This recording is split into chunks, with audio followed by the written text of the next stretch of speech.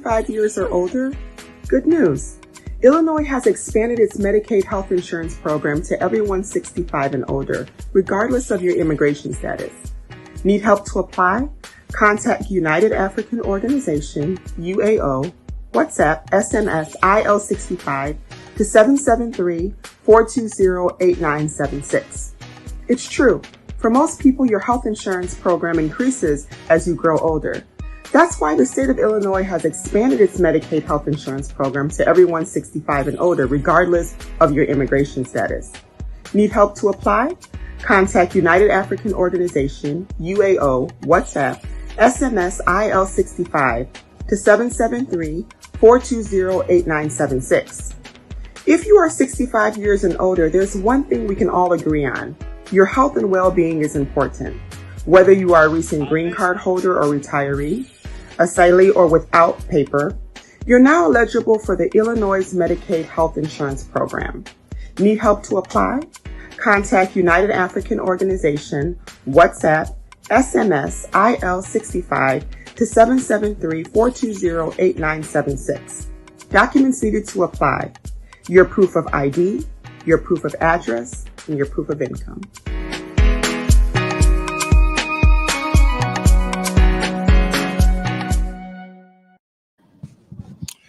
Hello, welcome to the Ghana Agenda. My name is Alfred Amuzu, and we are broadcasting live from Bentley University. We are here to have an encounter with the former president, John Dramani Mahama. Soon I would be beginning to interview people who are here. So if you're watching from home, please relax. You can hear the drum from behind me. All right, it's going to be that kind of a day where there would be... Please let me know if you can hear me. Let me know if you can hear me. Show a sign up just so I can know my microphone is working. But we are here in the university, or Bentley University in Massachusetts, Waltham, the city of Waltham. And we are going to be having an encounter with the former president, His Excellency John Dramani Mahama. We have a lot of people gathered here. I'll be reporting live on the event. I'll pick up his speech for you directly. So if you're watching from home, please just sit, relax, get something to drink while I bring you your friends who are in the room here. So many of them are already here. Like I said, my name is Alfred Amuzu. Please tune or stay to your TV, to your YouTube channel, Facebook, wherever you're watching from.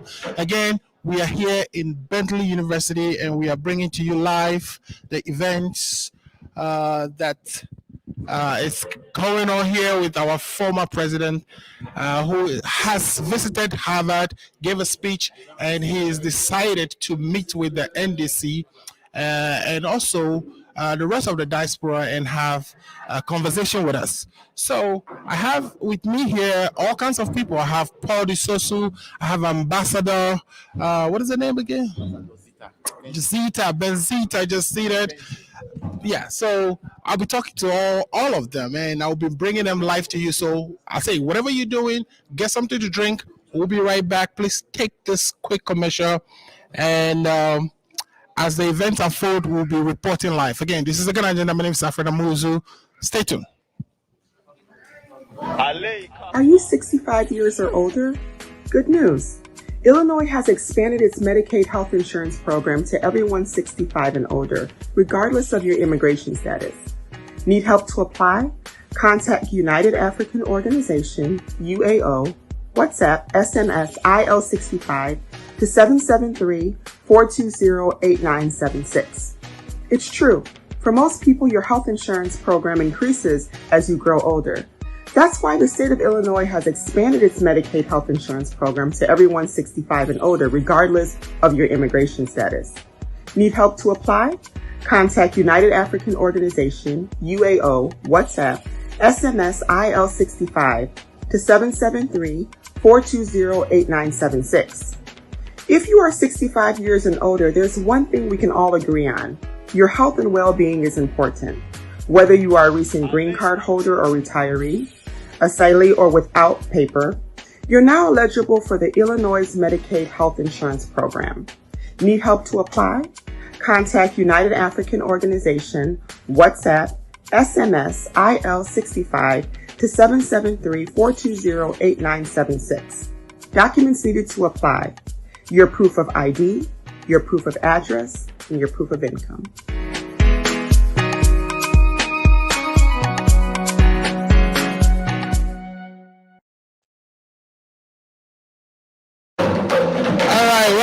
Welcome back. First of you watching, I have my Dondo players. They're making a lot of noise. Soon I'll be talking to Ambassador Zita. So stay tuned. We are in Massachusetts, Waltham. We are witnessing the encounter with the former President John Dramani Mahama. And today, we are expecting him to share all kinds of things with us. I'm not gonna, oh my God, this noise is crazy. So the atmosphere, let me actually show you what I see in the room. All right, so the picture you're seeing right now is what I see in the room. And you can see people are beginning to take their seats. The event is going to start shortly. We expect the former president to be here any moment from now. But we get people are trickling in. And like I said, we will be talking to an Ambassador Zita shortly. She's settled, ready. You can see her in the shot. She's the one with the red pants. She is hot on fire today. She has a lot of things she want to talk about. We've all listened to the Minister of Finance announce to us measures that they are going to undertake to provide some relief to the people of Ghana due to the kind of current economic hardship that everybody is going through. We know gas prices are up. We know so many things are just not going in the right direction in our country. And so this is some of the questions I'll be presenting to her. And hopefully, she's going to help us feel some of those answers. In the meantime, we have, like I said, the dramas. Now, if you can hear me, if you can hear what I'm saying, please thumbs up so we know, the sound is working great. But we are in Massachusetts. If you are going to be joining us, all right, okay. Let me show you the guys playing the drums.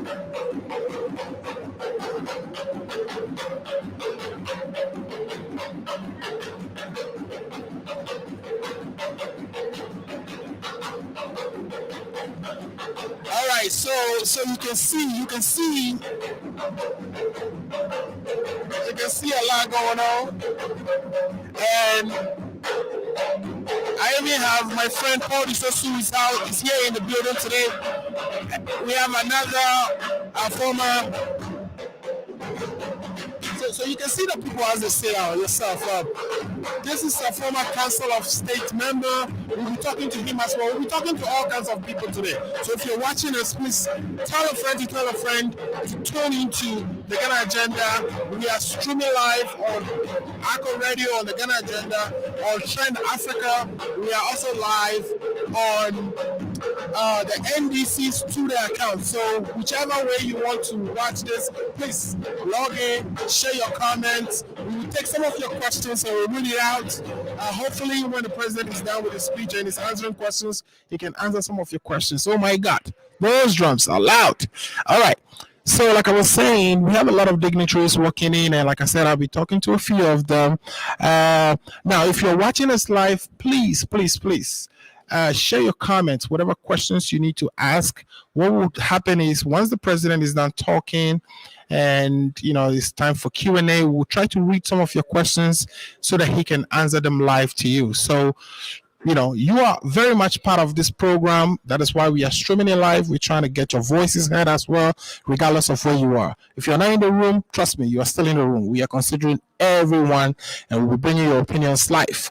Let me see. I got some comments already. Let me see what people are saying. Okay, loud and clear. Okay, great. I'm hearing some loud and clears right now, which means our sound is very loud and clear. So let's take a quick commercial break. When we come back, I'm going to bring to you Ambassador Zita. Zita is ready to talk to you. She's ready to tell you her expectations for today's event. She's going to share with us her feelings about some of the measures that has been announced by the Minister of Finance. We're also expecting the president to give us State of the Union. Finally, he decided, of course, that he would give us the State of the Union. So we're waiting for all of that. But let's take a quick commercial break. When we come back, we'll be talking to Ambassador Zita. We'll be right back.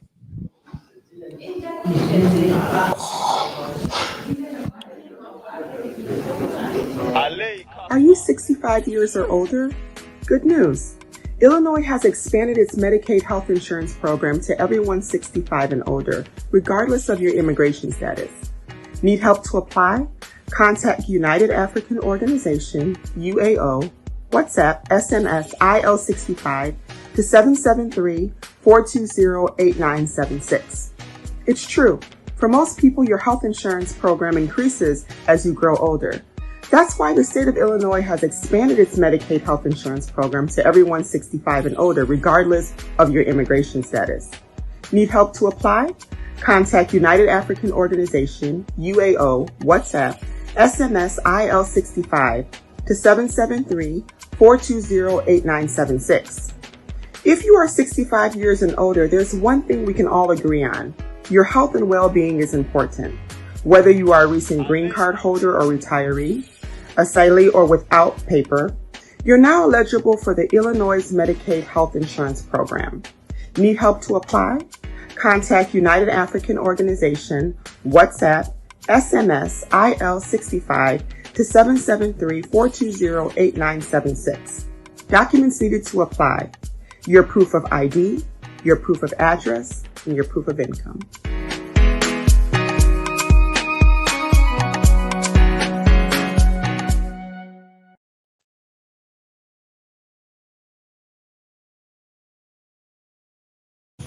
All right, welcome back to the show. I have with me here Ambassador Zita Benson. Hello, Zita. How are you? You are looking nice, sir. Thank you. Thank you.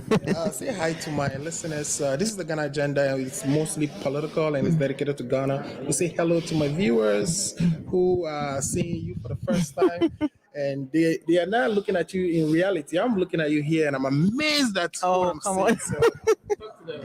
Hi, viewers, everyone watching us. It's a pleasure to be on Ghana Agenda. All right. Thank you so much. And thanks for actually accepting to grant us. I want you to look at the camera because then you can see you and see all the beautiful things that I'm describing here. But, madam, what are your expectations today? We know the former president is going to be talking to us shortly. What are you expecting to hear? Oh, well, I'm expecting to hear so many good things from him, his plans for the future, what he has in store for Ghana, considering the mess that we are currently facing in Ghana, the hardship and all the troubles that Ghanaians, this MPP government led by Nanado is taking Ghanaians through. So I'm expecting him to tell us how he's going to make things better when he comes in 2024. Good. I'm expecting that too. Because, the gas prices, anytime I send money to my mom now, she just tells me, within a week, the money is gone. And, oh my God, I'm like, Ghana is not the only place that gas prices are expensive. So how is it that just the little gas price that is up, things are so difficult in Ghana? Fred, it's not just the gas prices that is up. Everything is up. Cost of goods and services, everything is gone up the roof. You something like, for instance, a bag of 5 kilo rice that we used to buy for like 30 Ghana cedis is now selling like 100 Ghana cedis. So everything, even the ball of kinky. A ball of kinky under Mahama was 1 cedi. Now it's like 3 cedis. I hear some people are selling it for 5 cedis. So everything is gone up. Kinky alone is 5 cedis, just one ball. Yes, just one ball. Very small. It's not even big. Fish hasn't come. Fish hasn't come. Oil, everything, daily things that Ghanaian use, food, services, soap, anything, everything is gone up. That's why the money you send to your mom doesn't stay long. It's not that she's misusing it. If you take the price of gas, for instance, the argument of the MPP and their people is that, gas prices has gone up everywhere in the world, and so we shouldn't complain. But look at the taxes on our gas. There's so much. Let me say petrol, because in Ghana we don't say gas. If you say gas, they think that you are talking about gas for cooking. We are talking about petrol, not gas for cooking. We are talking about petrol. So if you take petrol, for instance, the pricing in Ghana, there's so much taxes on them. So that that alone makes the price of our petrol very, very, very high. Now, even America, yes, the prices have gone up in America, but if you convert how much a gallon of petrol is selling in Ghana, 51 Ghana cedis right now, it's still more expensive than in America. And in America, they can what I said is they cannot compare. They cannot compare because the earning power in America is different from the earning power in Ghana. When you say earning power, you're talking about if I go to work in America, how much I earn for maybe 1 hour of work done. The minimum wage actually, I understand now, is $15. So if I work for 1 hour, I get $15. How much is that in Ghana? That's about times if we're doing So if the dollar, okay, I hear now they pump some money into the system, so the dollar is now like 7.2 So you're talking about, is it the 2 billion that they were going to pump in the system? billion. Yeah. So if even if a minimum wage is 7.2, okay, times $15, that's 108 per hour. In an hour, a minimum wage, we are talking about minimum wage is someone with no skills, someone maybe with just a high school level or with no skills. So they are earning $15 an hour. That's 108 Ghana cedis. That is 10 million old Ghana cedis per hour. And they're using that to buy. So if they buy gas, gas here apparently is even cheaper than in Ghana. Yes. Even though we are making 108 Ghana cedis an hour. Yes. So the American here is making 108 new Ghana cedis. That is 10 million Ghana cedis an hour. Okay. So and they work 8 hours. So calculate the 8 hours in a day. They are making 800 Ghana cedis a day. That is 80 million old Ghana cedis. So calculate times 5 days, 40 hours. That is like almost 120 million Ghana cedis. Okay, so you cannot compare and say that because the price of gas has gone up in America, it's okay in Ghana. It's not okay in Ghana because people in Ghana, people are earning as low as 200 Ghana cedis per month. People like waiters, cleaners, they earn like 200. Same people who are making all the money you are saying. If you had those skills and you were working in Ghana, you were making 200 cedis. 200 cedis. People are making, even bankers. I hear they get us like low as 800 cedis. Not a day. I'm talking about a month. Teachers, they earn like 800. Nurses, I hear the maximum they earn is 1,500 a month. We're talking about 30 days. So you cannot be comparing 1,500 Ghana cedis for 30 days to someone earning 100 Ghana cedis a day in America. An hour in America. So if we are doing the comparison, do the comparison in such a way that we know that okay, gas prices have gone up. Don't complain because you are earning money and you can afford it. But we are complaining because the people cannot afford it. Gas is now 51 Ghana cedis. How much do you earn to be able to buy 2 gallons of gas? 2 gallons of petrol is 100 Ghana cedis. 100 Ghana cedis is someone's monthly salary. Wow. It's insane. And then when you talk, they'll say, even in America, gas. No, in America, even if I don't have a job, the government have put in place measures that takes care of the unemployed. So even though you don't have a job, you still can afford that petrol which has gone up because the government is giving you unemployment benefits. The government is taking care of your children. If you are old, the government is giving you so many social security benefits that can make sure that you live like a human being in dignity. But in Ghana, I think we also have the LEAP program, right, which actually gave checks to people who are poor. Fred, that's like 50 Ghana cedis a month, and even that, there's no money. No, they haven't been paid. Check. Recently, I heard them complaining that they have not received their money. Yes, they said there's no money. So even the LEAP program, what is 50 Ghana cedis going to do? Do you understand? So it's actually insane. They cannot compare. If the price of petrol is going up in America, the people here, yes, the taxes on the petrol prices, they use the money to do roads for them. They use the money to pay their benefits. So yes, you know that your money is being used for something, but the taxes on our petrol that we pay, the roads are so bad. What do they use the taxes for? Right. What do they use the taxes for? So we are paying so much taxes on petrol. We don't see the benefits of the taxes that we pay. And then you say we shouldn't complain. In 2006, when 16, before John Mahama left office, petrol was 14 Ghana cedis a gallon. Nanado stood on platform and said, told drivers, vote for me. If you vote for me, I would make sure that I reduce it to 10 Ghana cedis. Okay. He never reduced it to 10 Ghana cedis. He lied to the people of Ghana that when he comes, he will reduce petrol prices to 10. He never did. So this man has been lying and lying and lying. Yes, he increased until it got to where it is now. So now when you say that, even if petrol prices around the world is rising, so we shouldn't talk about it. How about the promise he made in 2016 that when I come, I will reduce it to 10 Ghana cedis? Did he ever do it? No.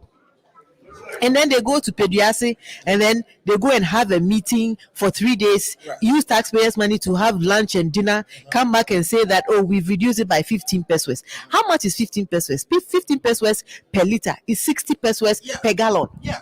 So they came out with a couple of measures, and I know I'm expecting, hopefully, that the former president can address some of those for us today. But I'm sure you've heard of Minister of Finance and all the measures he has to outline. Listening to him, are you confident in the measures? Are you confident that the measures announced will help us rebound or recover? Fred, first of all, the minister himself is not confident in his own measures. Okay. He's not confident in. Why do you say that? Because you see, you should, before you do anything, you should be able to admit that there's a problem. But he came on the back of blaming His Excellency John Mahama and saying that the city now is performing better in 2022 at 8 CDs than in 2014 at 3.8. The rate of depreciation, right? I don't care because the rate of depreciation in 2014 the dollar was still 3.8. Okay, now it's 8 cities and importers are feeling it. And whatever they buy, has an effect on the economy, on Ghanaians. So people are feeling it in their pockets. So in reality, when people are feeling the pinch in their pockets, you are talking about rate of depreciation. That's theoretical. We have given you the mandate. You campaigned on the back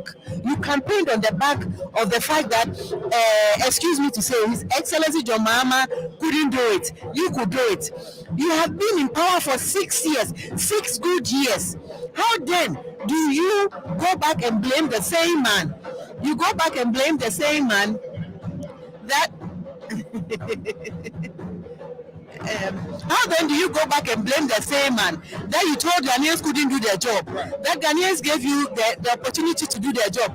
Instead of telling us what you can do, you are comparing 2014. So I told him, I said, you know what? If 2014 was that bad, take us back to 2014. Okay. Take us back. We won the 3.8. So take us back to 3.8. Exactly. Ghanaians can do with 3.8 right now. Exactly. It's better than 8 cities. You can't tell me rate of this depreciation when in my pocket, I'm as an importer, the Abosiokai people who gave Nanado 200 million as campaign fund. Now their shops have all been closed because they cannot import because the dollar is high. If they have to buy dollar to go and buy spare parts, it's like 8.2. Even that you can't get the dollar. Even that you can't get the dollar. As you can see, the noise level is continuing to go up, which means we are getting close to the beginning of the event. But I've been talking to my dear sister, Madam Zita Benson, who used to be an ambassador. Madam Benson is describing to us some of the issues we have in Ghana currently and how the measures announced by the Minister of Finance is unlikely to help us alleviate or rebound back. So what do you think? I know that for sure that when the NDC comes back.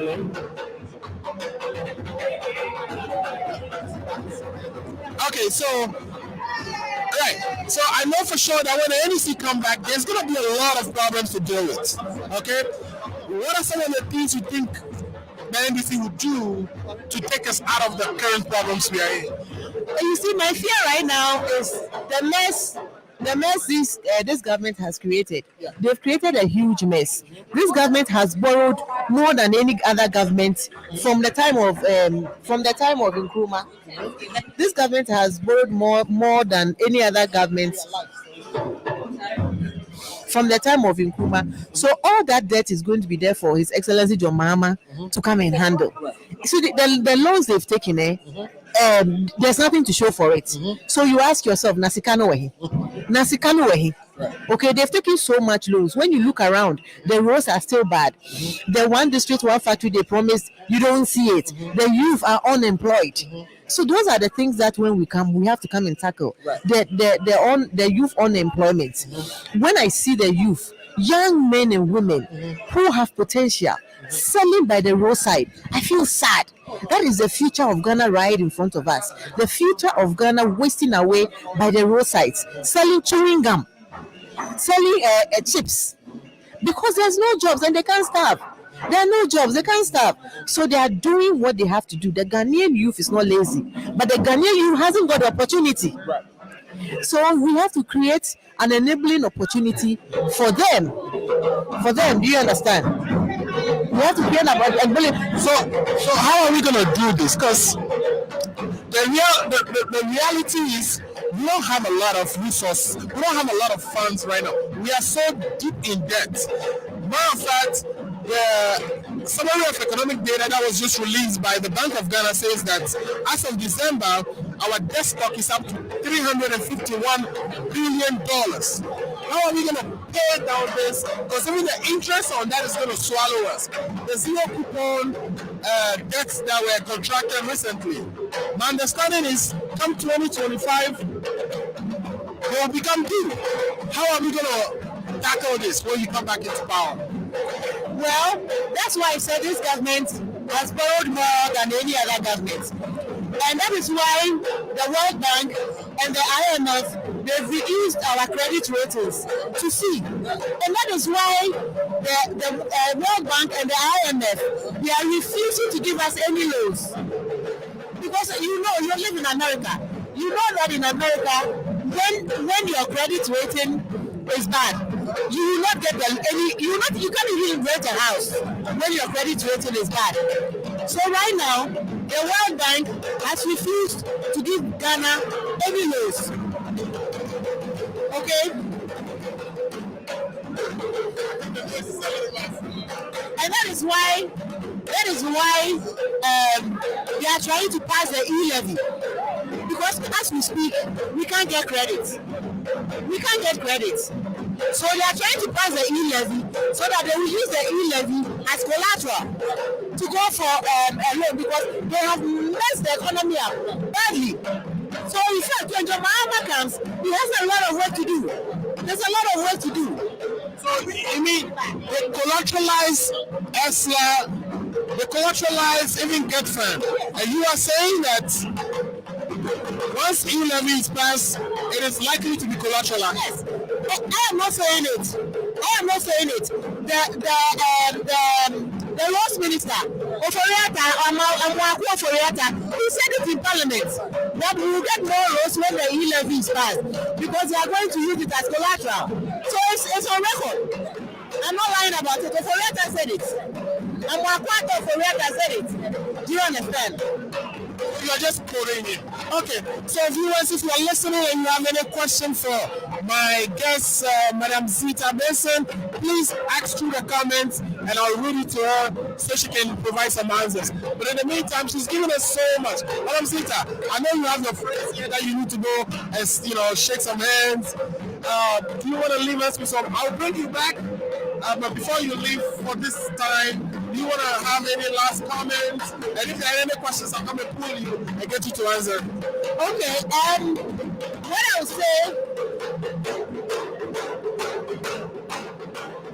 I'll say is that Ghanaians are living in very hard times. When you go to When you go to the fuel pump, all you say is, hey. When you go to buy rice and they tell you the price, hey. When you go to the market and they tell you the cost of one fish, hey. So stop the A. What we need to do as Ghanaians is to be bold. Stop saying A. The A will give you shock. You say A, sir, then you die. Stop saying A. Let us start showing them that we are going to change them in 2024. I know it's a long way to go, but this is the time to show them that you are not happy with the way they are governing the country. The A is enough. Show them by your actions that you've had enough of the A. They say they want to break the 8, but we say we are going to stop the A that we say every day in our lives. We are tired of saying A. So the 8 that they are going to break will not happen. If you allow them to break the 8, then it's up to you. Then the A, you say it in triple. So stop saying A, and then make sure that you bring His Excellency John Mahama back to come and solve their mess. Because the mess they've created, it's not for us alone, but it is for our generation to come. Because those yours are going to be there for even our children to pay. Thank you so much. So the last message to us is we need to stop saying A, we need to stop complaining, and we need to act. And by action, you are saying that we need to bring back John Dramani Mahama as president of Ghana come 2024. And when he returns, he will continue with the job that he was doing before he actually left office. Thank you so much, madam. You are welcome. And I'll bring you back soon as I have any questions coming up for you. But in the meantime, go and enjoy, shake your hands. Thank you so much again. Thank you. All right. That was Madam Zita who came and talked to us. Yes. Thank you so much, Madam Zita. So we will be bringing other people in the room to come and talk to us. In the meantime, the noise is getting so loud, so I'm going to take a quick commercial break, and when we come back, we will continue our coverage of the encounter with His Excellency John Dramani Mahama from Boston, Massachusetts. We'll be right back. Are you 65 years or older? Good news. Illinois has expanded its Medicaid health insurance program to everyone 65 and older, regardless of your immigration status. Need help to apply? Contact United African Organization, UAO, WhatsApp, SMS, IL65 to 773-420-8976.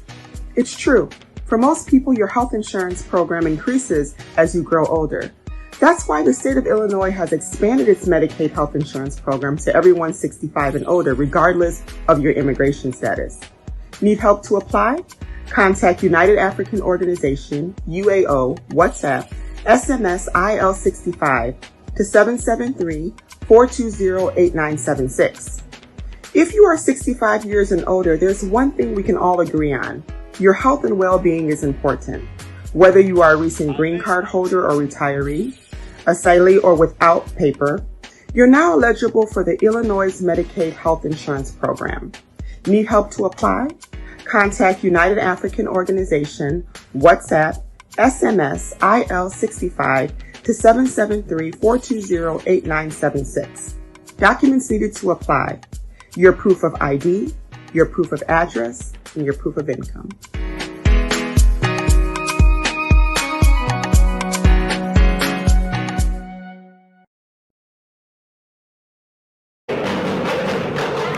Okay, welcome back to the Ghana Agenda and to Bentley University in Waltham, Massachusetts, where we are having an encounter with the former president, John Dramani Mahama. We are waiting for the former president to join us, and he'll be delivering to us his message. We'll carry it live. And so if you are watching us, wherever you're watching, please, if you have any question, send them in our comment section and we'll read them out loud and have it answered. In the meantime, I have my brother here who is from, which state do you live in here in the United States? I live in Massachusetts. Okay, you want to speak louder so your friends can hear you, okay? You live in Massachusetts. Massachusetts. Exactly. All right. So, what is your expectation today? Tell us your name and say hi to my listeners and viewers. You're live on the Ghana Agenda. If this is the first time, we have you. Obviously. We want to know you. What is your name? Oh, my name is Manasseh Malcolm Minter. Did you say that again? Manasseh Minter. Okay, so the noise is loud, so I don't. All right, Manasseh. What is your expectation today? What are you expecting to hear from the president? Well, the truth of the matter is that I think this is the third time I'm about to meet with the president. I was in this particular town, Waltham, when I was a student at Bentley University, that the president delivered a very powerful speech at a commencement speech in Waltham, which was the commencement speech for one university by name Brandeis. And then the second encounter was actually in Worcester, Massachusetts, when he came to visit us. So I think that the president has always delivered. I mean, he's a very humane person. He makes very well articulated all his terms, the things that he will say. And I don't think today is it's going to be any different. As a matter of fact, the president is going to talk more of the economy in Ghana. And you all know what exactly is happening in Ghana. The city is gammuting against all the national and interbank exchanges. And I know the president is going to talk a little bit about that. The president is also going to lay bare. The president is going to talk a little bit also about his agenda 2024 and how he's trying to position himself in the larger Ghanaian discourse. And we expect more of also about the modalities with respect to some of the structures in the NDC as far as our re-regulation activities are going on, and also the timeline for our branch elections, and also what the party is doing for those of us in the diaspora, especially in the US here, and then how we can position ourselves together to help the agenda, which is Agenda 2024. So I expect the president to talk more about the economy and more about our welfare. When I mean welfare, I'm talking about we members of the NDC fraternity, and also about things that the party is doing to position itself more strategically and very well important towards Agenda 2024 for his re-election to power. All right, great. So there is a lot. You're expecting a lot. You are a man of expectations. Well, I even have personal questions to ask the president, and some of these questions stem from the fact that I come from the region, and I am specifically from North Side constituency. There's so many things that are happening. Over the last week, we had all comrades like Dr. Obelasanwa making a comment that the president has to read. Do you believe those comments are true or these are just fake? These days we have all kinds of fake news being posted. I saw them. I didn't believe they were coming from him. But again, he well separated himself from the party. So for me, personally for me, that is not so much about whether or not those comments or statements were actually fake. Well, upon I believe they are not. But I want to look at the substance of those comments. Those things that Dr. Obelasanwa said were actually the true representation of the party now. We think, those of us of Ghanaian origin, and those of us specifically from Volta region, we think that the party has generated a little bit from this agenda of making that particular region the World Bank of the party, especially now that our team is no more part of us. So we want the president to give us a timeline that he will focus on our major roles. The Eastern Corridor Road is important to us, and also the activities of some of the people who are parading around him. He has to redefine their purpose and focus in his agenda 2024, because we know these are the people who are making the party unpopular in the region. Now let me give you an example for North Dine, for instance. The last elections, NPP North Dine, since 1992, when I was a party member, I could tell you with certainty that in my hometown, for instance, Usuta, sometimes when elections are done, NPP will have one single vote in the whole town. Who is that guy? We need to go look for him. In every society, they have miscreant. But what happened over the years?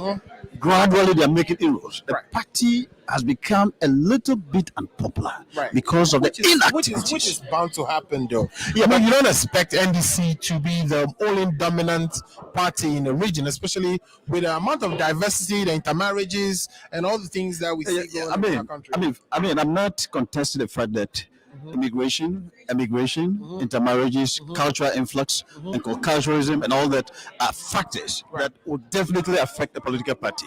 But where a party moves from 3 votes to 4,200. So ponderance of the evidence shows that there is a somewhat level of apathy among some of the voters that we have. Right. Now, what at all are we doing to attract floating voters? What do you think is accounting for the apathy? Oh, listen, I have been a voter more than 5 times this year alone. And I can tell you part of it is that certain officials at the party level, both national, regional, and then even at the constituency level, are undermining the effort, genuine effort of the president. They are only thinking about their parochial interests and how to entrench their positions of power. So, for instance, if a city MP thinks only about how he or she can manipulate the system and get him or her elected without thinking about whether or not that will affect the president, is a question. You get what I'm saying? So, for instance, when you talk about electoral college, you're talking about retention of members, you're talking about new membership drive and enrollment. Certain MPs are not for that because they want to buy the conscience of the people. They want a system whereby they can manipulate and take care of just a few. So they don't want to open a register. They don't want to let people get cards. They don't want people who are members of the party and who are even floating voters who are the other side, even if they are not members of the party, to be attracted to the party and to give way for them to become registered members. In so doing, they think that it will affect their fortunes. Are you talking about NDC members of parliament? I'm telling you. That is the reality. Okay. I think this is something you probably need to. And that is why I'm here. Okay. And that is why I'm here because I am telling you that is what exactly is happening in North Dai, in the Volta region. Okay. Well, I'm sure the member of parliament from North Dai is listening. Of course. I wish she listens to people like you. If she does, that we are telling the president today that your attention and focal point should be the voter region. Okay. We want the voter to be the voter that we know it is. The World Bank and NDC. Well, other regions will also say, the president should focus. Obviously. You're just fighting back in a party demography. Right. In a party demography. Democracy is all about the larger populace. Right. It's a winner-take-all system. So every one single vote matters. So if you know that this is your stronghold, you don't play with a pinch of salt. You have to hearken to the people who are at the grassroots. You have to know the systemic problems in the party in that area. Listen, we wrote 3 petitions. 3 petitions. I put a national chairman to go to here. I will ask that question. We wrote 3 petitions. I called a national chairman myself to report certain activities of individuals in the party in the voter region, especially who don't want people to have cars because they think that they can buy the conscience of a certain people. All I can tell you is you're in the right place. So save those questions and we'll make sure the answer to this. I strategically position myself here, right? Because I want to ask and ask more. Okay. So where are you sitting? So okay, somebody is taking your seat already. Anyway, thank you so much. Your name is again Manasseh Minta, right? Yes. Manasseh Minta, you are a well-spoken man, and I'm sure you are going to be very successful in the party. You have a lot of questions, though. And I hope the president would be able to address some of your questions today. Thank you for having me. Thank you. Thank you so much. I'll bring you back again. Don't worry. So that is Manasseh. Manasseh has a lot of questions for the president. He will be asking. Well, I'm using this seat for interviews. So Manasseh has a lot of questions for the president, and of course, he's in the right place. You're about to cross the camera. You're coming to me. Okay, come on. All right. So okay. I'll interview you shortly, so stay there for me. I just saw a brother of mine who promising that I will bring him for you to also listen to him and hear his expectations. In the meantime, I have a gentleman who I'll be interviewing shortly. His name is MJ. MJ will be joining us shortly. Let's take a quick commercial break. We are in Bentley University or Bentley University in Wharton, Massachusetts, having an encounter with His Excellency John Dramani Mahama. The president will be joining us shortly, and when he is here, we will carry his message live. If you have any questions, comments, please put it in the comment section, and we will read it to the president, and we'll have the answers for you. Again, my name is Alfred Amuzu, and you are watching this show, which is, replacing the Ghana agenda for today, but really what it is a coverage of the president's encounter with the people of the diaspora. There is so much going on in Ghana. Let's listen to what our president has to say. Stay tuned. We'll be right back. Are you 65?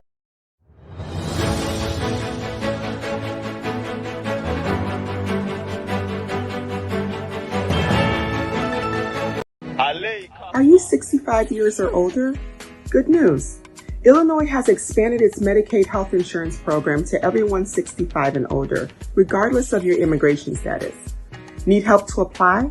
Contact United African Organization, UAO, WhatsApp, SMS, IL65 to 773-420-8976.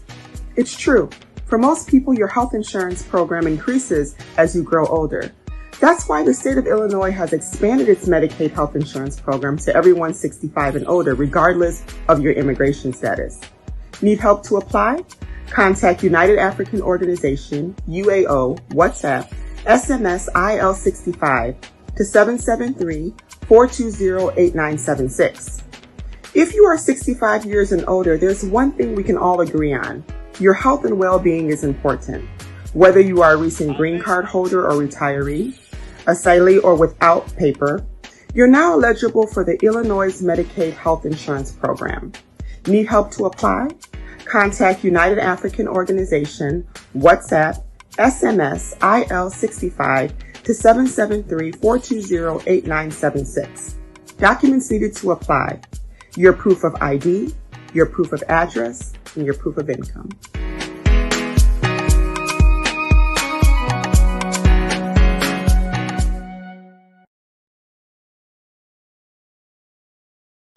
All right, welcome back to Bentley University, Massachusetts. My name is Alfred Amuzu.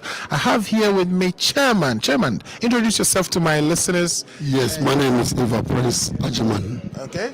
You are the Chairman of the Washington, D.C. branch. I see you have a beautiful NDC tire on today, and I can only imagine how you got that. Tell me the story behind that tire. The story behind it, anybody you see with this tire has been with NDC since 92. Okay. Because this was, Come on, you need to speak a little louder for me. This tire came since 92. So it was at the 92 election that this tire came out. Okay, great. So, Chairman, today we are going to be listening to the president give us his take on things. Things are difficult in our country, as you know. What are you expecting? What are you expecting to hear from the president when he mounts the podium to address us today? Do you mean the former president? The former president, His Excellency John Dramani Mahama. Well, one thing I want to see come from him is to talk to the Ghanaian people. Okay. First of all, the Ghanaian people was lied to, was deceived. They were promised heaven on earth. They were promised that our streets will be painted with gold. They were promised that our pipes will come with milk and honey. Okay. And till today, none of us have seen any of that sort. Okay. And Ghanaians are suffering. It's just like the Kenyan MP made a presentation one time talking about when a man died and went to heaven, he saw the people in heaven, it was all boring. And later on, he went to hell. When he went to hell, he realized that the people in hell were jubilating, were in good clothes, were eating good meat and all that. But he went to heaven and told God that it looked like heaven is so boring that he wanted to go to hell because hell was really, really, really having fun. After he returned to hell, he realized that no, they were actually struggling. When he asked the devil what was going on, and the devil told him, no, we were campaigning. And this has been African politics. One thing that I would tell my people in Ghana is that we need to grow up. We need to wise up. We need to be smart. Because sometimes the criminals will wear the gown of the pastor and preach to you about God, but actually they will tell you to bring you their 10%, not actually even the net, but they want the gross. Who will ask you for gross? God is not a wicked God for him to come and ask you to give all your money to him and walk home. But today we have criminal pastors who will tell you that. But we are believing all this. We need to grow up. We need to think. We need to reason up. Okay. Thank you. When you talk, watch my people for me straight in the camera. But let me ask you this, Chairman. You've heard of Minister of Finance describe measures that the government intends to undertake to lessen the burden on the people of Ghana, the gas price. We're talking about everything going up, literally, to where, he announced that they are going to cut the, fuel coupons that they give to ministers and by 50%. He announced a couple of measures. You've heard him. What do you think about those measures? Don't you think the president and the administration is trying their best? There's one thing that is surprising to me. Look at my people. That sometimes when somebody have lied to you once, twice, 3 times, then it look like you are allowing that person to make you a fool. There is no time they will ever speak the truth to you. You heard Tekpo. He told you straight up that what the finance minister was saying will not work, will not bring anything to Ghanaians. So please do not believe anything that comes out of the mouth of that minister. That financial minister is always, just like his uncle, will always lie to you. Thank you. So they will lie to you. So it's very important that we never believe anything they say. It is very important that we. So it's something we need to learn from our mistakes. Thank you. All right, so you heard from my chairman from the Washington, D.C. area. He is expecting a lot from the former president when he mounts the podium today. He's talking about watch out for the people who come to you and say all kinds of things in the name of trying to win power. That when they come into power, they really don't deliver. Well, now, as you can hear in the room, they are singing the NDC anthem, and I'm going to show you a little bit of the room. Yeah, so people are trickling in. We are getting ready for the event. We'll be broadcasting live everything from this room today. So please sit tight. Watch for the prompts for the most important speeches, and when they start, by all means, I'll bring them. Please, if you have any questions or anything, comments you want to make, put it in the live box, and I'll be reading them out. I have my brother Isaac. Anthony says, that is my man. So I think he's describing me as my school father from back in the days in secondary school. So yes. And also I have Regina watching live. Regina, thanks for watching. Please share the link so others can also watch and enjoy our conversation. Please, if you have any comments to make, by all means, put them in our comments and we will carry them live. We are waiting on the former president. He should be in the building any moment from now. In the meantime, I'll be talking to a few people. You are trying to cross. I'll be talking to a few people and they will be telling you what they are expecting to hear from the president. Again, my name is Alfredo Muzu. Let's take a quick commercial break. We will be right back.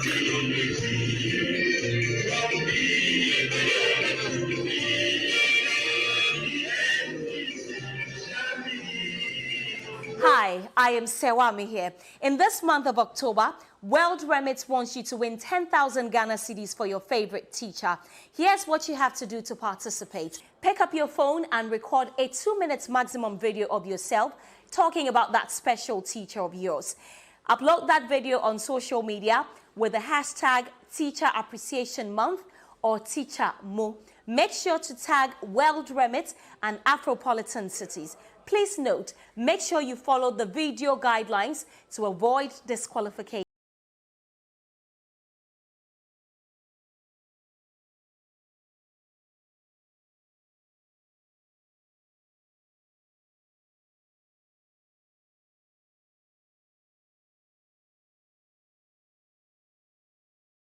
All right, welcome back to the show. Today we are at Massachusetts, specifically Bentley University covering the former president, His Excellency John Dramani Mahama. We are expecting him in the building any moment from now to deliver to us a speech. In fact, just talk to us, we in the diaspora, about some of the plans that he has for his return to power in 2025. Again, I have a very important NDC member by the name MJ sitting with me currently. MJ is going to be talking to me. I want to hear from him what his expectations are. What does he think about what we've heard from our Minister of Finance, who addressed the country a couple of days ago, outlining measures that the government intends to take. Things like cutting even, discretionary expenditure by some 30%, and whether that would actually help alleviate the people from all the hardship that they are currently going through. Welcome to the show, Mr. MJ. Thank you, my boss. So MJ has been on the Ghana agenda so many times. We've missed him recently, Mr. MJ. How you been doing? You're just looking beautiful and nice. I think the money is coming. So. I'm looking great. Thank God for everything, man. All right, Mr. MJ. So you are in Washington, D.C. area, correct? Yeah, Virginia's to be precise. So did you drive all the way here? No, I flew. You flew? Okay, yeah. Good. Why is thinking? Because I have to drive, and that was no joke. Oh, no, I won't do that. Traveling from Virginia down to Boston is about 10 hours, and it took me only an hour and a half to fly down here. So right. Better, yeah. I have to carry all the cameras and the lights and everything, so sometimes that's not the easiest thing to do. Anyway, so what are you expecting to hear from the president today? I think the president has already outlined his plan, what he's coming to do for 2024 for the country. Can you look at my people for me? How he planned to rescue the country from the doldrum. And let me tell you, this guy is a visionary. A visionary is someone who foresees problem in the future and plan before the problem get to him. Not like Akufo-Addo who will be in a mess before trying to plan what to do. But he's not like that. That is one of the reasons why I'm always following him. Do you think I'll fly from Virginia to come and listen to this guy for nothing? No. We need to rescue the country. The country is moving towards the wrong direction. And he is prepared to do that, and we all need to support him. So when you say the country is moving to the wrong direction, give me be specific. What exactly is wrong with our country today? Look, when President Mahama was there, the exchange rate was around 3.something to 4%. The highest was 4%. Yeah, but they are telling you the exchange rate is what it is because of COVID, one, because of the conflict between Ukraine and Russia. That's a bull crap. That is a bull crap, my friend. I'll repeat that. I know it's not a good word. But Umia said that what? When the fundamentals are weak, the exchange rate is exposed. What are we saying? Their fundamental is even weaker than when Mahama was there. Look at the rate now. It's about 8.45. When Mahama was there and they were crying, the exchange rate was like 4%. So what are you trying to tell us? Where is Baumia today? He's nowhere to be found. You see? So I don't know. My understanding is you'll be giving a speech on... Okay, so... No problem. Okay, my beautiful ladies are crossing us quickly. All right, so my understanding is the vice president will be giving a speech on April 22nd or so. I wish I would be at that speech. And I wish they would allow me a platform just to ask you some few questions. What would be the questions you would like to ask him? Some of the questions will be, is he prepared to tell the whole country that he has lied to us? And that is why they're in government today. Because whatever they told everybody before coming into power is completely opposite. What we are seeing today is completely opposite. And he should be prepared to apologize to the country that I'm sorry. I've never been a vice, I've never been a president. I don't know that is how difficult the game is, and I'm so sorry. We use some printable words against Mahama, but I'm prepared to apologize to him. Right. That's what I'm expecting from him. Okay. Anyway, so what would you be asking the president today? I know there would be opportunity for everyone in the room, including those online watching us live, to ask one or two questions of the former president. One of the things I want to know is how is he gonna deal with this mess when he comes back in 2025? What would be one question that you would like to ask him? Well, you asked a very good question. I've already met with him around 10 o'clock. Okay. And then, at our leadership, you had an opportunity to ask all the questions. I asked some questions. Which are you allowed to tell us anything you heard from there? I guess if you're not allowed, it's fine. We wouldn't. I won't go into that because you'll be coming here to address the public as well. So I don't want to be so. But when it comes to someone who can take us from the situation in which we are today, is President Mahama. I won't lie to you. He's a visionary. He's someone who look forward. He think before he says anything. Not like the current government. Imagine, how can you guys go and say we are banning the toll booths without even taking into consideration how much revenue are you going to lose from the toll booth? You see what I mean? It's not like someone who will come to tell us, I'm coming to implement free senior higher education without knowing how much they're going to cost the country. Right. You understand? These people don't factor all those things into play.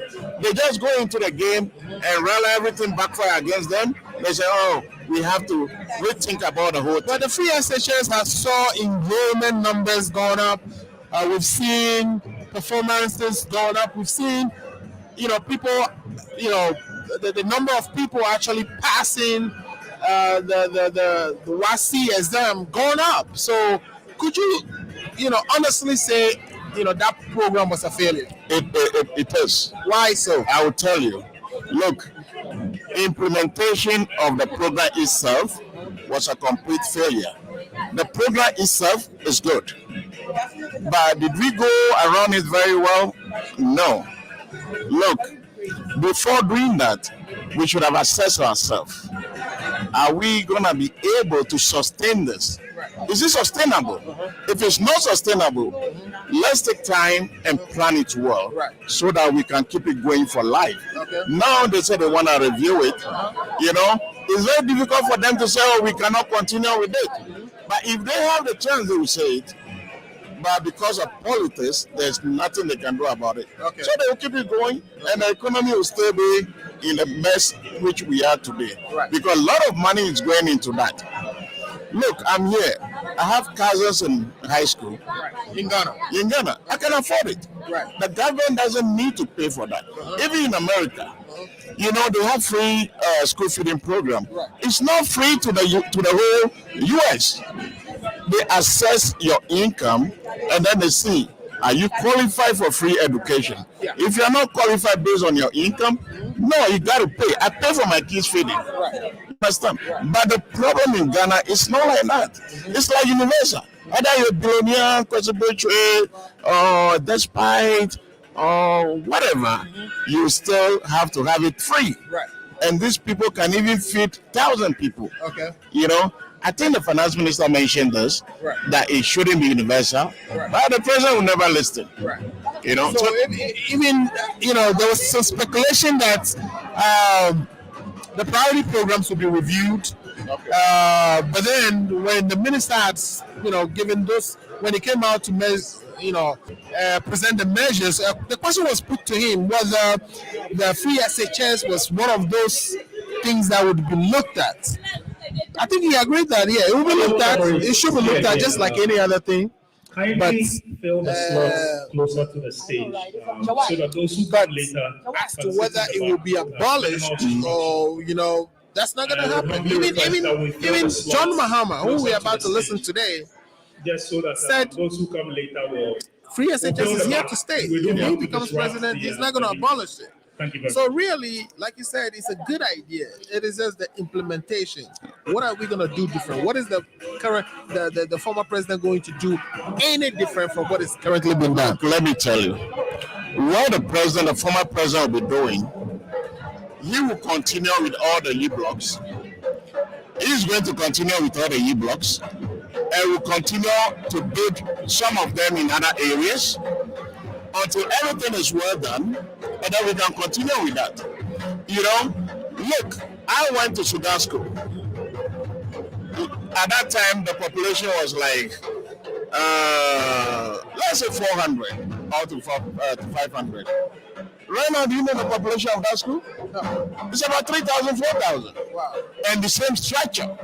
So some of we, the old students, we have to put resources together and put up some structures in order to accommodate everybody. You know? So one good thing about the president is that what? Before you do anything, make sure you put the infrastructures in place. If you have all the infrastructures in place, then you don't have to worry about the after effect. You see what I mean? Because you already take into consideration what needs to be done. You see, so whatever we are seeing today is because of unplanning. They did not plan well. You know, they don't even have a plan, my brother. They don't have a plan.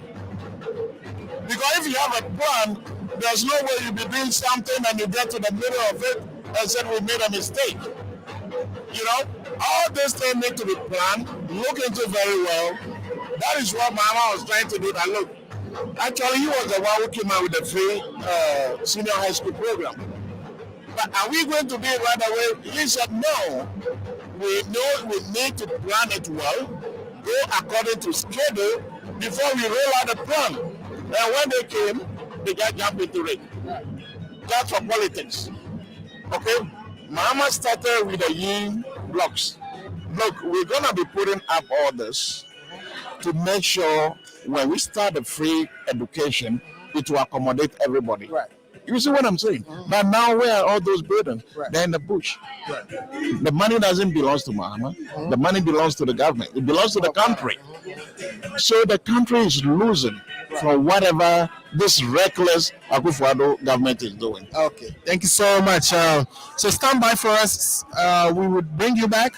But before you leave, can you tell us your constituency in Ghana, where you are coming from, and give shout outs? Because perhaps this might be one of the times that we are seeing you on a live show straight out of. I mean, you've been on the Ghana agenda, we've seen you so many times. Yeah. But if you can, understand, yeah. Thank you so much. You know, I'm from Suapa constituency, and I was born and bred in that country, I mean, in the city. So I try to do everything possible to make sure I help my people. And we are getting towards election time, and I'm still prepared to support the Suapa constituency. The MP is there, he's doing a great job. I talk to him often, and we are all the time in consultation, and whatever we need to help the constitution, I'm prepared to do that. Okay? And one thing I would like to touch on is I work in the financial sector. You see what I'm saying? And this financial cleanup, I don't know, you know a lot about it. And look at the way recklessly it was done. How on earth would somebody, okay, spend, let's say, $500, okay, to solve a problem that would take you $100 to solve? Okay? The financial cleanup. What this government is supposed to do is just to inject the money into the financial sector so that they can operate. By so doing, what are we doing? We are solving unemployment problem. See the number of people laid off because of the cleanup. Okay? And again, see the number of money spent just for the cleanup. You know? So they don't think through any of their decision. They just do things recklessly. And just to tell you, I'm proud to come from Surover. Okay. You know, in the Volta region. All right. And I'm proud to be born in Surover. Okay. So my people, I'm so happy, and you'll be seeing me soon. I'm so happy you guys are gonna be seeing me soon, and I'll be there to support you guys. All right. Thank you. All right. So anybody watching from South Africa, your son is here. He's saying you will see him soon. If you need to tell him to buy you something, this is a good time to say it. Please put it in the comment section, and I'll let him know so that when he's coming back to South Africa, he'll buy whatever it is he wants. But again, you're just listening to MJ. MJ, what's your full name?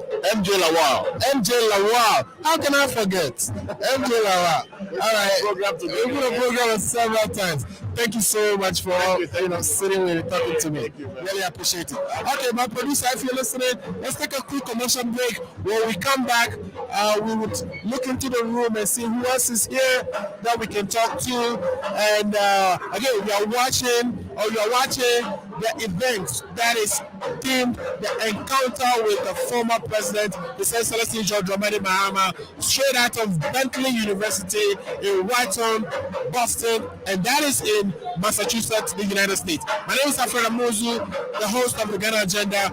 We will be right back. Are you 65 years or older? Good news. Illinois has expanded its Medicaid health insurance program to everyone 65 and older, regardless of your immigration status. Need help to apply? Contact United African Organization, UAO, WhatsApp, SMS, IL65 to 773-420-8976. It's true.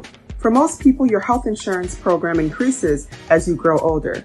That's why the state of Illinois has expanded its Medicaid health insurance program to everyone 65 and older, regardless of your immigration status. Need help to apply? Contact United African Organization, UAO, WhatsApp, SMS IL65 to 773-420-8976. If you are 65 years and older, there's one thing we can all agree on.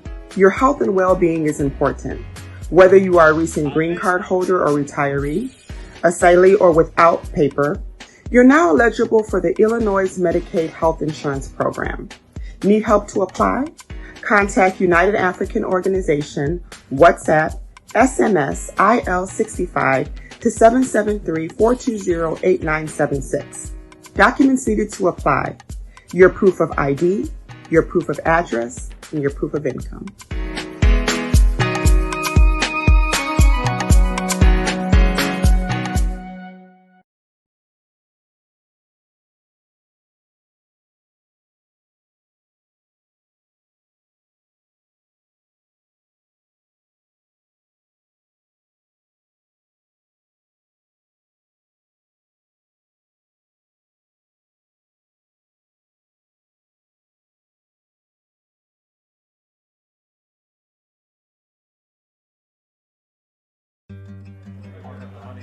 Just one more pic, JJ, please. Oh, Mama. Really? Smile. It's not every day my eldest son graduates.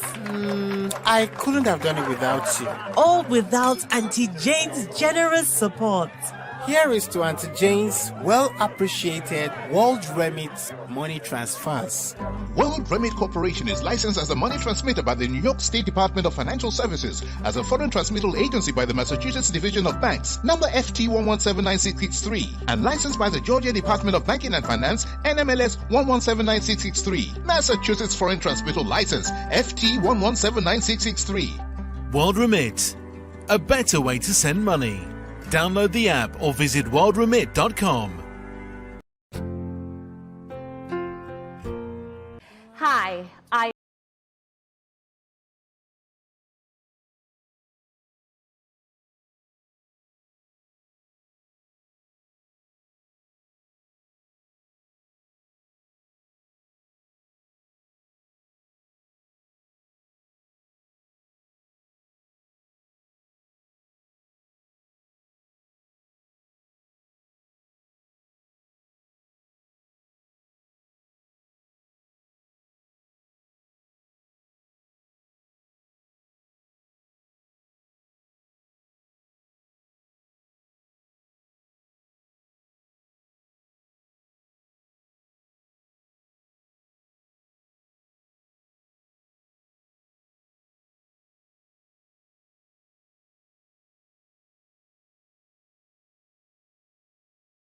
Upload it on social media using the hashtag Teacher Appreciation Month and Teacher Mo. Now, in addition to the grand prize, the first 80 participants with the most interesting videos stand a chance to win 500 Ghana cedis for their favorite teachers throughout the month of October, Kind Ketsi World Remit. All you have to do is to visit www.teacherappreciationmonth.com for instructions and guidelines on how to participate. And Wow! Me pa na fi ma file me tax including dia kwa mami. Na ene se afe no kwa wiye me tax file na beye me asompidie ene nkwada na. Nanso with acronym and associate say die me nya obutantim e me tax issues ahodi nyina mu. Onua wow ene sen e wo se file o tax with smile. IRS for editable atoso. Wo mu hunehuna, wo mu tata, wo file o tax a. Da bia da wo boka. Usika unya ekitu ebi. Make no mistake. For acronym and associates. With acronym and associates, what tax filing ebedano S gratia ubeji boom, no problem with IRS. Yes, or your experts were individual and business income tax with fast and efficient services, rapid refund, maximum refund, audit support, electronic filing of both federal and state filing, and NSM, acronym and associates. State BIA Iowa America, Kroponimono, Mepacho, Womu, Ewo, GDA, Anamon, Quine, Pasua, Wombetime, True, Akoshem, Ewo, tax filing. Ain't baby Bia will be a Utimi, any acronym and associate etokese na juma dia obonti acronym and associate e deal bia the friend say owura agenda na chese wakodare mu aben e wo tax filing fa wo bedan wo mo hwehwe wona chi kwan e wo offices ahodo a edidi suwe. First location 684 West Boulton Road, Suite 201, Bolingbrook, Illinois. Zip code no is 60443. Second location is 7810 Springside Drive, Plainfield, Illinois. Zip code no is 60586. Fre openi kwanchafo no ewo telephone number 773-6101-112. Number ni biem is 773-6101-112. One fax number is 708-247-3454. I feel bit my email no ewo akunim.info@gmail.com.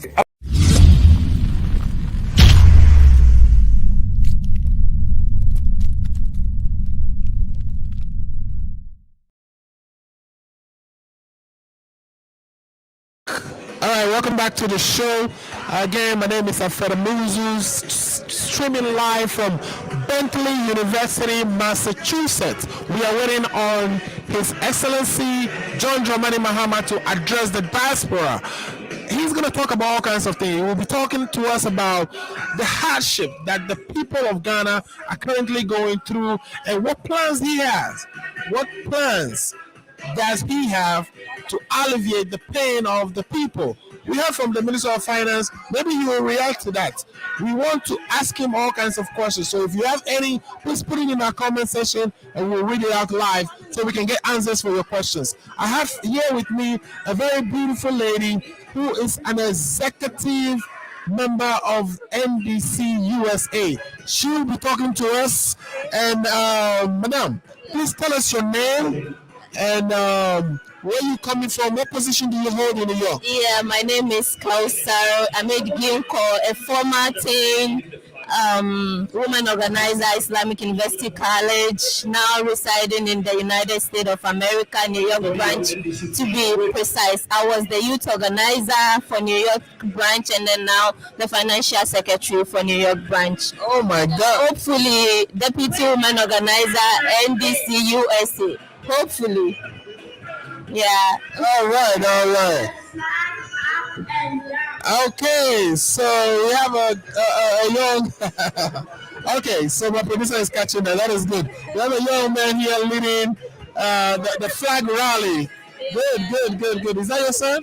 That's my nephew. Your nephew. Yeah. So tell me, what are you expecting to hear today? The president will be talking to us shortly. what are you expecting to hear? What message do you want to get from this encounter? Yeah, I'm expecting to hear more from the president. As usual, we know he's a very good communicator, and then we believe he's the one to rescue our dear nation right now because of the hardship that is going on now. It's really tough.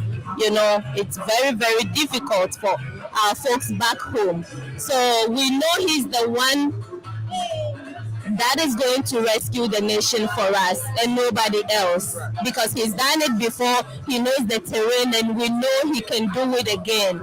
Yeah. When you say for our people back home, where is back home for you? Back home is Ghana. I mean, what city, what town? Accra and Ayawaso North Constituency.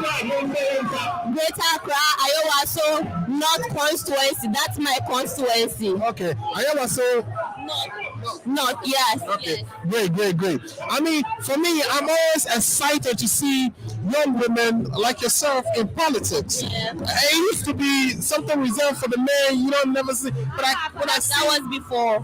Yeah. But now I see a lot of energetic young women engaged in the affairs of our nation. Yeah. What actually motivated you? Who is that one person that you looked up to? One of my mentors in politics was Madam Anita Disoso. And then one other woman, she's a godmother to me. Her name is Ajabi Bamoa. She was the deputy youth organizer, Greater Accra region. She's actually one of those that groomed me into politics. Yeah, when I started back in school. Yeah, so I know since they are in politics as women, and very strong women, I can also become a politician. Yeah. Good. So let me ask: did you listen to the minister the other day, the finance minister, when he came and gave us our outline measures that the current government will be undertaking to address the issues plaguing our nation? Not really, but then I have a clue about it. Yeah, but not really. I didn't listen to it fully because I was at work at that time. Yeah. Mm-hmm. So he says that the 4 coupons that they give to the ministers is going to cut it by 50%. Mm-hmm. He says that salaries of ministers are going to be reduced. He's cutting a lot of things. Yeah. Now, he's actually going to even decrease taxes on petroleum products by 15%. Do you not think that the government is doing? Yeah, I don't agree. I don't agree with him saying he's going to cut down some expenses like their salaries or. But we need to cut down those. No. I know why I'm saying it, because we don't trust this current government. Me, for instance. So you think it's just a lip service? Yeah, because they will just say it can be done, but then they'll get it backdoor. Yeah, they'll get it, whatever percentage that is being taken out from their salaries, they'll get it backdoor. They'll get it back. So I don't really trust them. What do you mean they will get it back? From other sources. He'll just say it to the people that, okay, with this hardship that we're going through, I'm also trying my best just to convince us that he's going to reduce his appointees or his members of parliament. He's going to reduce their salaries. But I think that's what I said before. I don't trust them. I don't trust him. So even if he takes it out from their salaries, they will get it back from the back door. Yeah, that's what I'm saying, because we know them. So essentially you are saying you have no trust whatsoever in whatever they... Not at all. What makes you get to this point? I mean, this is our government we are talking about. They've been in charge for 5 years already. Yeah. I mean... And the country is still there. So what makes you not trust them? I don't trust them because what is there? What is there for us to trust them? There's nothing. What did they do? Nothing. Just hardship. The economy has grown from bad to worse. There's nothing to show. So there's no way some of us will trust them. Yeah. All right. Okay. So 2025. What are your predictions? You think Mahama is coming back? Hands down. Yeah, he's coming back. All right. And he's winning hands down. Okay, are you willing to work hard for that? I am. I've been doing it, and I'm willing to do more, to work more. Even if it's for me to buy a ticket to go back home, I will do that. And help in the campaign. Okay. We've been doing it. It's not today. Yeah. Okay, so tell us again your name and the position you hold in. Yeah, my name is Kausar Anid Ginko, former 10 women organizer, Islamic University College, former youth organizer, NDC New York branch, and then current financial secretary, NDC New York branch, and then deputy women organizer, NDC USA, hopefully. Yeah. Wish you all the best. I think you're going to win. Yeah, thank you so much for sure. I'm encouraged by your dedication and your willingness to continue to work for the party. Thank you so much. Thank you. All right. Yeah, so you've just heard from a very young, dynamic lady. Now she's walking to go join the friends who are, oh my God, they are making merry in the room here. All right. So again, you are listening to the Ghana Agenda that is currently streaming all the way from Boston, Massachusetts. Specifically, we are in the Bentley University, and we are waiting to hear from the former president, Dramani Mahama. The NDC folks are here. They're enjoying themselves. They are dancing to the tune while we wait for the former president to join us. My name is Afera Muzu. We will take a quick commercial break. We'll be right back, and I'll be talking to somebody else in the room. If you have any comment, let me look at the comment section. There's a few more things we said. I have here Reverend Teolate Lawson is watching us. He says, hi, Reverend, thanks for watching. I have here Mr. Godfred Banaso Zina. Zina is also watching us. Thank you for watching, Zina. Please, when the conversations begin, questions that you have, please put them in the comment box, and we would have the president or the former president address all of that. Again, we've listened to the Minister of Finance. He told us things that the government will be doing.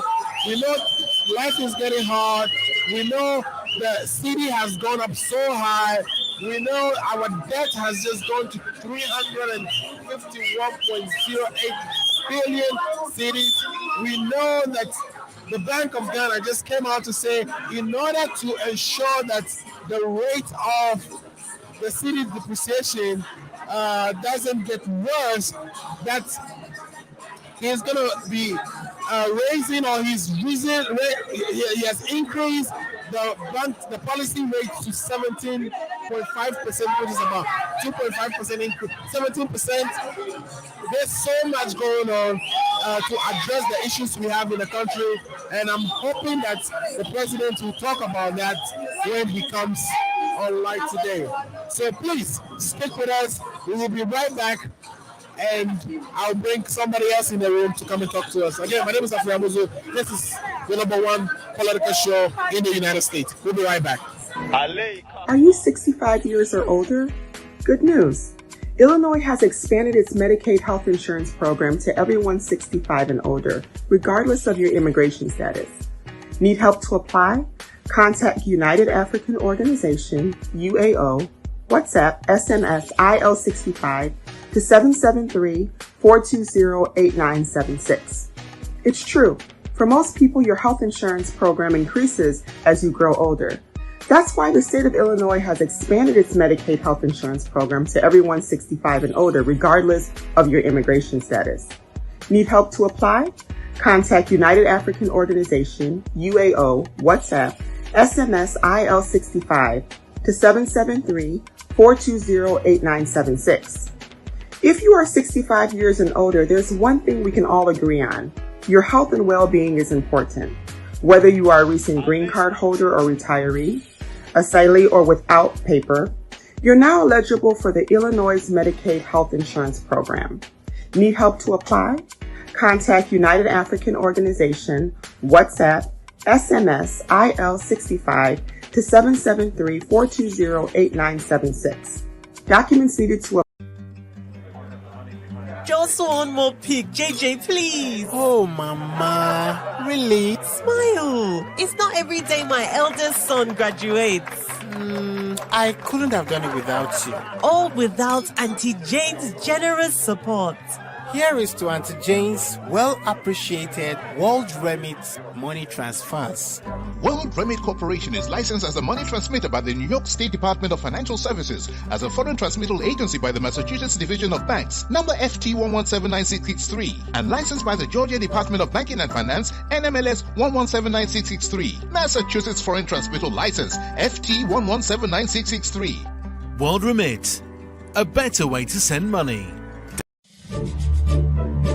Wow! Me pa na fi ma file me tax inkunim dia kwa mami. Na ene se afeno akwawiye me tax file na beye me asompidie ene nkwada na. Nanso with akunim and associate se die menyo butantim e me tax issues ahodi nyina mu. Onua wow anything e was how file or tax with smile. IRS for editable atoso. Wo mu hunehuna, wo mu tata, wo file or taxa. Dabia da uboka. Usika unya ekitu ebi. Make no mistake. Fahobo Akunim and Associates. With Akunim and Associates, what tax filing ebedano S gracia ubeji boom, no problem with IRS. Yes, for your experts, what individual and business income tax with fast and efficient services, rapid refund, maximum refund, audit support, electronic filing of both federal and state filing, and NSM, Akunim and Associates. State Bia Iowa America, Kroponimono, Mepacho, Womu Ewo, GDA, Anamon Quine, Pasua, Wombetime True, Akoshem Quan, Ewo, tax filing. Ain't baby Bia Ubia, Utimi, any Akunim and Associates, Etokese, Najumantia, Obonti, Akunim and Associates, a deal Bia the friends Ura gender, not just a Wakudarimu, Abeng, Ewo, tax filing. Found Womo, Shishawana Chi Quine, Ewo offices, Audua, Edidisway. First location, 684 West Boughton Road, Suite 201, Bolingbrook, Illinois. Zip code no is 60443. Second location is 7810 Springside Drive, Plainfield, Illinois. Zip code no is 60586. Fre Openi Kwanchaf Wanum Ewo. Telephone number 773-6101-112. Number NBM is 773-6101-112. One fax number is 708-247-3454. I feel bit my email no ewo akunim.info@gmail.com. Akunim and Associates, yes, nukrenie open kunim die ewo tax mudia. This is what took us with Akunim and Associates. ANG nkwa.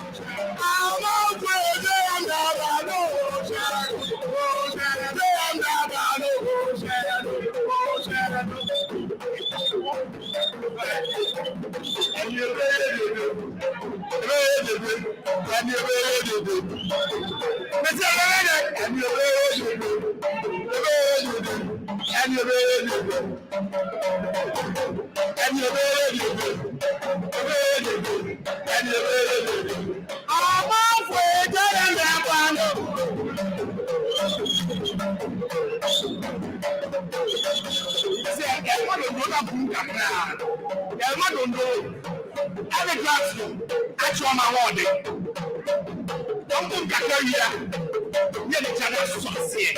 What you say? Monsieur Nah, one Massachusetts.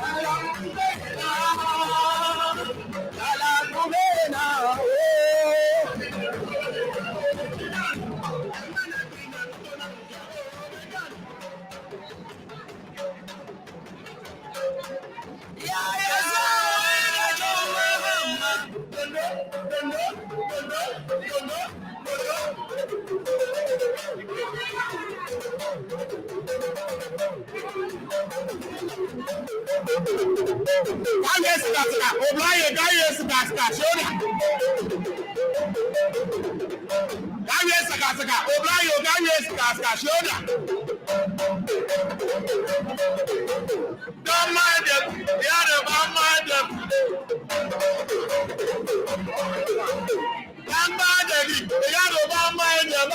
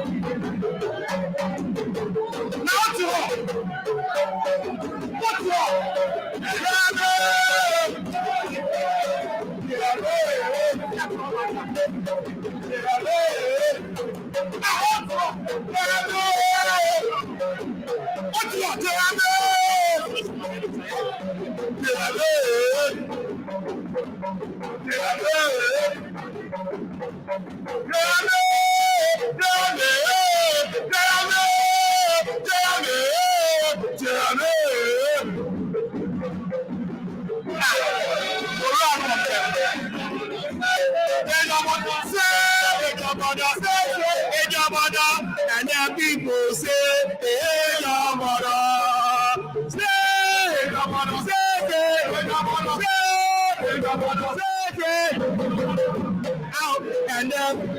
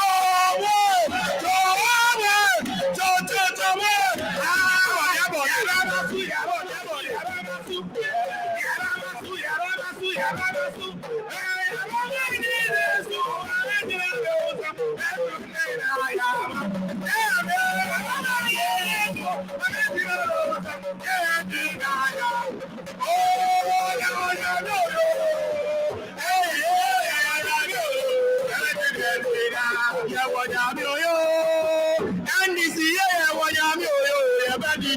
I want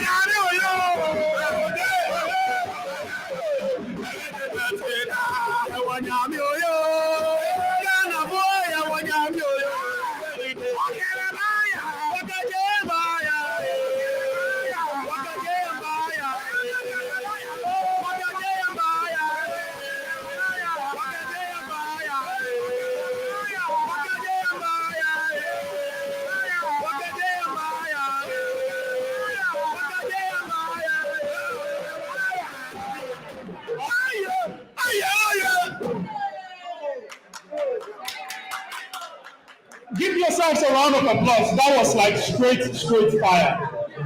Thanks to each and every one of you. But I want us to reserve some of the energy for what's to come later. So let's get settled. I'm reliably informed that they are on the way. So I'm not sure where they do. I'm not sure where they do. Let me go.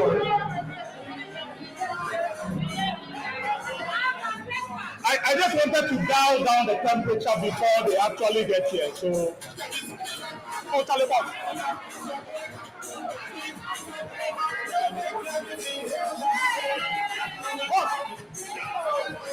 Boss. Come on. Boss. They almost reached it.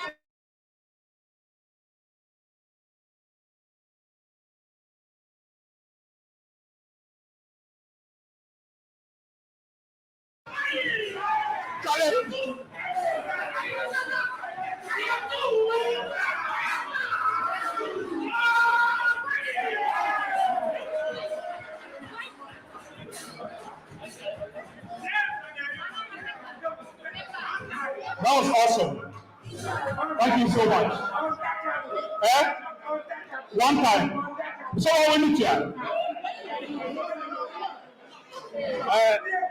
Please, for the benefit of those who came in later than my announcements, kindly move forward and fill the empty slots closer to the stage. We don't want to have any undue disruptions when the program starts. So kindly move forward and fill the empty slots closer to the stage. Thank you very much.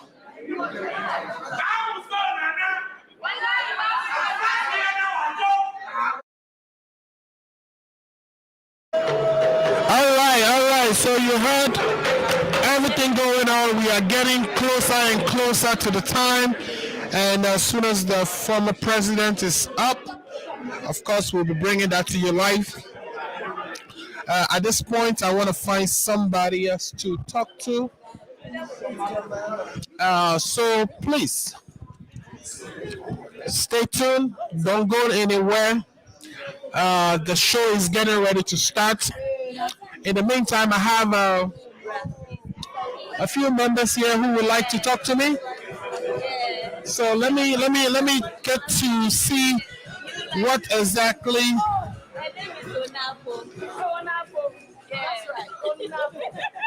All right, great. So if you can sit down for me, please. Please, sit for me. Whose is this? Okay. Yeah. No, it's not your seat. Hey, so, excuse me.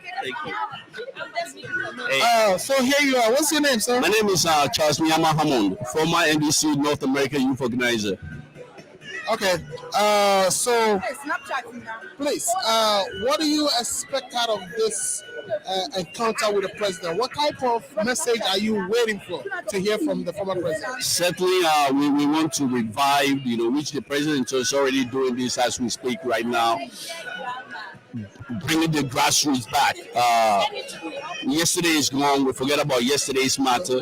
We're moving forward. We know 2024 definitely we're taking over and rebranding Ghana the way it's supposed to be back in 2016 when President, Akufo-Addo took over. What President Mahama was doing, we're about to continue to take Ghana to the next level.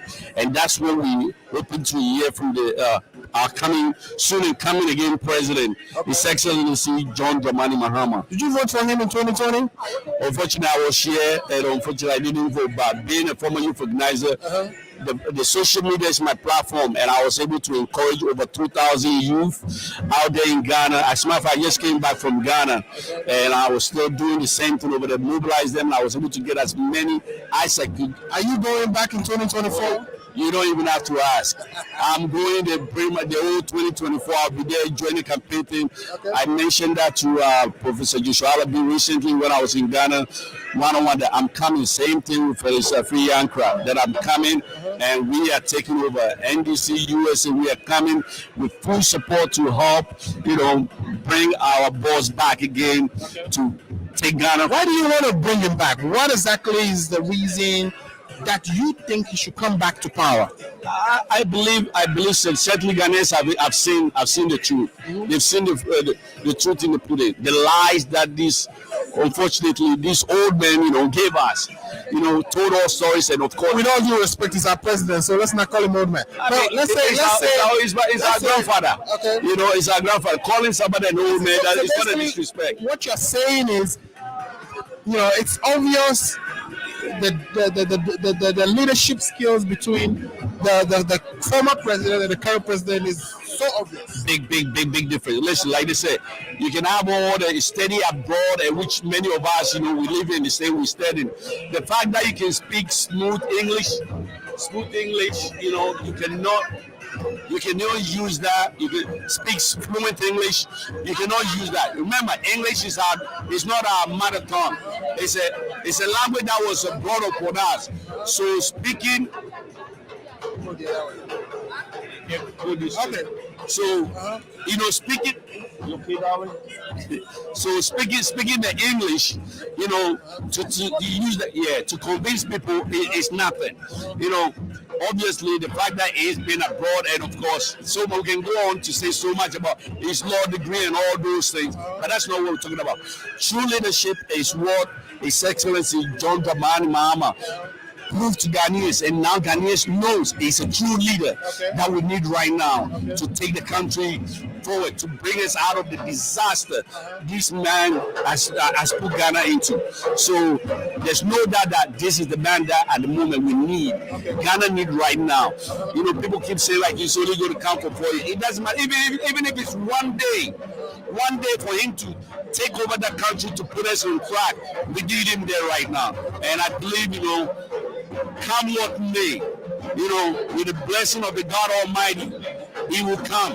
He will come and take our motherland back to where we're supposed to go. And I believe he will come and he will do that. Okay, great. Anyway, so what's your constituency in Ghana? The great Ododio. Okay. What's the message you would like to send to the people of Ododio who are watching you today? So certainly my people, if you can watch that and then give them that message for the people. So this one I'll say in my local language, because Ododio can be do God done me. You find your ladies and all fee. You like you find your effort. The family will take power back 2024. It's an old fee. They work a day can be an mafa. Work by work no more. We will unite strong and bring our party back. We'll fair what they live in here and you could show me. Keman of fair, it will be magnified. Great to the deal. Honorable Nilan Tevana, in boss, I salute you. Only be Yama, me, you'll be we find that no mobilize, no fear, money, together we'll recapture our country back on track.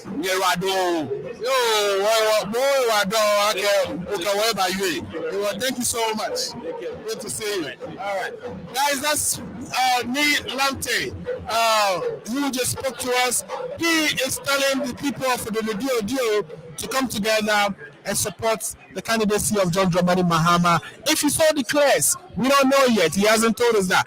Perhaps that question will come up today, and let's see how you answer it. But if you're following politics, obviously, of course, the writings are on the wall that this man that we are all here to listen to today is likely to run again for president come 2024.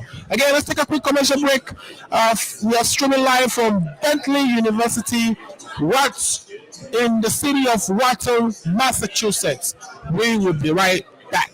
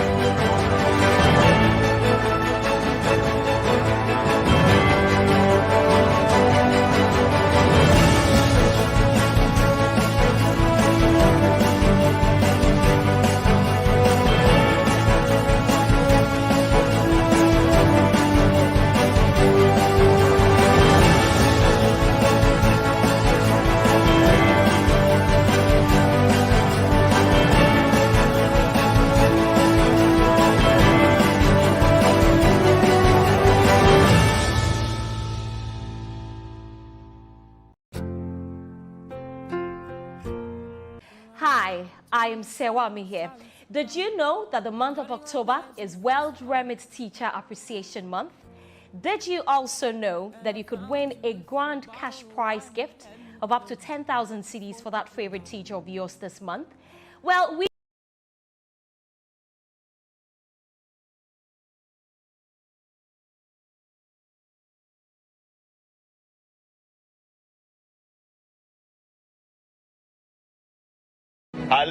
Are you 65 years or older?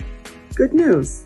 Illinois has expanded its Medicaid health insurance program to everyone 65 and older, regardless of your immigration status. Need help to apply? Contact United African Organization, UAO, WhatsApp, SMS, IL65 to 773-420-8976. It's true. For most people, your health insurance program increases as you grow older.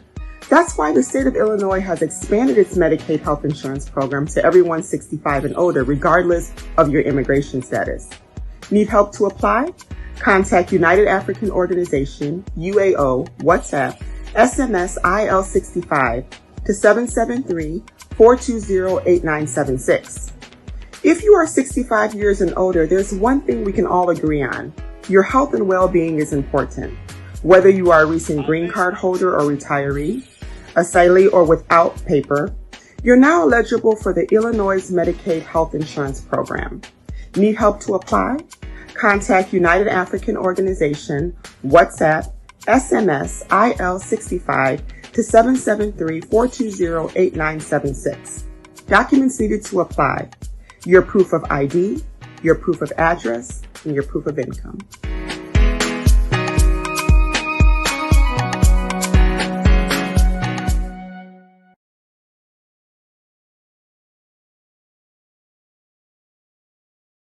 All right.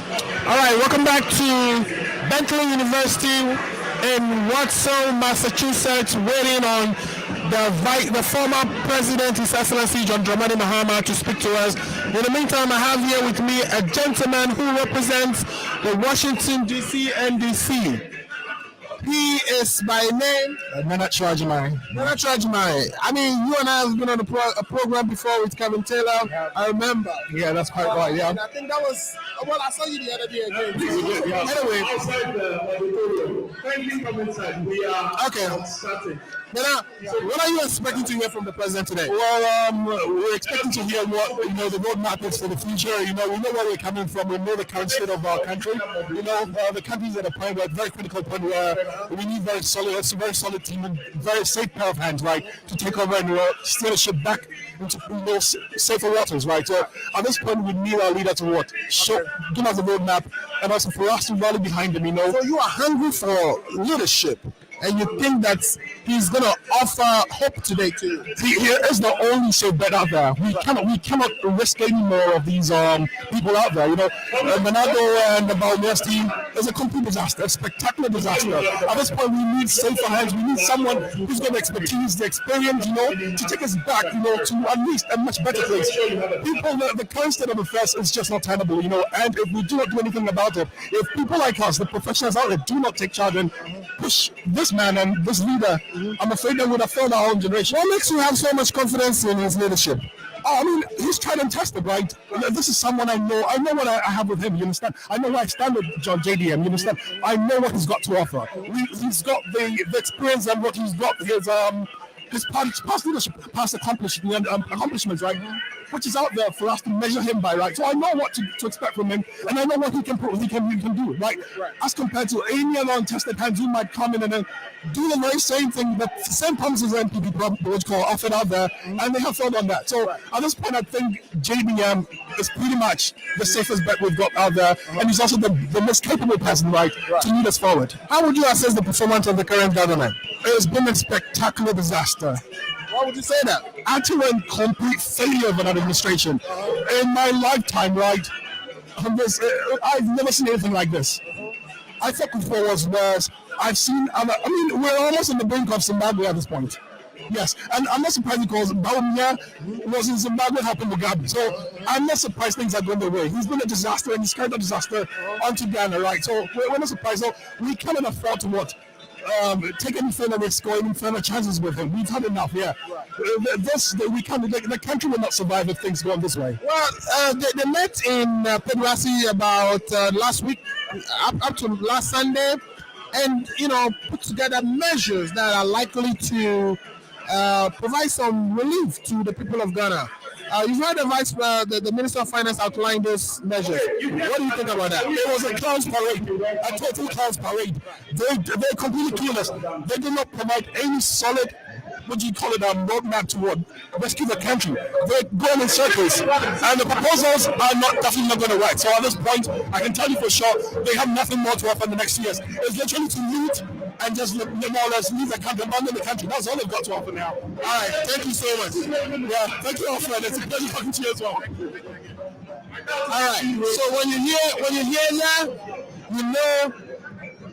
when you hear the national anthem or the anthem they are currently playing, it tells you we are getting closer and closer to the president or the former president coming to the stage. So please stick with us. It appears.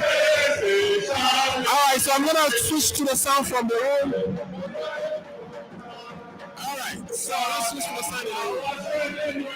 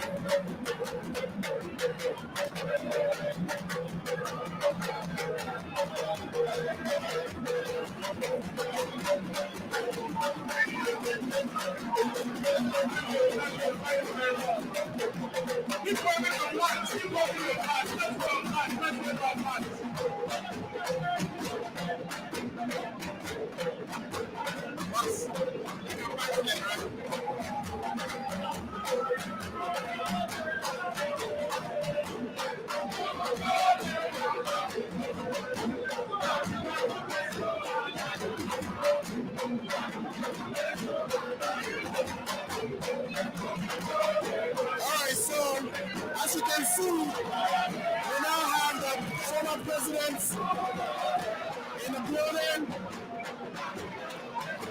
And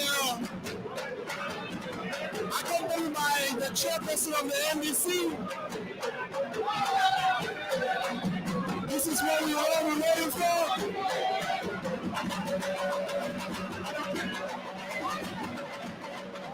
This is the time, the moment we've been waiting for. The former president is here.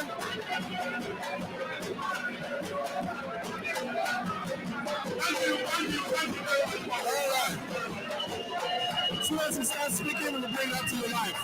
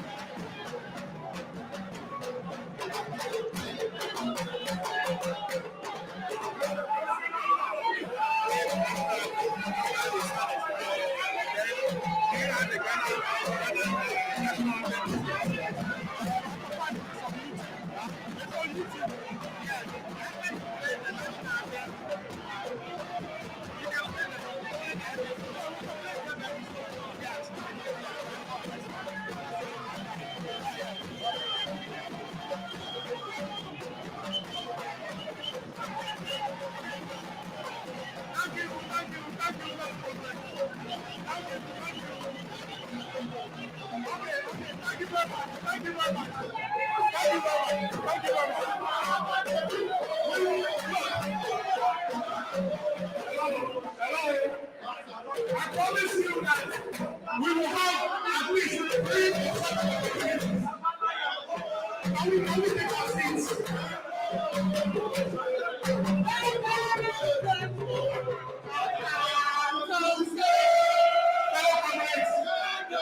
Yes.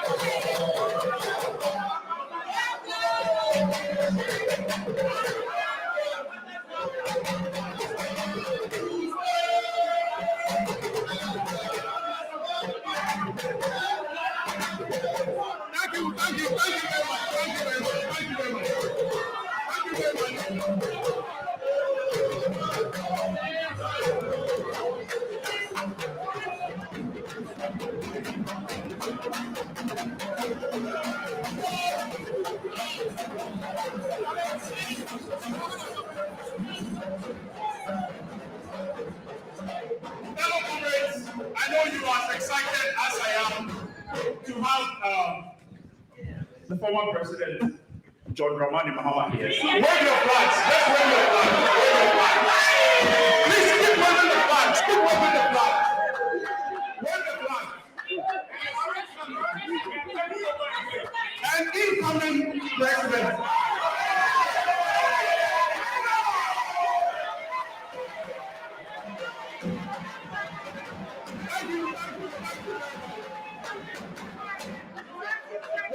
Without further ado, I would like for us to get the program underway.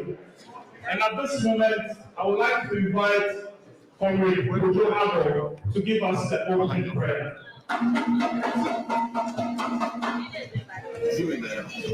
Comrade Kojo Abo, and then he comes.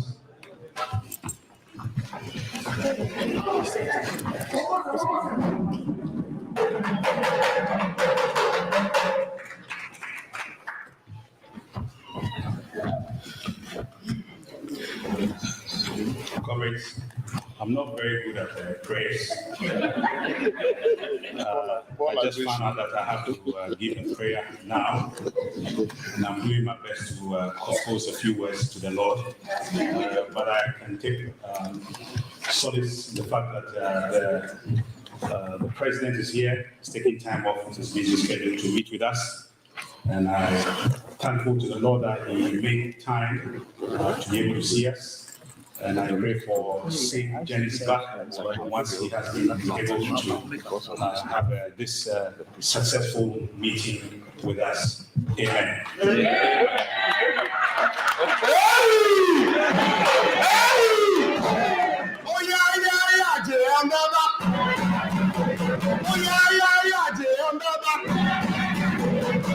Thank you. This is just a preview of what's in store today, so just be ready. Also, I would encourage you to slightly move forward. Let's move closer and fill the empty slots that are in front, just so that when people come, we don't have a disruptive program. So I will kindly ask you to move forward, closer to the stage. Don't you want to be closer to the entourage from Ghana? I mean, look at, check this cycle out. Anyway, so the next on the list is, I would like for us to invite, with a huge round of applause, the chapter chairman, Mami Abba Dazi, for her opening remarks.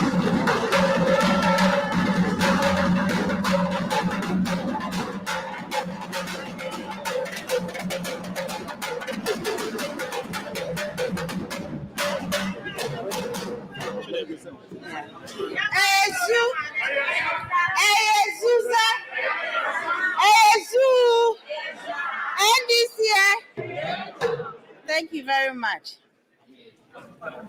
Your Excellency, John Dramani Mahama, Honorable National Chairman, our dear Honorable Director, Honorable former formidable Minister of Finance, our hard-working National Youth Organizer, Honorable Prosper Bani, former Chief of Staff, Honorable Dr. Callistus Mahama, my fellow chapter executives and branch executives, members of the great NDC USA fraternity here gathered, distinguished members from both Ghana and those from North America present here, as well as our sister chapters who are with us today online and around the globe. Ladies and gentlemen, and all protocol observed. It is our collective honor and distinguished privilege to welcome all of you to this afternoon long-awaited in-person NDC USA engagement with His Excellency John Dramani Mahama and the leadership of our great party NDC here in the USA. Mr. President, your visit this week is a momentous occasion and a major and annal of this chapter. It is a moment you have long been waiting for, and we have worked for this to express our delight and could possibly take the rest of the year to express. We, however, know that, but for the unfortunate and their global health pandemic, your visit could have come much earlier than today. Your Excellency, in your presence today is a gathering of active branches of our beloved party here in the USA, with membership coming from destinations as far as California, Florida, Washington, D.C. Metro, Virginia, Kentucky, Indiana, Ohio, Indianapolis, Chicago, Georgia, North Carolina, Connecticut, Alabama, the great Massachusetts,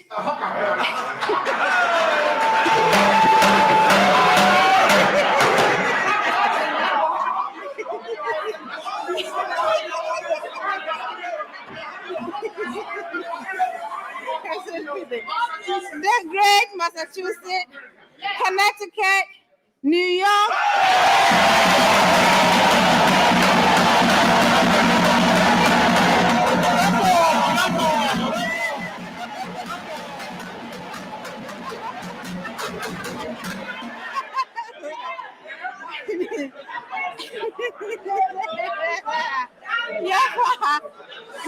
New Jersey, Colorado, Tennessee, and Phoenix, Arizona. On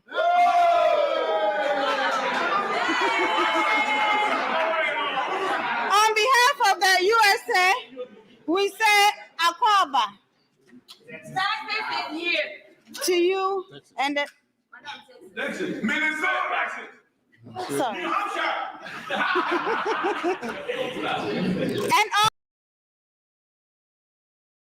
me if I did not mention the branch.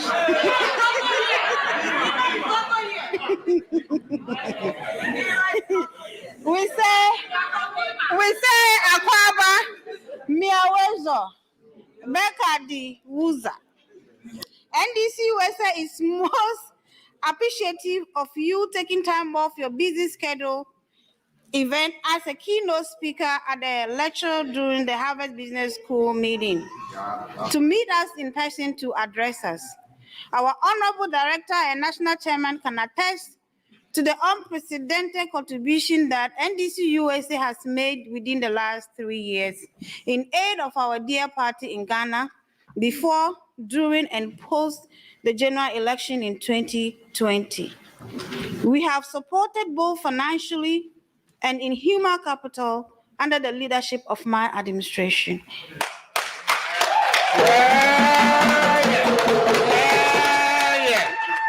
NDC in the USA pledges our continued support to do same in contributing whatever way is necessary, possible to further the cause of helping our dear party NDC return to power in 2020.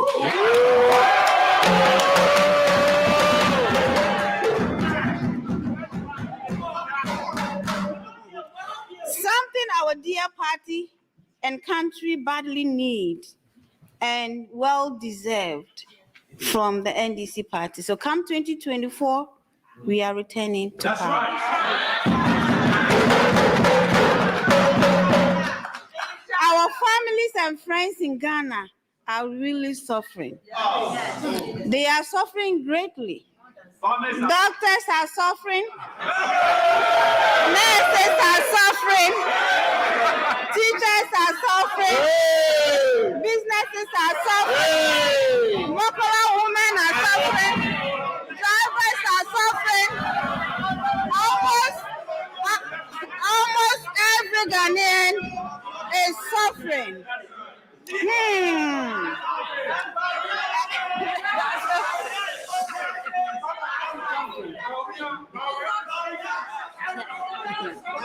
Almost every Ghanaian is suffering, except the few privileged members of Akufo-Addo government and his family and friends who are currently enjoying in Ghana.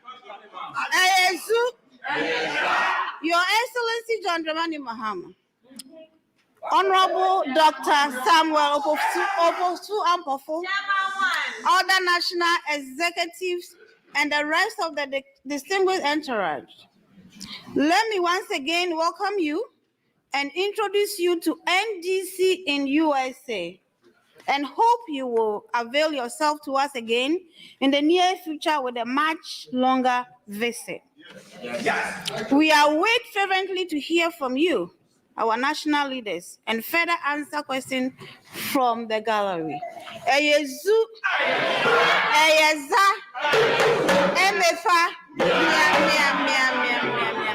Thank you very much.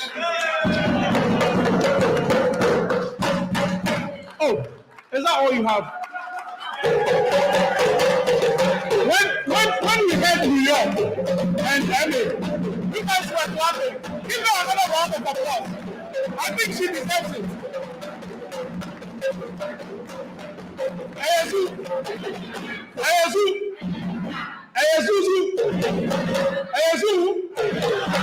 Okay. Meow. At this point, we are privileged to invite next to speak our indefatigable Director of International Relations, Honorable Alex Sebelia.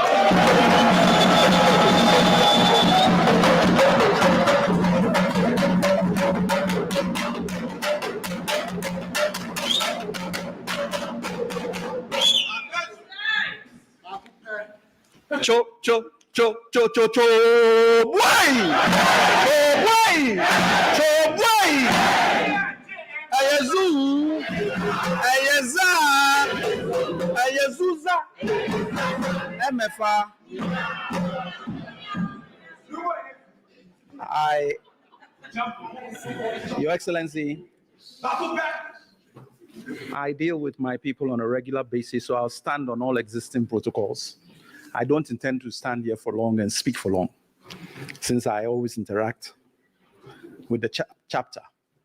Mine is a singular duty to introduce the entourage that has joined His Excellency to come here. We have in this group the former Finance Minister of Ghana, Finance Minister. And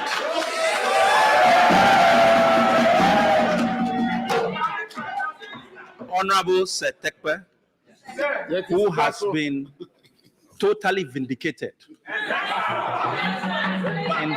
in the actions that he took whilst he was finance minister. In fact, many did not understand him, even on our side. But today, God has shown.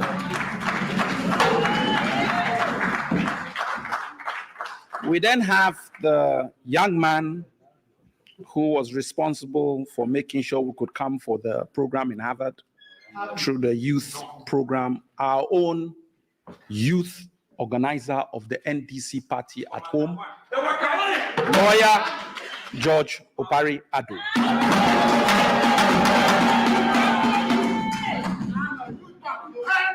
We then have the former chief of staff, the former minister of interior, our own, or my own brother, and senior brother, I should say, Honorable Prosper Bani.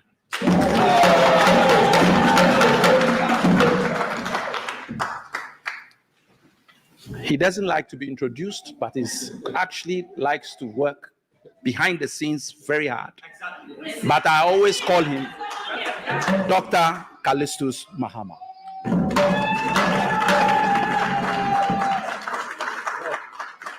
When I go back, he will insult me, but sometimes people must know that you are working.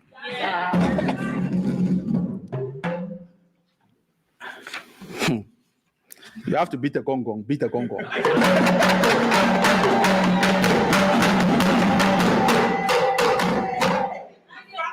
The chairman of chairmen,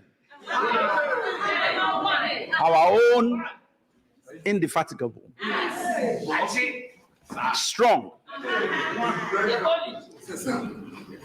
standing firm,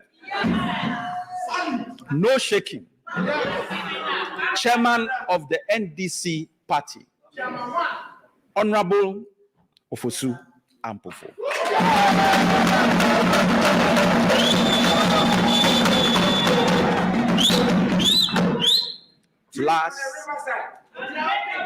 Last but not least, beat the gong gong again.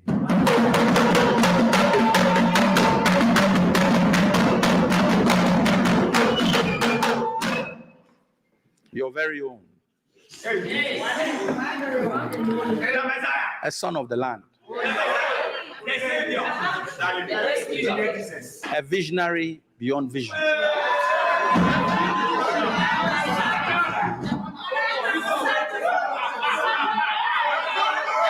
A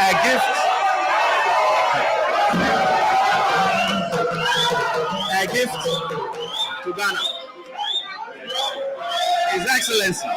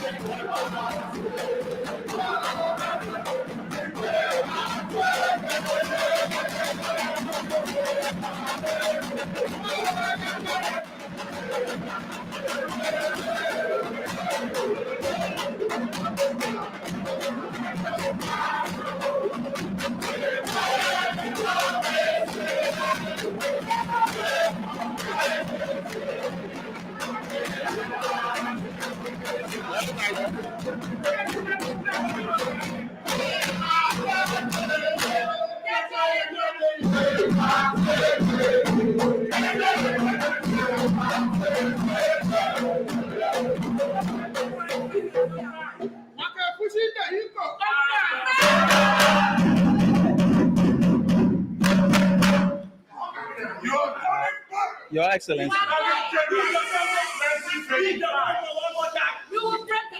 Your Excellency, I'm at a loss now. Because I didn't even call your name. So there is no need for introduction. So I'll leave it at that. My duty is finished. Thank you very much.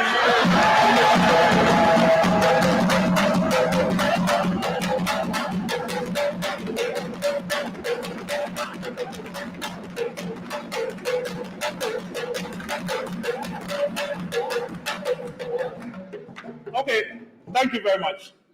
Often you hear a bunch of people claiming that they have the men. It is evident. It is evident. From what you've seen here, the little that you've seen here, not only do we have the men, we have the women. We have the children. I think we have everything, and we deserve a round of applause.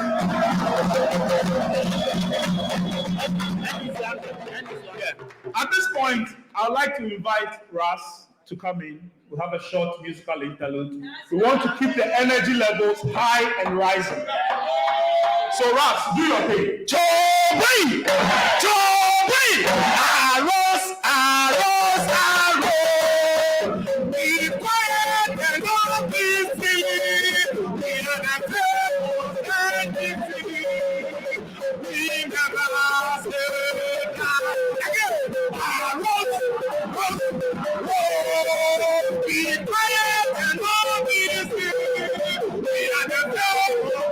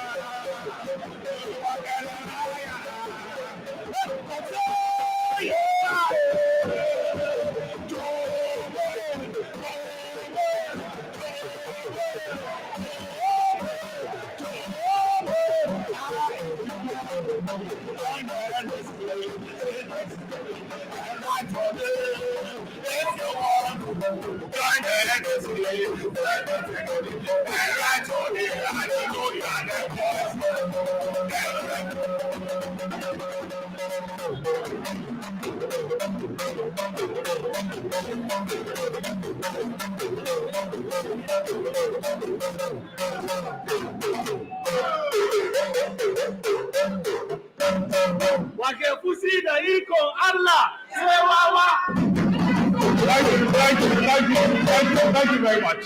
You guys are far too kind. And at this juncture, I told you guys we are just getting warmed up. We are going to have a lot of fun here today. At this juncture, I would like to invite the National Youth Organizer. And I'll tell you a funny story about Pablo. We go way back, he doesn't even know. But I was around the same hostel with him in Lagos. And you could see that he had valuable organizational skills even at that time. I am not surprised that he is where he is now. So with another round of applause, let's welcome Pablo. No.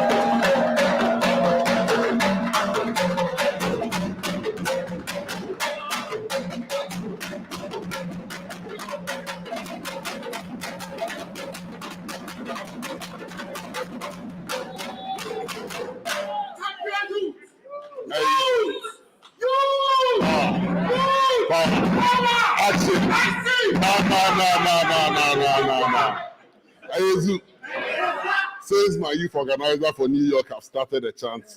Let's teach all of you. When we say youth, you say power. When we say power, you say action. When we say action, you respond by saying no. Are we ready?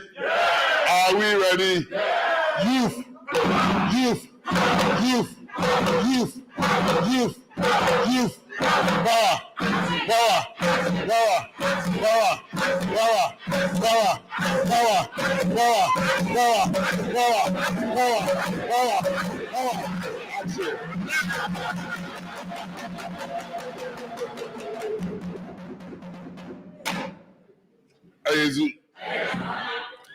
I learned something from His Excellency 2 days ago when the Kennedy School hosted us for dinner.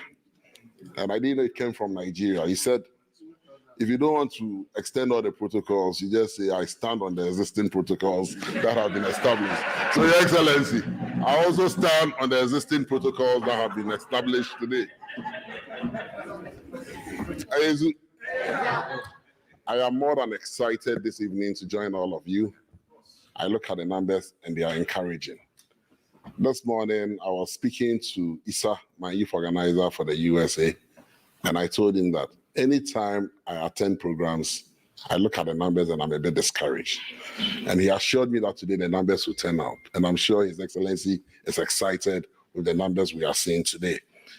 The NDC is going to form the next government. I have said time without number that whether they like it or yes, we are coming. But comrades, it is not going to be an easy journey. Every facet of our lives have been affected by this cancerous administration. Right from the police to every state organization, they have corrupted it. So they are not going to give it to us. We have to take it from them. And to take it, we need concerted efforts from all of us. His Excellency and the leadership of the NDC alone in Accra and Ghana cannot do it.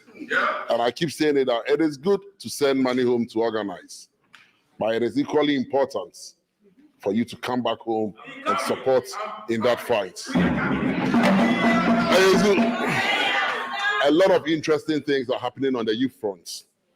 And I have been in the Massachusetts area for the last 4 days. I arrived on Tuesday. I have met many young people who ordinarily will not do politics and are more than willing to join in that struggle. And I see a lot of them in this auditorium. We need to extend our reach wider and bring on board everybody. There is something that happens in the NDC, and it is understandable.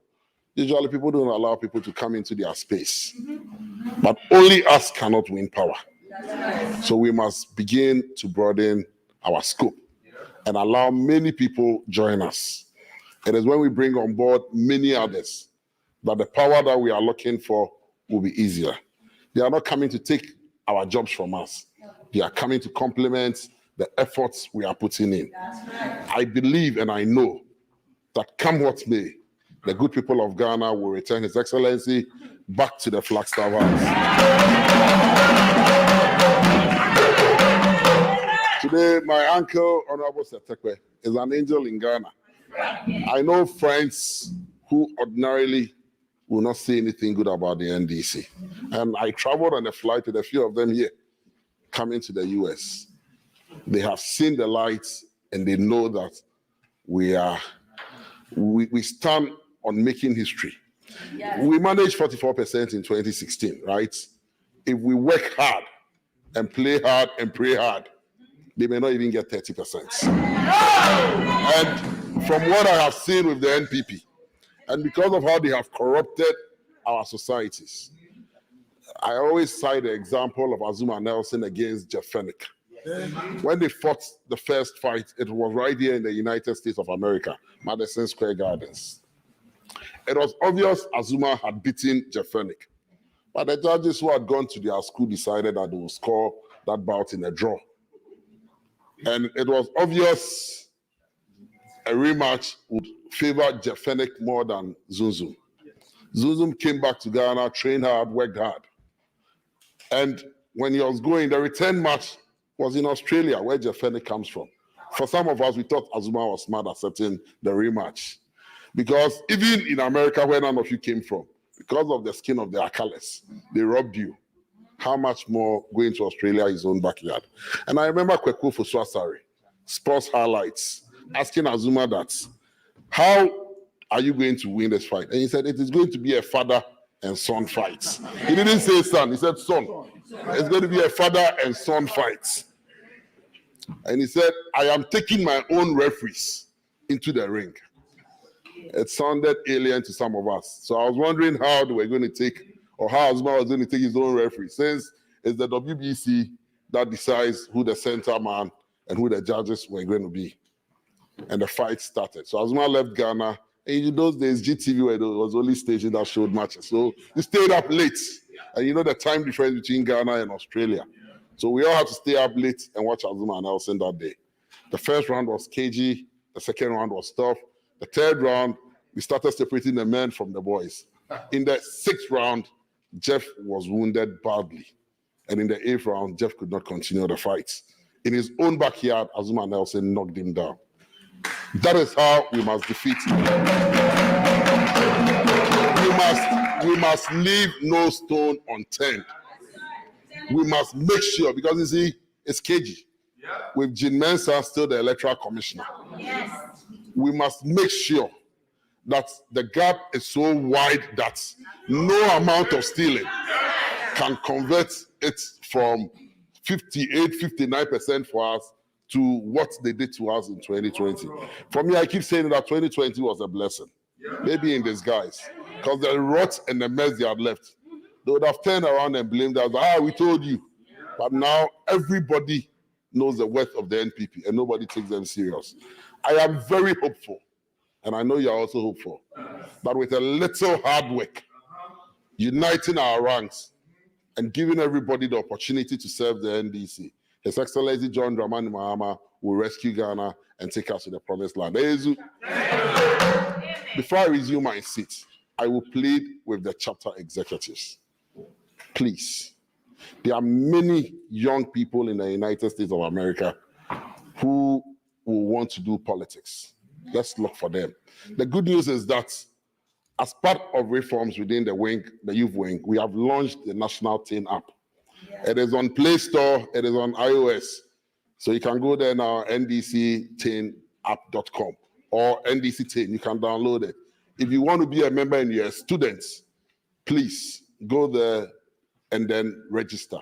Let's identify our members. We need many, many more numbers, not just for voting, but on election day, to man our polling stations effectively to get the results we are looking for. Thank you, and may God be with you all.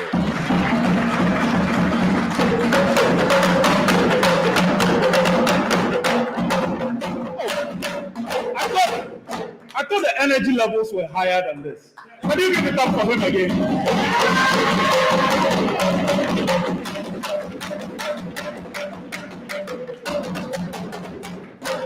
So, George Opari Ado, aka Pablo, I have a question, and I'm breaking protocol here. Do you want to tell us why you're called Pablo? Okay, I'm just playing. Anyway, so I suspect that we're a bit dull in here. My special friend, come. Yes, come with your flag. What did I tell you about us having the children? Come and do your flag waving exercise for them again. Lift everybody's spirit. Go on, just open it, wave it. Give him some drums. Ask them to wave the flag like you did initially. Give it up for him.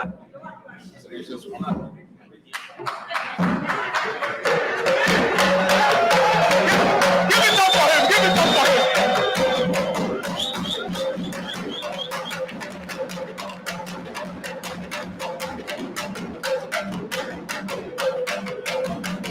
Thank you very much. Give them a big round of applause. Give them a big round of applause. So at this moment, and I'm a very shy person, I'm not too sure I am worthy enough to introduce the next speaker. He's the leader of our party. What more can I say? I think it's all been said.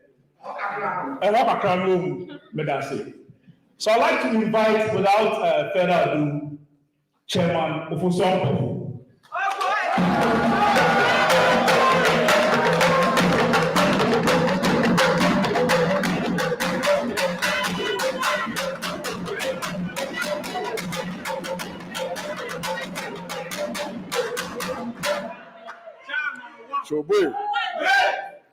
The victory of the NDC is coming again, and the people say, victory of the NDC, and the people say,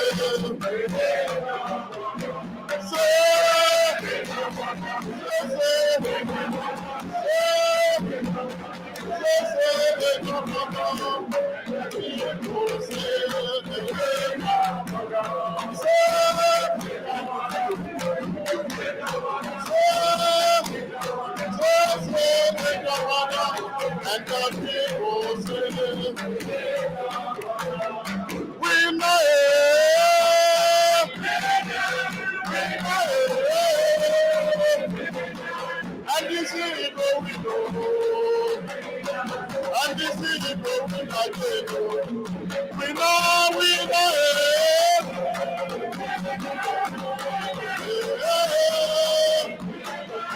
and this is it, we know, and this is it, we know. Thank you very much.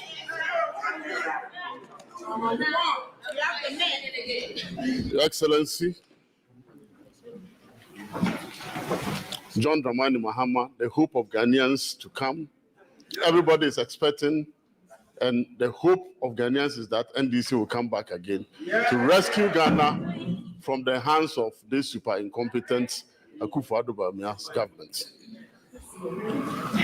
I send you fraternal greetings from the National Democratic Congress headquarters in Accra, and from our gallant members of parliament, leadership and members of parliament who have been raising the flag of the NDC very high and fighting on behalf of Ghanaians. Our MPs are standing in the gap for Ghanaians, but without them, we don't know where this country would have been. And I want on your behalf to salute them for the great work that they are doing for us.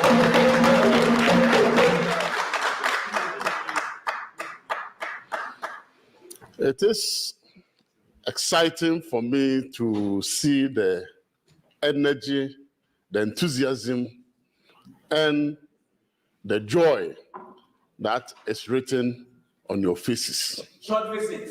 That is how I feel in my heart. Do or die.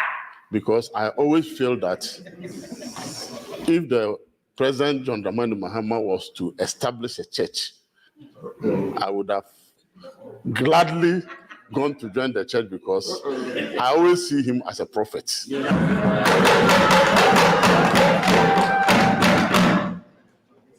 And let me recognize somebody who has decided to go and hide herself among the members. Honorable Ambassador Zita Okankwe is here.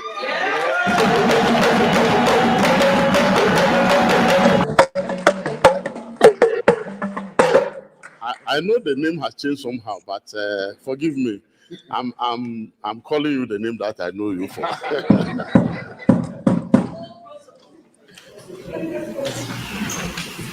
Around 2007, I was in the US here to inaugurate the tri-states of Washington, Virginia, and Maryland. And around that time, I think Honorable Setepe was by then working with the World Bank, or IMF. And we had the privilege of visiting him and that of Madam Mamle Kofi, who later on became Ghana ambassador to China. And the numbers that we had and subsequent meetings of the US chapter comparing it to what we are seeing today, I would say that the party has come a very long way. And I want to congratulate the chapter 12.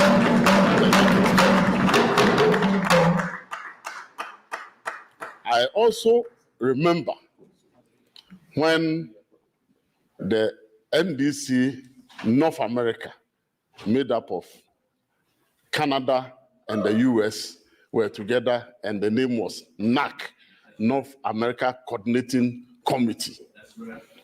And as a national organizer by then, together with the then Director of International Relations, Honorable Kofi Atto, we decided that in order to expand and decentralize the work of the party, there was a need for us to break Canada from the US. It was a very tough battle. It was resisted very fiercely, but we're determined because we thought that the party was growing in the diaspora, and there was a need for us to decentralize the activities of the party and enable them to grow. Today, I think we have not regretted taking that decision. Canada is on its own, and US is growing in leaps and bounds. So we are here, first of all, to appreciate you and thank you for the contribution that you've been making towards the party, especially before, during, and after the 2020 elections. I always want to say emphatically that the NDC never lost the 2020 elections.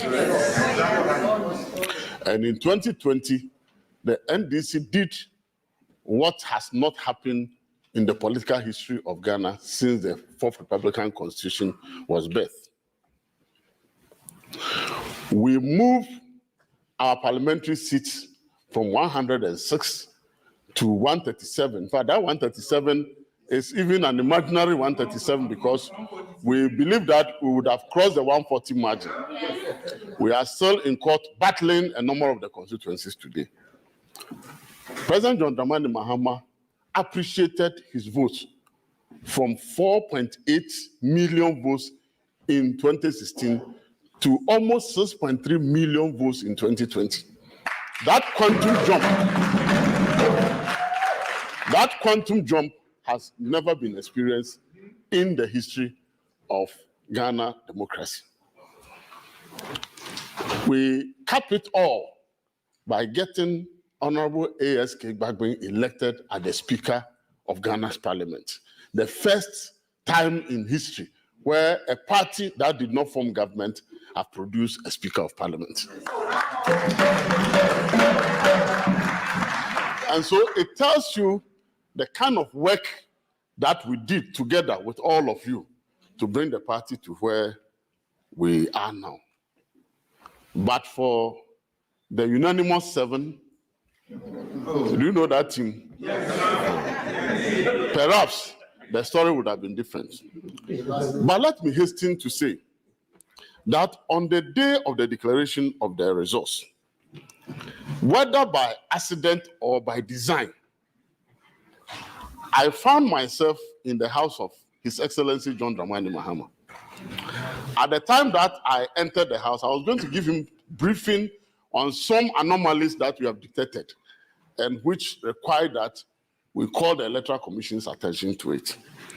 When I entered his house, I met Rojo Metenunu and Pesa White, the two of them, who had just entered and had not even declared their mission. So I joined them and he offered us seat. The moment we sat, we saw Jim Mensah declaring the results of the election. We were very surprised because this is a woman who has prepared the International Conference Center as the venue for the declaration of the results. And both international media and local media and everybody, including political parties, were waiting to be ushered into the place for the declaration. While she was declaring the results, nobody knows. But she was declaring. And she declared. And I was sitting behind His Excellency, and I told him that I don't know why God brought me close to you at this time. But I am not a prophet like you, but for now, I'll prophesy over you. And so I did a prophecy. And I told him that the journey of the Israelites from Egypt to Canaan would have taken a very short time, less than 1 month for them to traverse. But it took 40 years. God had a purpose. So they had to go through a very circuitous process to get to the promised land. So I told His Excellency that God has a purpose. Let the woman go ahead and announce the results. But one day you understand why God didn't make you president this time. And at the appropriate time, the good Lord Himself will put you on the throne. In fact, events after that has really proven that me too, if I establish a church, it will happen.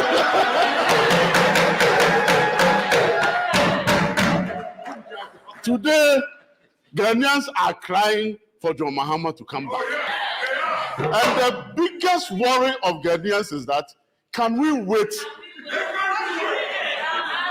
And I keep on telling them that if you remember, during our campaign launch in Cape Coast Sports Stadium, I was offered a platform and I said something around that time. And I'll say it in Twi. Say, Amamoe and this is Sanfu na ya country. Na Amamoe de say ukona kwa mistake. Na utu aba boni na odema mampanyi no betra so a we don't want to say for 4 years. Whether you like it or not, you have to wait for the 4 years. So I want to state categorically clear here that we in the NDC, we are Democrats. The 1992 Constitution was conceived and birthed by us. Today, those who are running to the Supreme Court to defend the Constitution, they ran away from the Constituent Assembly, which actually promulgated the 1992 Constitution. Today, they are the people who are running helter-skelter to defend the Constitution which they ran away from. We birthed that Constitution. And for that matter, we will be the last to do anything to undermine that constitutional order. So, we are not interested in coup d'etat. We are interested in using the democratic process of using the thumb of the people to remove Nana Akufo-Addo and incompetent Bawumia from office and form the new government. That is why, after we lost the election, we did not sleep on our hours. We have been working very, very hard. We've crisscrossed the country. We have undertaken a major retreat to review the election and to see our strengths and weaknesses and try and address the challenges that confronted us during the elections. We have subsequently done regional retreats. We have done youth retreats. We have done women retreats. We have analyzed the results. We have virtually done everything to prepare ourselves strategically moving into the 2024 elections. And I want to assure you that recently we also engaged in national outreach programs which has taken us to 15 out of the 16 regions. We are left with Eastern region. When we go back, we'll go and complete Eastern region. And then the Party National Executive Committee will be meeting to draw up the timetable for reorganization of the party from the branches through the wards, through the constituencies, through the regions, and eventually conduct our national elections for national officers. And when that timetable is being drawn, the International Relations Director will factor the timetable for our diaspora branches also into it so that you know also how to go about getting your new officers elected. I am here to say thank you to all of you, those of you who came personally to support the campaign and those who also supported us in kind, in logistics, those who adopted constituencies, those who adopted branches, those who, remitted the various people who were working for us. We are grateful to you, and the party say thank you and big ayuko to all of you.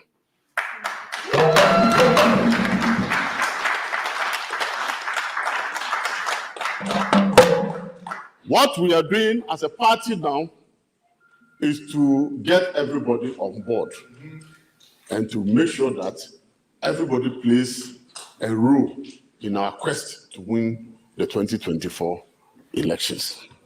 Our MPs are working very hard. We have a hung parliament of 137. As for me, I don't believe we have majority or minority, because my mathematics tells me that 137 is equal. And so we prefer to call our people the NDC side of the parliament as against the MPP side of the parliament. And our parliamentarians, led by Haruna Bisu and his team, have been working very, very, very hard. As we sit here now, E-Levy has become an albatross that they want to hang around the neck of Ghanaians. And the position of the NDC is very simple. The government of Nana Akufo-Addo and Dr. Bawumia have enjoyed the largesse of power than any other government in terms of inflows of resources. And they have not been able to manage the resources of the country very well. In fact, in the last Auditor General report, about 12.38 billion cannot be accounted for. Today, as we speak to you, statutory funds that the Constitution itself mandates the government to take from the consolidated fund and pay to the Disassembly Common Fund, the GET Fund, the NHI Fund, and others. They have violated the Constitution of the Republic of Ghana to the extent that even those money they're supposed to pay are not going into those statutory funds. And we will ask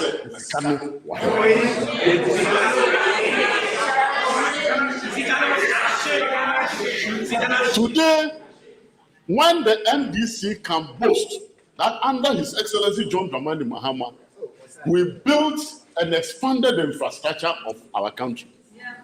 Today, the Kotoka International Airport is a showpiece for everybody. Today, as a result of the visionary leadership of His Excellency John Dramani Mahama, our Muslim brothers and sisters are able to take off from Tamale International Airport to go to Mecca and then come. Today, those of you who are in Kumasi can comfortably eat your fufu in the evening and then slowly drive to the airport to go and take flight in the night, something that used not to be the case until President Mahama came in. We developed the airport infrastructure, and those of you who know today, there are flights between Accra, Wa, and Accra and Ho.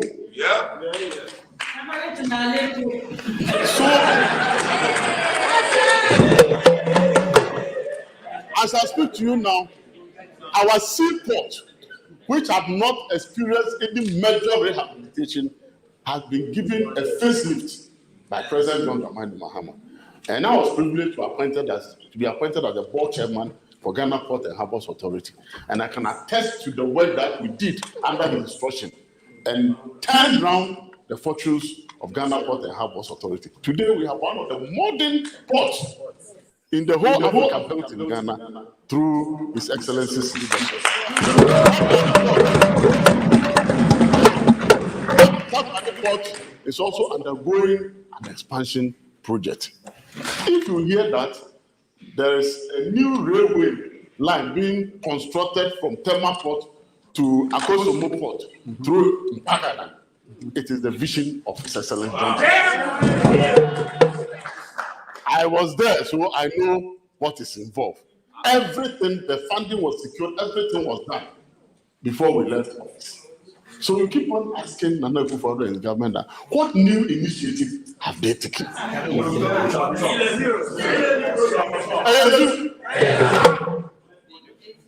But for Dramani Mahama, COVID would have swollen Ghana, what we call it, swallowed Ghana when the pandemic struck.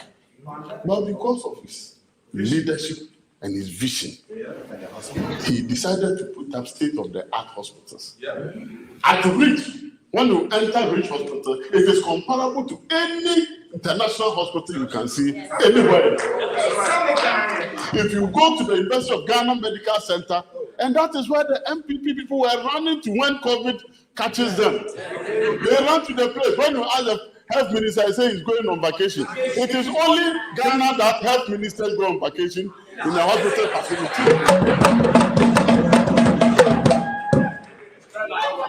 So we are here to encourage you and to say that be proud to be a member of the NDC, because the NDC never disappoints. If we are given the reins of power, we use the state resources judiciously. President Dramani Mahama, in the middle of crisis, will not rent an aircraft when there is a presidential jet. Even if the presidential jet is not airworthy, President Dramani Mahama will go for commercial flight because he thinks about Ghanaians and he puts Ghanaians first before his personal parochial. We have a government in the midst of UTAC strike when university teachers are crying and they are on strike. Our president had the effrontery and the lawsuit to go and rent aircraft and pay about $14,000 an hour and travel away for 10 days. And he has never traveled and come back to tell Ghanaians that when I traveled and came back, this is the dividends of the visit that I made. After that one, I take President Kufuor out. I said, President Kufuor will travel and come and say that this visit, I brought this or I brought that. He brought shower. Nana Kufuor has traveled time without numbers, but there is nothing to show from the numerous travels that he makes. So we are here to assure you that the NDC in 2020 we came out with our People's Manifesto, which was embraced and bought in by all Ghanaians. And that manifesto is still alive and is still capable of responding to the challenges that we have in our country today.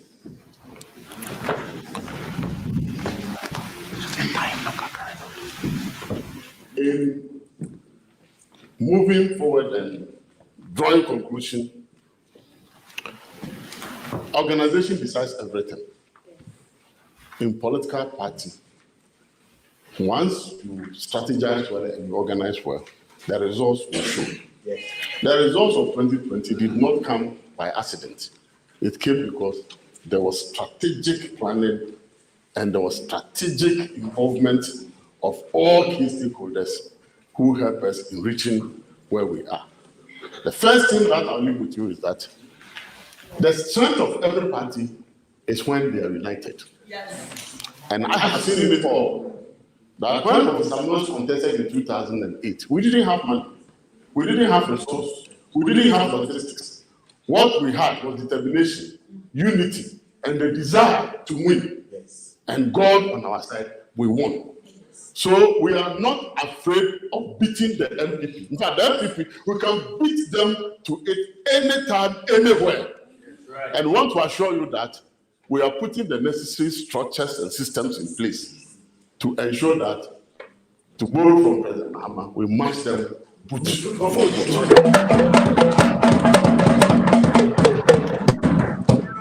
On this note, I want to once again thank all of you and commend you and say that let us also bring competition in the work that we are doing, especially when the states were being introduced. I know that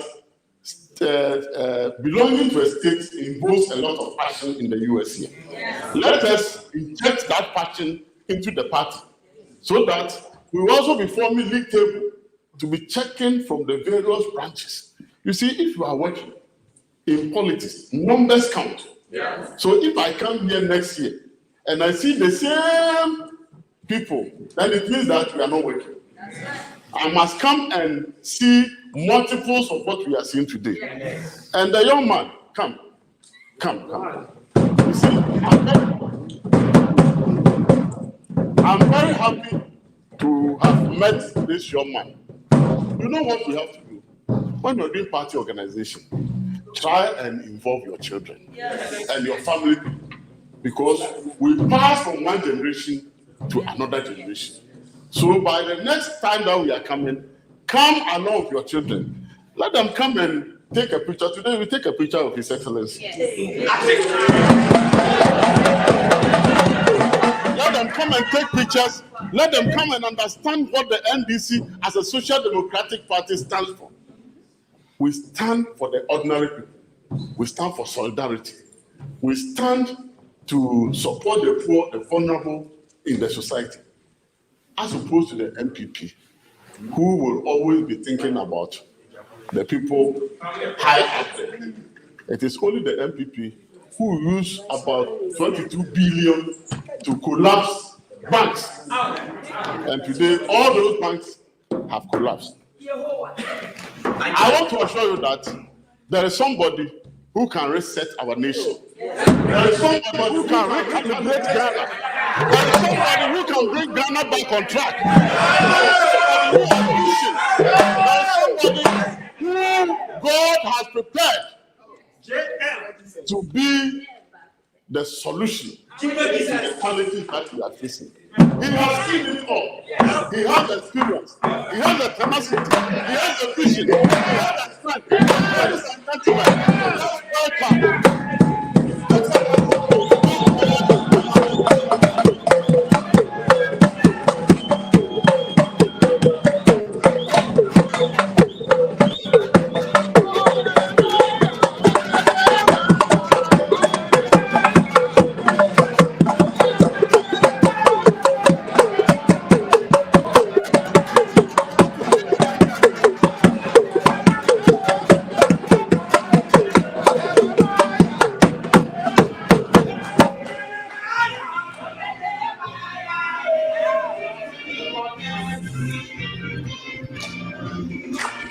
sing along. Let's sing along.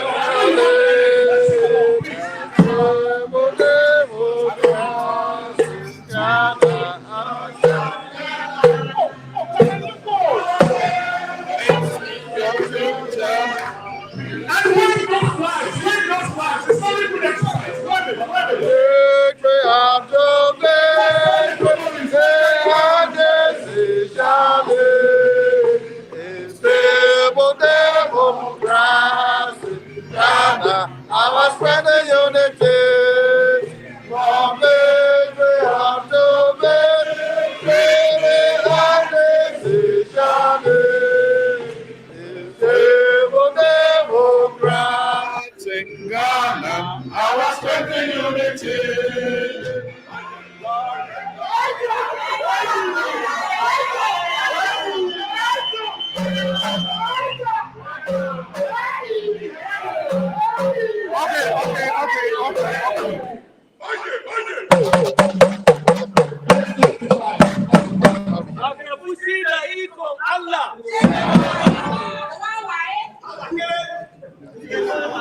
Thank you very much. Ezu. Eza. Ezu. Eza. Ezuza. Ezazu. Thank you very much. Emefa. Mia. Enjo.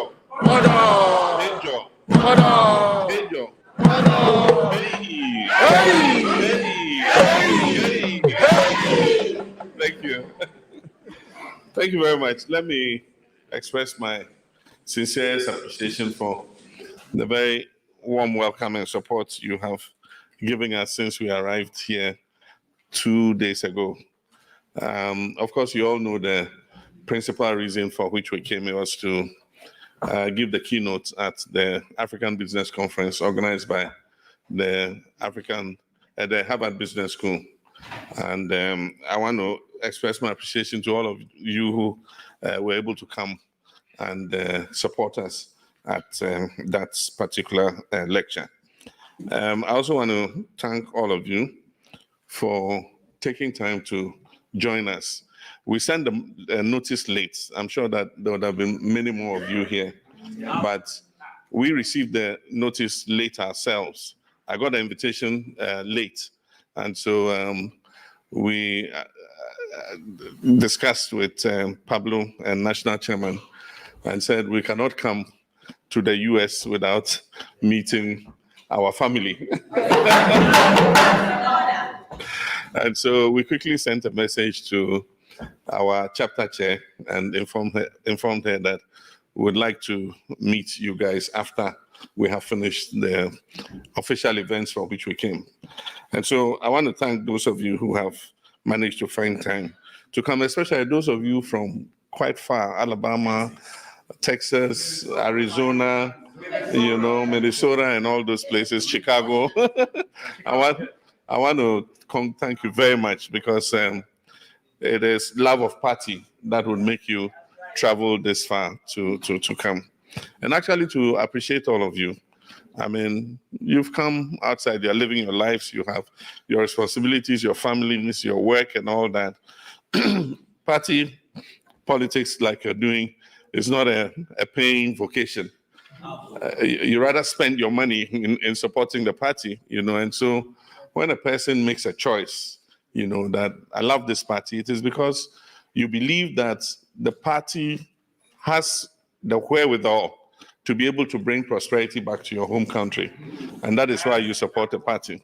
And I must say that you haven't made a wrong choice in supporting the NDC, because it is the NDC that, if you look at the record of the politics in Ghana and governments that have been in power, you find that it is the NDC that, anytime it is in power, allows Ghana to make the most phenomenal forward movements that have happened in our history. It's a bit like the guys here, the two parties here. I hope there are no Republicans here. I noticed that in the US too, the same thing. The Democrats do all the work and bring down the deficit and, put the economy on a nice footing, and then the Republicans come and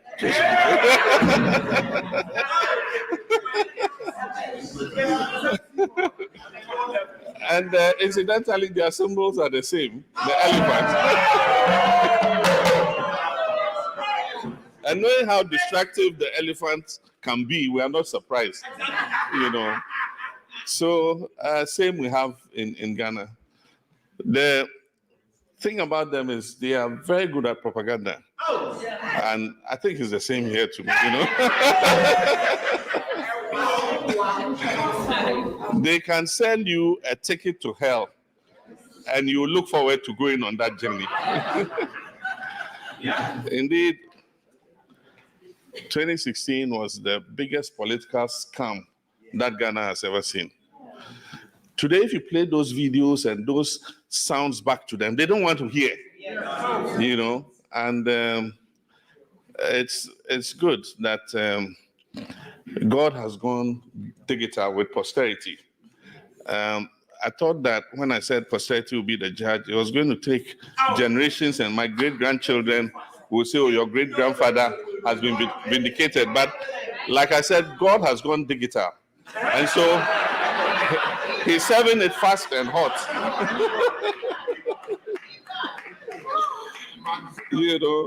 So I want to thank you. And I want to say I love your enthusiasm.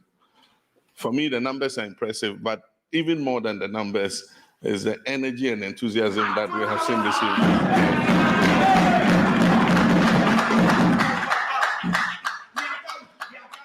We held elections in 2020, and the chairman has spoken a bit about what happened during that election. We went to the Supreme Court after the election. It was an election that was like no other. One, in the sense of the fact that it left 8 of our citizens dead, brutally gunned down by people who supposedly were in uniform. And we know that a lot of those people are the invisible and Delta forces and other forces that have been drafted into the army and the police. Our forces have been quite disciplined forces. And today you see some of them and you wonder whether these are real disciplined Ghanaian soldiers or policemen. You see them with beard, very thick beards, and then you see them wearing earrings, and then they wear Azugu masks against mosquitoes and things like that, Well, they asked Azugu why they were wearing masks, and he says because of mosquitoes, And they played a role in the election, that's, I believe, led to the kind of violence that happened. Of course, the dress rehearsal was Ayawaso West Wuogon, and they said it plainly. An official top executive of the MPP said, if you think Ayawaso West Wuogon or something, just wait. The main election, you'll see something. And truly, they played it out during the election. For the first time in collation centers, you saw heavily armed military officers. These previously, we've all been MPs before. Security in collation centers and around electoral polling stations was handled mainly by the police. The military were not involved. On this occasion, you could see military at polling stations, and you could see them in collation centers. And I think that it was wrong. We went to court for many reasons. One, because there were many anomalies in the results. The electoral commissioner, as the chairman said, went to an unknown location and declared the results from there. And after she declared the results didn't tally. And so they came and changed the results and changed it, we don't know how many, multiple times. And so that, was an issue that we had to deal with. Apart from that, there were problems with the collation. In some of the regional collations, the figures didn't add up. There were mistakes in the figures that were collated. Aside from that, on the pink sheets, they sent one pink sheet to Parliament, which was passed under the constitutional instrument, because you have to send it to Parliament under a CI. And on that pink sheet, there was a column which said you had to record how many people had been verified by the biometric machine. Now look at the subterfuge.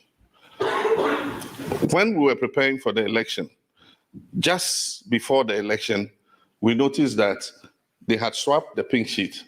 And the pink sheet that was used for the election did not have the column for biometric, how many people were biometrically registered. And so when we raised it, they said, oh, it's an error and something that they'll rectify it. So then what they did was they gave the electoral officers a stamp and said that they should stamp after they fill the pink sheet, they should stamp and record the number, in the stamp, by the stamp. It had made provision for them to record the number. The reality is that most of them did not stamp it. And so a lot of people ask, oh, but why didn't you bring your pink sheets? The pink sheets are only useful if you can match it with the number of people verified, because the number of people verified must be equal to the number of ballots in the box. And so that was another way in which, things didn't go well. But most of all was, we've all done elections before, and the printing presses that print the ballots are selected. And all the political parties are supposed to send agents to those printing presses. And we sit there from the time they start printing until they finish. When they finish, we all tally how many ballots they were asked to print.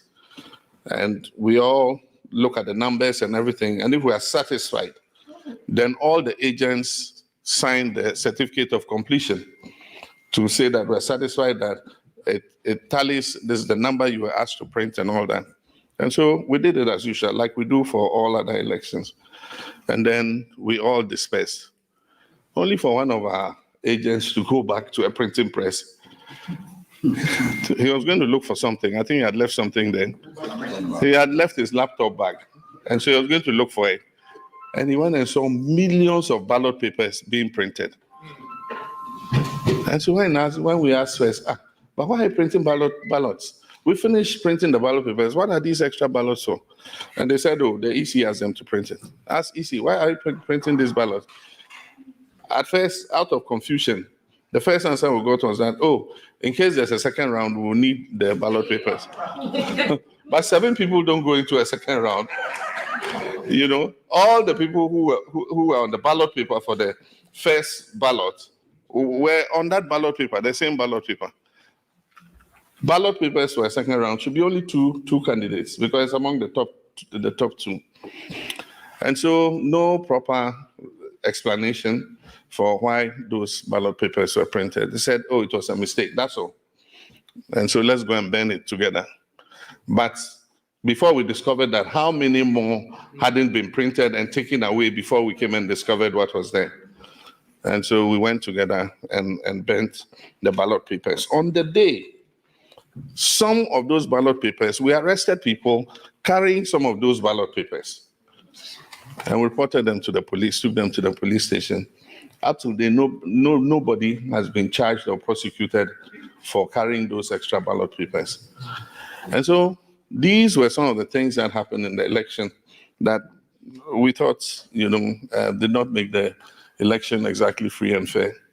And so we went to court, one, to test, our legal rights. And then secondly, to also calm the atmosphere. The atmosphere was quite charged. A few of our people took to the streets. There were demonstrations. There was a threat of violence. And we didn't exactly want to go down that route. And so it was better to use what the Constitution availed us, And once we filed the suit, I noticed that it calmed, everybody. And of course, we went and we got scored 7-0 on every issue that we raised before the court. But that is what happened. And it's not been surprising because I'll talk about that later. With regards to governance, we do have problems with the judiciary, I must say. And I think that it's necessary for some reforms to take place there. Internal reforms. It's necessary for the Chief Justice or whoever is in charge to make some reforms. Like the chairman said, since then we've been busy. We mentioned what we've done. We organized retreats immediately. The first one was in Ho. It was a national retreat. And so all the regions, the 16 regions gave their reports. And it was very interesting to listen to some of the reports. It made us realize that we needed to tighten a few things, because in some of the regions, the seats we lost, it was not, we shouldn't have lost them. Yeah, and so either because 2 people did not agree or somebody wanted to show that, look, if without me, you can't win this seat and all that. And so while you are busy campaigning, somebody is undermining you. And so there are some seats that we have normally won that, we lost. We comfortably should have gone above 150 seats, but even then, as the chairman said, there are some of the seats, that we won, but our arms were twisted. For instance, Techiman, if you look at the pink sheets and you calculate, the NDC candidate won, and yet the presiding officer was forced to declare for the MPP candidate. The case is in court, and we're hoping that justice will be done, and that seat will return to NDC. There's the case of Sehuyo also, where in the last ballot box, which comes from our stronghold, they said there was threat of confusion or something, and so the electoral officer asked that the ballot box be brought to the district electoral office. And so they went with a pickup and took the ballot box. Now the information I have is the human being sat in the pickup, and then they put the ballot box in the bucket of the pickup. And by the time they got to the district electoral office, the ballot box had disappeared. Now, what is done? We've had a case like this before when Afarajan was electoral officer.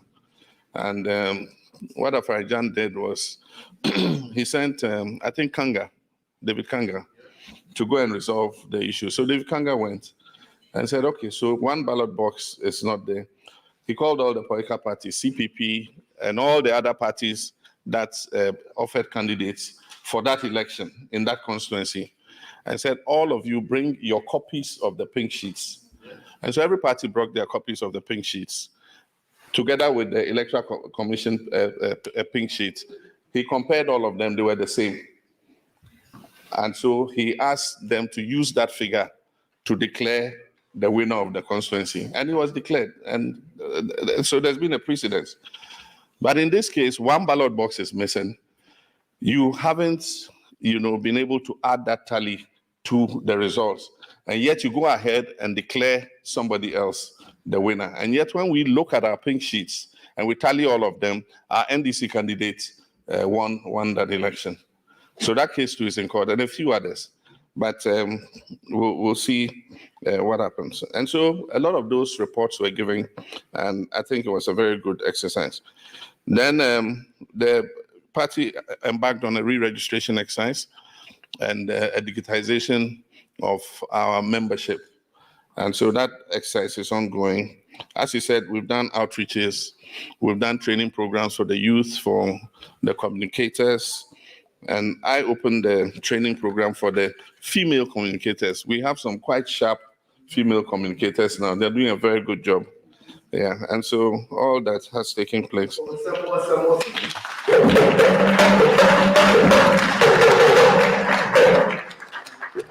And as you said recently, we are embarked on outreaches. We finished 15 regions. It's left only with Eastern region. Last week, we were all in Ashanti region to do the outreach and branch audits to make sure that the branches are there and operational.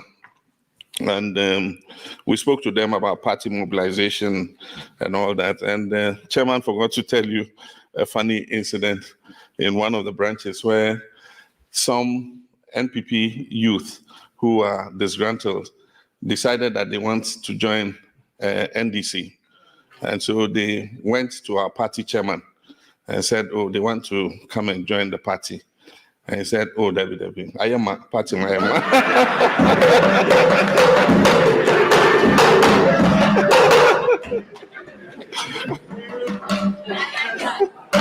He said, the party is full, there's no space for them. So when they asked him, chairman and co-asked him, he says, I am a saying. He said, Sahuano, or higher police station. He says the MPP guy wants to join, is troublesome. So you allow him into the party.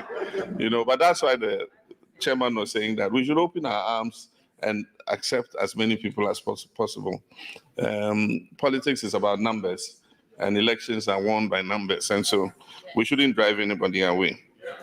So that has taken place. But let me just say a little about what's the current situation in Ghana is. And I heard many of you shouting e-levy, e-levy. Yeah, e-levy is topical because it's a new tax that this government is introducing. And our party has been against it. And as you know, we have a hung parliament. We are 137, we are 137. And there's one independent who has opted to do business on their side. So that brings them to 138 in any vote. Unfortunately for them, one of their MPs is absent out of the jurisdiction. And so they've not been able to marshal their numbers. It makes us 137. And that has made it difficult for them to pass it. But what's the reason why we're against the e-levy. It's a regressive tax. And we think that, as the Vice President himself said, then he was running mate, he said that he didn't think that mobile money should be taxed. Because, he was Vice President when he said it. He said he didn't think that mobile money should be taxed because it's used mostly by the poor and vulnerable people. We had said that we wanted the formal sector to be banked because most of them had no bank accounts. And so mobile money became a very useful way to bring them into the banking system. And so most of them have mobile wallets, and they either transfer money with their mobile wallets or they use it to pay for goods and services. And what is happening is government wants to impose a tax of 1.7, now 1.5. First it was 1.75, but they say they've reduced it by 0.25. So they want to impose a tax of 1.5 on it. Now what it means is that if you have your account and you go with your check to your account and you take money out of it and you take the cash and you go to any supermarket and buy anything, you don't pay any tax. But then if somebody takes his mobile phone and goes and pays for anything like you in the supermarket, apart from the normal taxes that we all pay, value-added tax and things, you pay an extra 1.75, and the thing is, the tax is multiple, because if my employer puts my salary in my mobile wallet, let's assume 1,000 Ghana cedis, for just as an example, 1,000 Ghana cedis. Anytime I spend above 100 cedis, I'll pay 1.75. If I send money to my mother, I'll pay 1.75. If I send money to my child in school, I'll pay 1.75. Any electronic transaction I do above 100 cedis, I'll pay 1.75. But if I have an account and I go and draw my 1,000 cedis, I'm good to go. If I spend it on anything, I don't pay 1.75. So it's like a tax on tax. Because you paid me my salary, you've taken out the tax already. And yet anytime I spend that same salary, using it electronically, you tax me. And so it's a regressive tax. And that's why we are against it. And we've all been fighting for a cashless society so that people don't carry cash around. Now, if you introduce this tax, it will encourage people to carry cash around. So it's stuck. And what they've tried to do is to injunct our member for Asin North. They're trying to get the court to place an injunction on him not to carry himself as a member of parliament, so that will reduce us to 136. Now, unfortunately for them, one of their MPs is also ill and has been in hospital for quite some time, and so depends. If his condition does not make it possible for him to come to parliament, then it means that we'll be 136 again. So we don't know exactly what is going to happen, but they are making all efforts. I mean, they went to the same Supreme Court and went and got a verdict that says that deputy speakers presiding can have a right to vote. It's the most absurd decision. And it was 7-0 again, unanimous. Yeah. And I don't think that the judges understand the convention in Parliament. In most motions we carry in Parliament, the first vote is a voice vote. And so the Speaker puts the question, as many as are in favor say aye, and as many as are against say no. So when he says as many as are in favor say aye, let's assume that he comes from that party.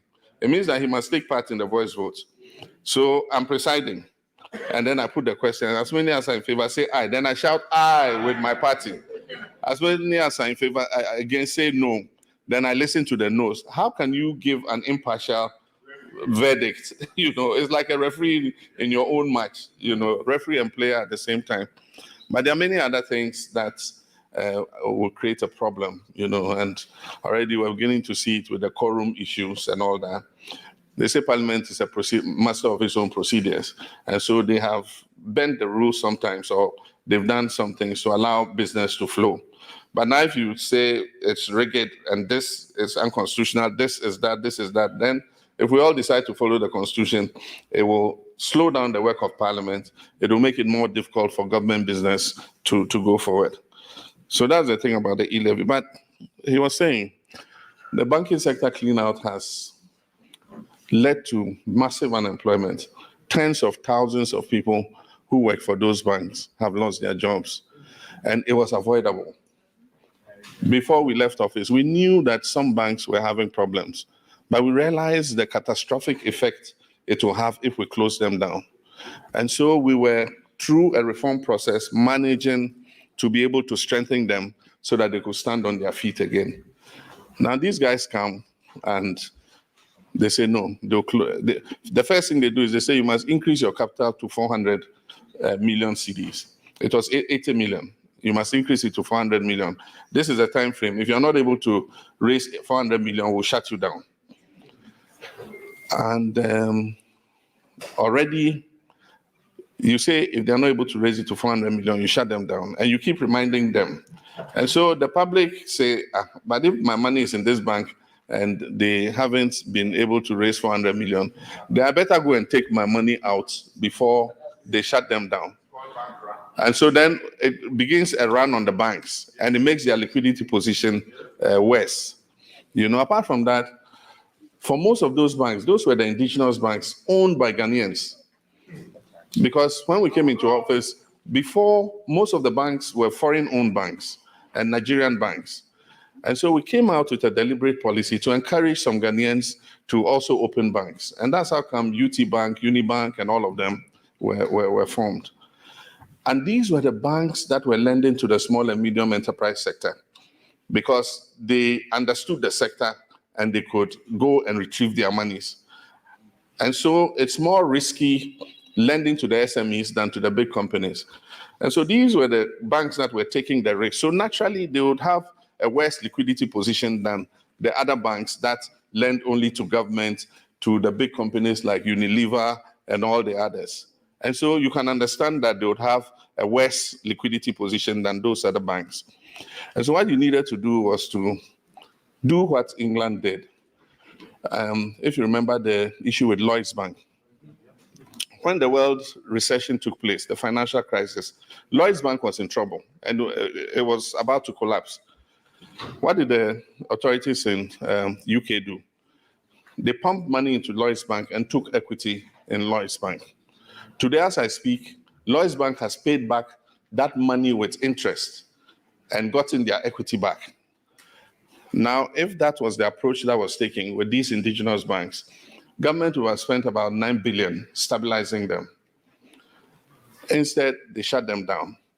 And because they guaranteed deposits, meant that they'll pay everybody's deposit to him, government ended up taking a debt of almost 25 billion cedis. I mean, who does business like that?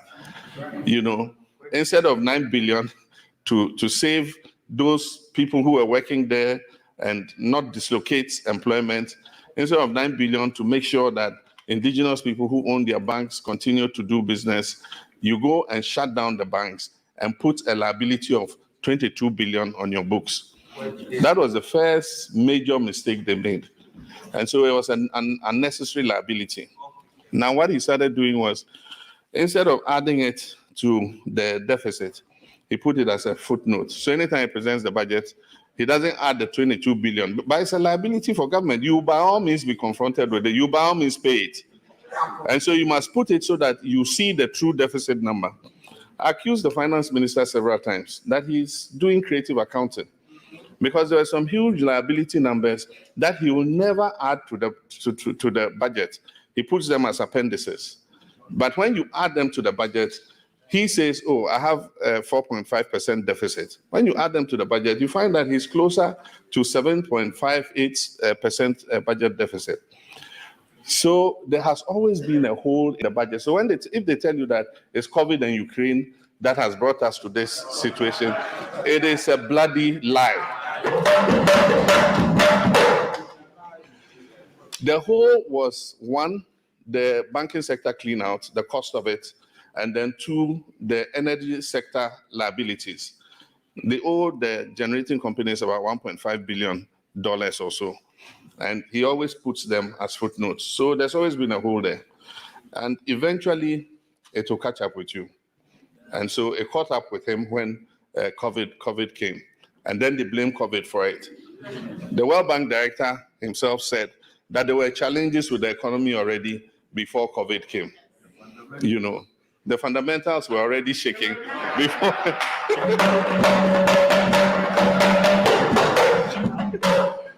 You know, so you can do all the propaganda you want with the fundamentals.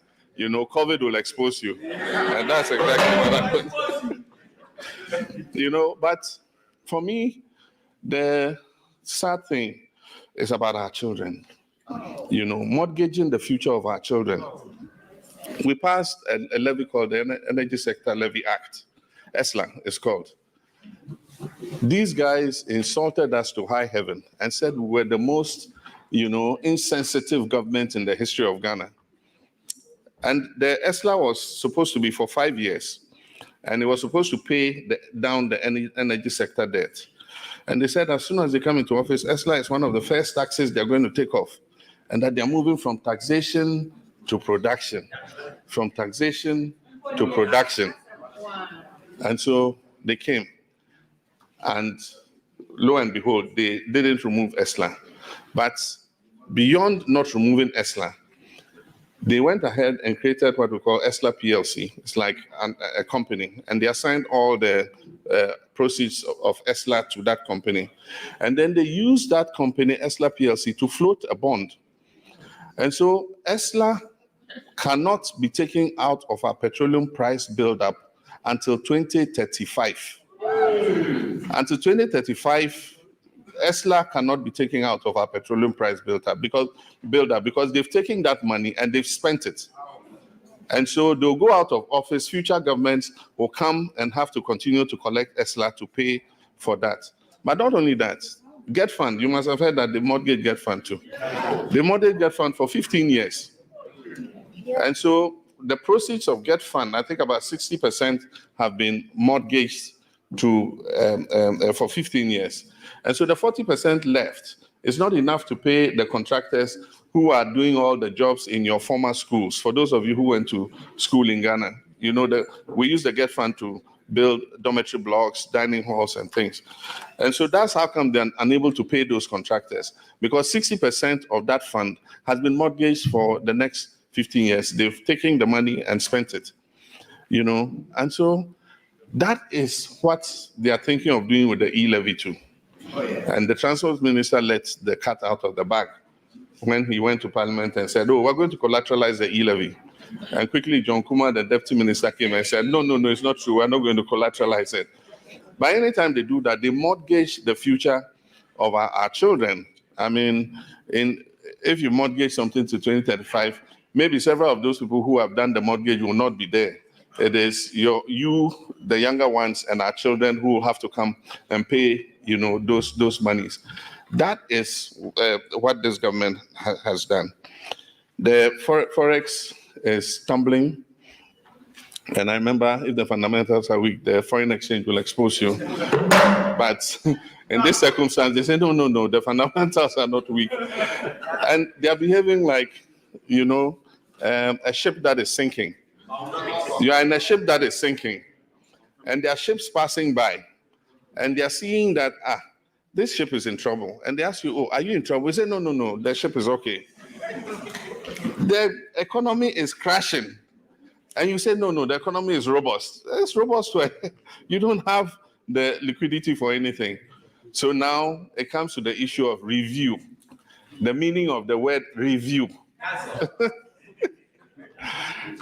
I said that when I come into office, within 90 days of my administration, I'll call a stakeholders meeting and bring everybody who is a stakeholder in the education sector to review the free SHS so that we can make it more efficient, cut out the waste and all that. And of course, they did politics with it and said, oh, review means cancel. And I remember at the time I said, there's only one lawyer in Ghana that I know in whose vocabulary review means cancel.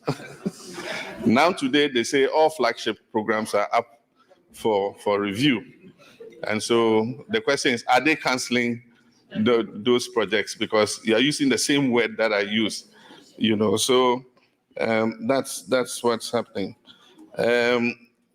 Aside from that, governance institutions, and that's what I was saying, have been politicized. Most of the governance institutions have been politicized.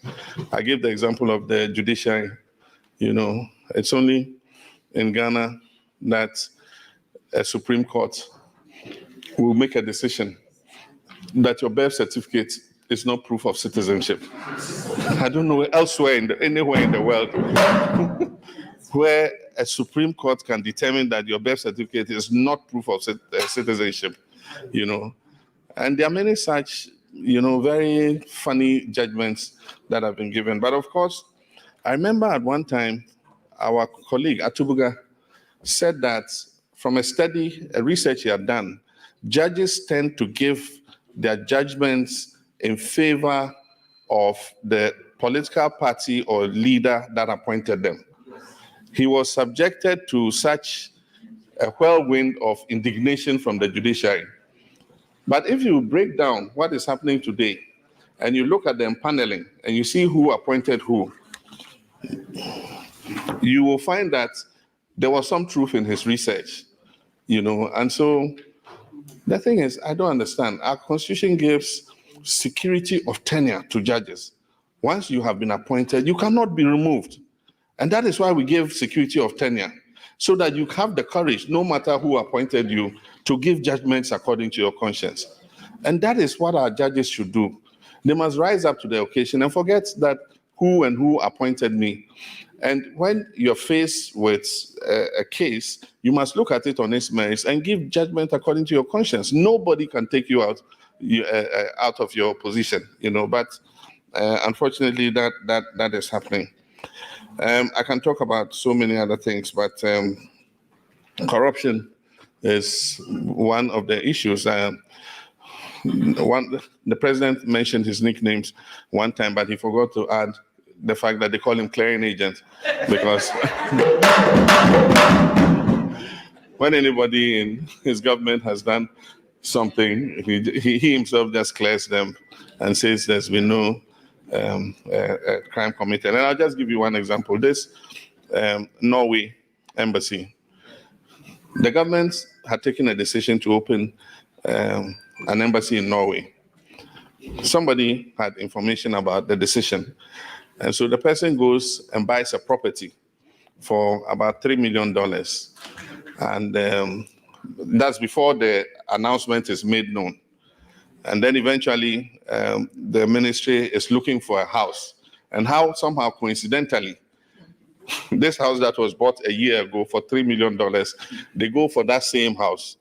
And this time the house is selling for $12 million. And all the confusion that took place afterwards, But and then when the president was asked, he said, oh, they've looked into it, there's no wrongdoing, and that no money was paid. So, but there was an intent, to pay that money if a black man and co had not caught on to it, that money would have gone into some private pockets. But there are many other such cases, A minister says he was confused. And so he went and paid some money for vaccines without procurement, absolutely nothing. Look at this Frontier Health Services. When you're going back to your own country, you have to go and pay $50, at the airport. 150. If you hold a foreign passport, 150. But if you hold a Ghanaian passport, it's 50. And the thing is, the airport company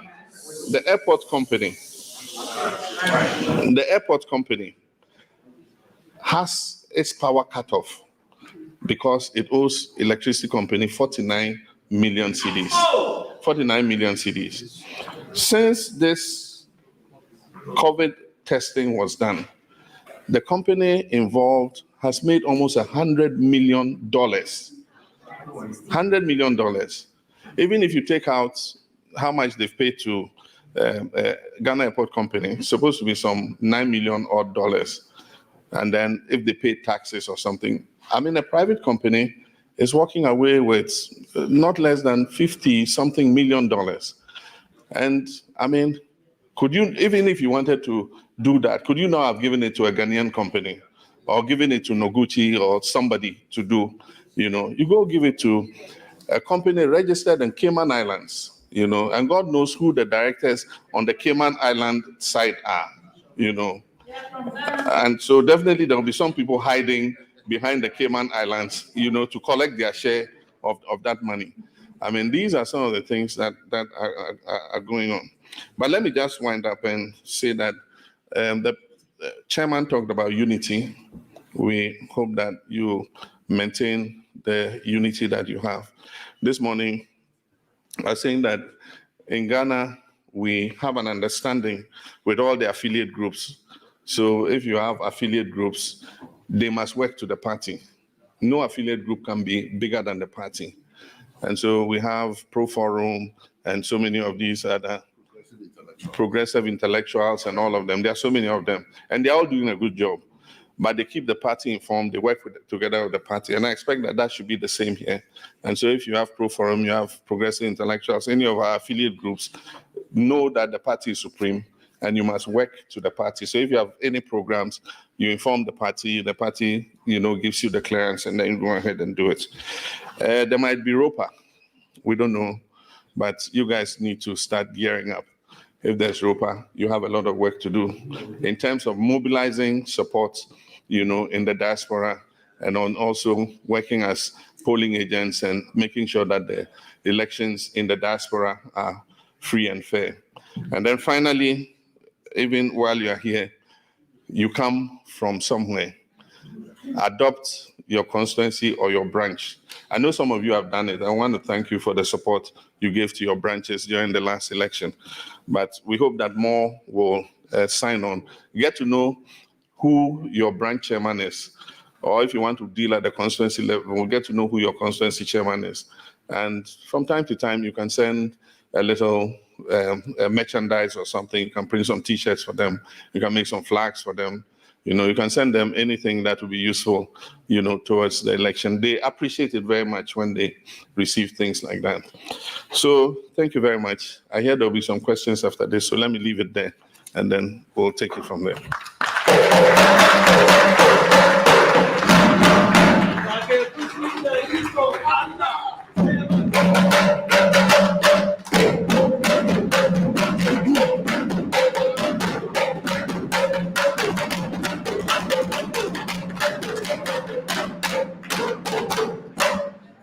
Thank you very much, Your Excellency. I want to do a quick energy check.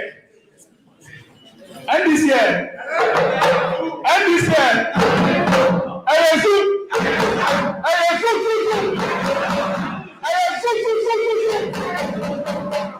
thank you very much. The second order of business, and I know two things remain very important to you guys, apart from item 30, we'll have a Q&A session. But before we do that, Mr. President, I have a small favor to ask. I believe promises are good only when they are kept. So our little friend here, you were promised a picture. Come and take your picture with the president. Give him a round of applause.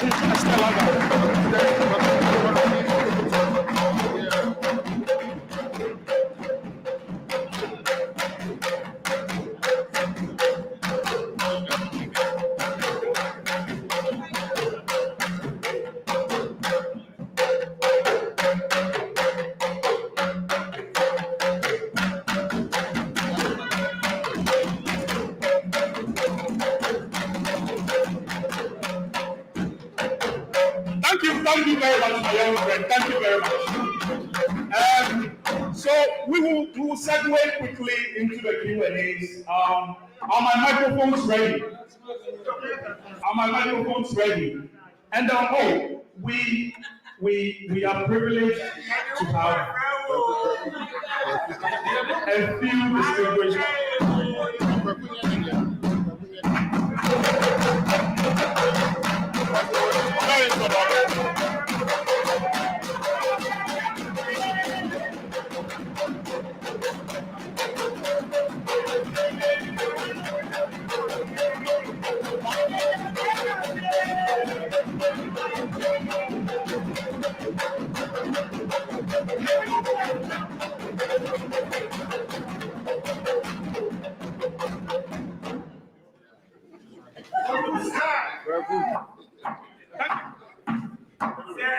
Thank you very much, Kusket. So this is how the questions and answers go.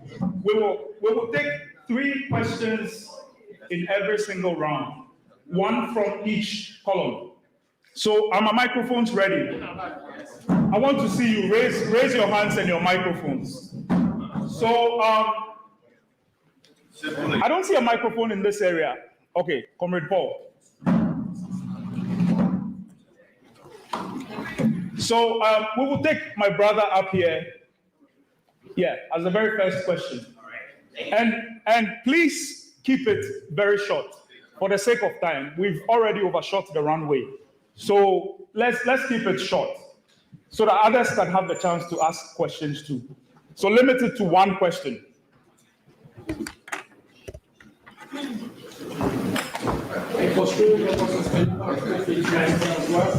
And mention your name and the branch that you represent.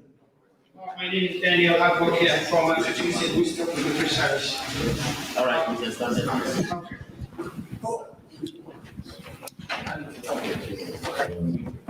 So, Mr. Incoming President, I just want to ask you, how will you avoid repeating the mistakes of the good old boy who has created and is content with all the mess that is going on in our country? How will you promise us that you're not going to repeat all those because you've been in power before? I just also want to ask you that,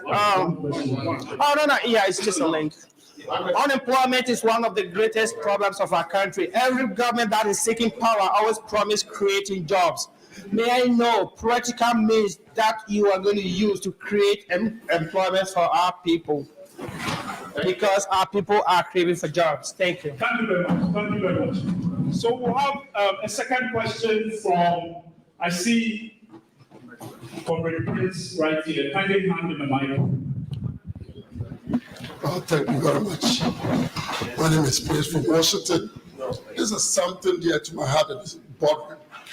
In the United States, that is why we have about 3 stages of checking before you go into employment, which is what we call clearance, security clearance, and top security clearance.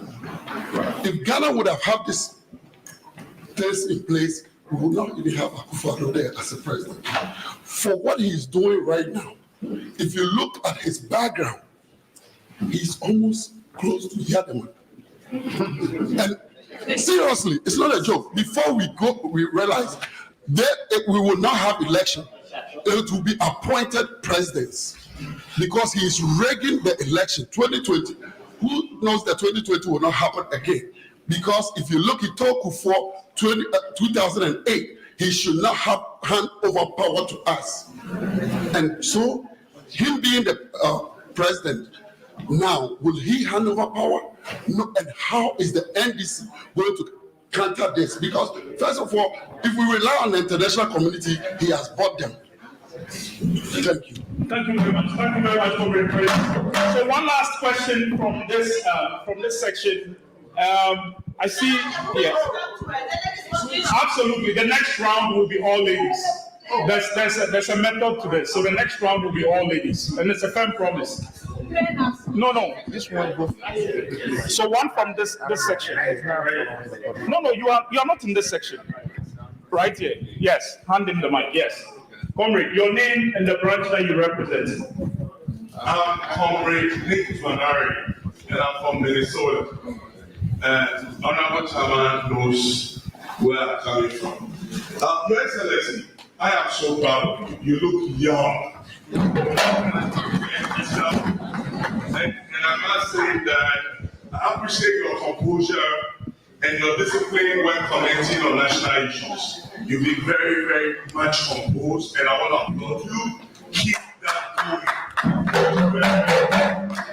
You touched a bit on the COVID, fees and things like that. There's something on my mind. I know 2024, you will be the president of Ghana. Okay? However, like George said, we have to be proactive. We have to plan. I am having sleepless nights. I don't know if I'm also becoming a prophet. I'm beginning to suspect that World Power might come into the midst of things. So I know you have a good legal team that is taking steps to be very proactive.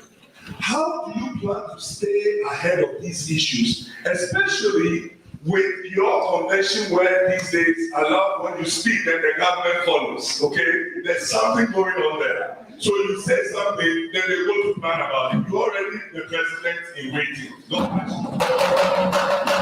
Thank you very much. Hold on. So for this round of questions, we will give Your Excellency the chance to respond. So we have, the first question was mistakes from the past and how we are going to avoid it. And then the second one from Prince from Washington, how are we going to ensure a safe or a smooth transition of power? And then the last one, Nick from MN, is about something related to ROPA. Are the mics working? Okay. Is the mic working? And our women, please get ready. This round is for you. Special one.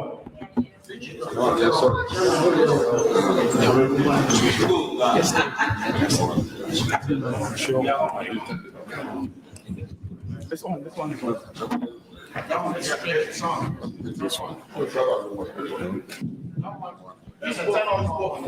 Well, thank you very much.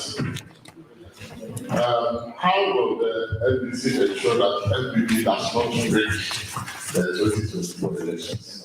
A lot is written, and I told you that we have done a review of the elections. So look at both the technical, the human, and other aspects of the elections.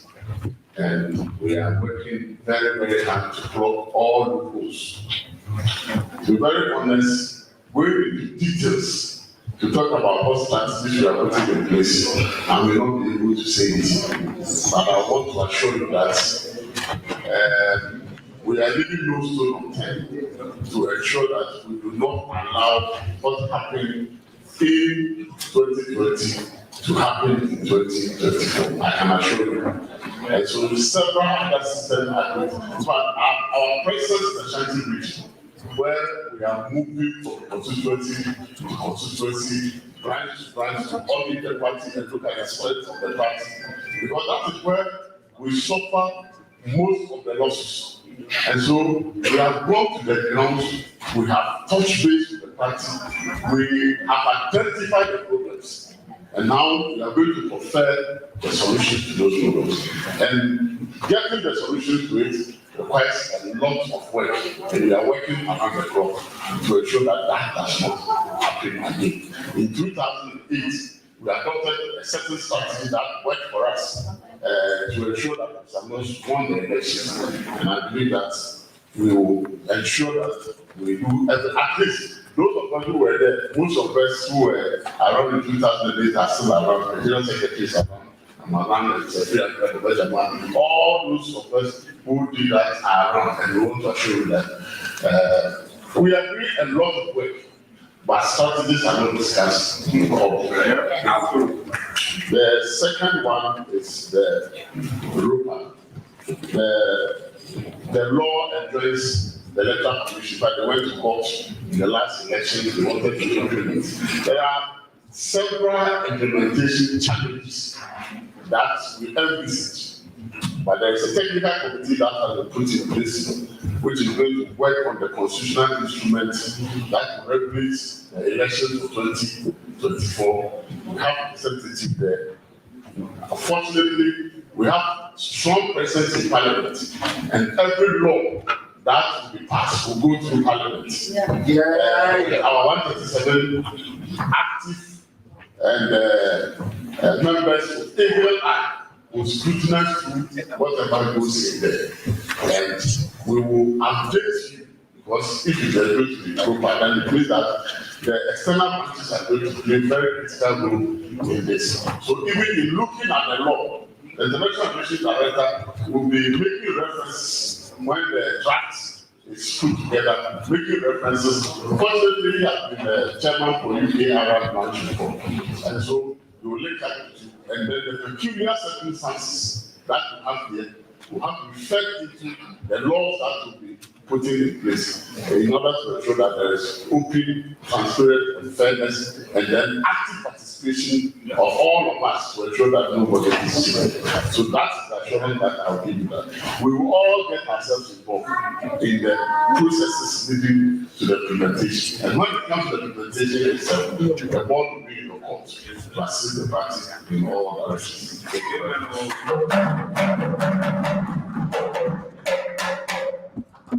Yeah, thank you very much. As you said, time is fast spent, so I'll be very brief with this one. Since have you guaranteed that you don't repeat the mistakes of the past? And there are several sayings in English that I've used. First experience is the best teacher. I've been there before.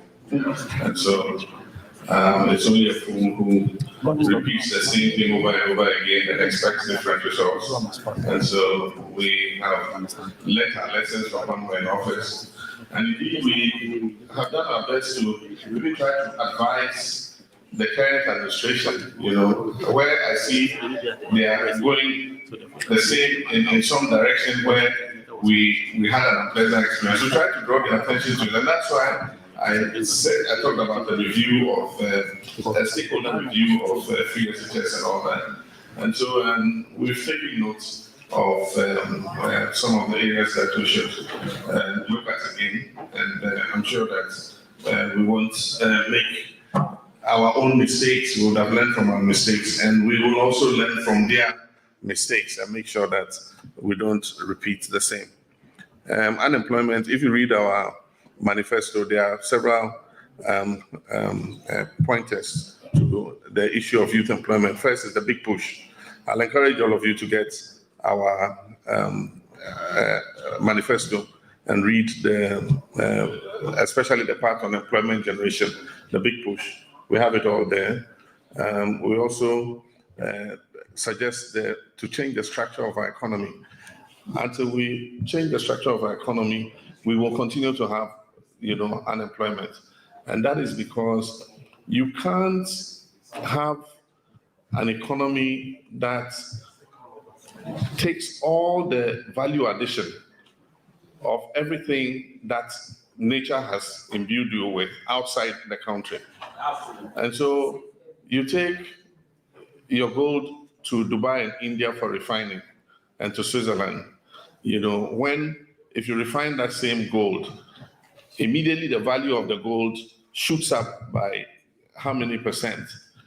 You buy it at bush value, they take it and refine it, and they sell it at $2,000 an ounce and make more value from the gold than you made. I mean, cocoa, we've been talking about cocoa processing for how many years? And yet, still, I don't think we do in excess of 35% local processing. And even if we do 35 local processing, all the major big cocoa processing factories are foreign owned. When we can encourage some of our people, there are a few Ghanaians who have gone in, like Plots, the lady in Takrade, and another one in Tema, Niche Cocoa. They also have done well. That's what government should do. Government should encourage Ghanaians and support Ghanaians to invest. Because let me tell you something. We use GDP all the time to show how big our economy is. But what is more important? It's not the GDP, it's the GNP. That is the gross national product. The gross national product is the share of the GDP that is generated by Ghanaians. And as I speak, our share of our total gross domestic product is not up to 50%. Because most of the most valuable companies in Ghana from telecommunications to mining to construction and all that, are foreign owned. And one of the things that makes the cedi sink is that from March, April, May, they start repatriating their profits. Once they pay their taxes, they ask for dollars to repatriate their profits. And so until we change those structures, we're going to have this unemployment problem following us. And so in the manifesto, we talk about these issues, changing the structure, but then also encouraging our people to be entrepreneurial. Most of our children coming out of university and schools are looking for somebody to employ them. But I mean, now in most parts of the world, young people are coming out with a certain entrepreneurial training. And so when they come out, they want to establish their own businesses and rather become employers rather than employees. And so how we can encourage our children to do that will be fine. Aside from that, adapting the school curricula. When we're in office, Nana Jenopokwa did something very significant. She called business, businessmen, Unilever, Goldfields, all the businesses, small and medium enterprises, all of them, and then asked them, what kinds of skills are you looking for? They were on one side. Then she called academia, all the vice chancellors of the universities, the polytechnics, all of them on another side, and asked, what kind of skills are you looking for? And this one says, so I want very qualified accountants. This one says, so I want sharp, business management people. This one says, so I want civil engineers. I want, structural engineers. I want mechanical engineers. This one says, so I want technicians. And then you move to the academic side and ask, what are the training that you are giving to our young people? And you find that most of what the skills that they mentioned they wanted most were not the same skills that were coming out in the right proportions from academia. Most were doing humanities, marketing, and all those kinds of soft courses. Somebody said dondology. You see?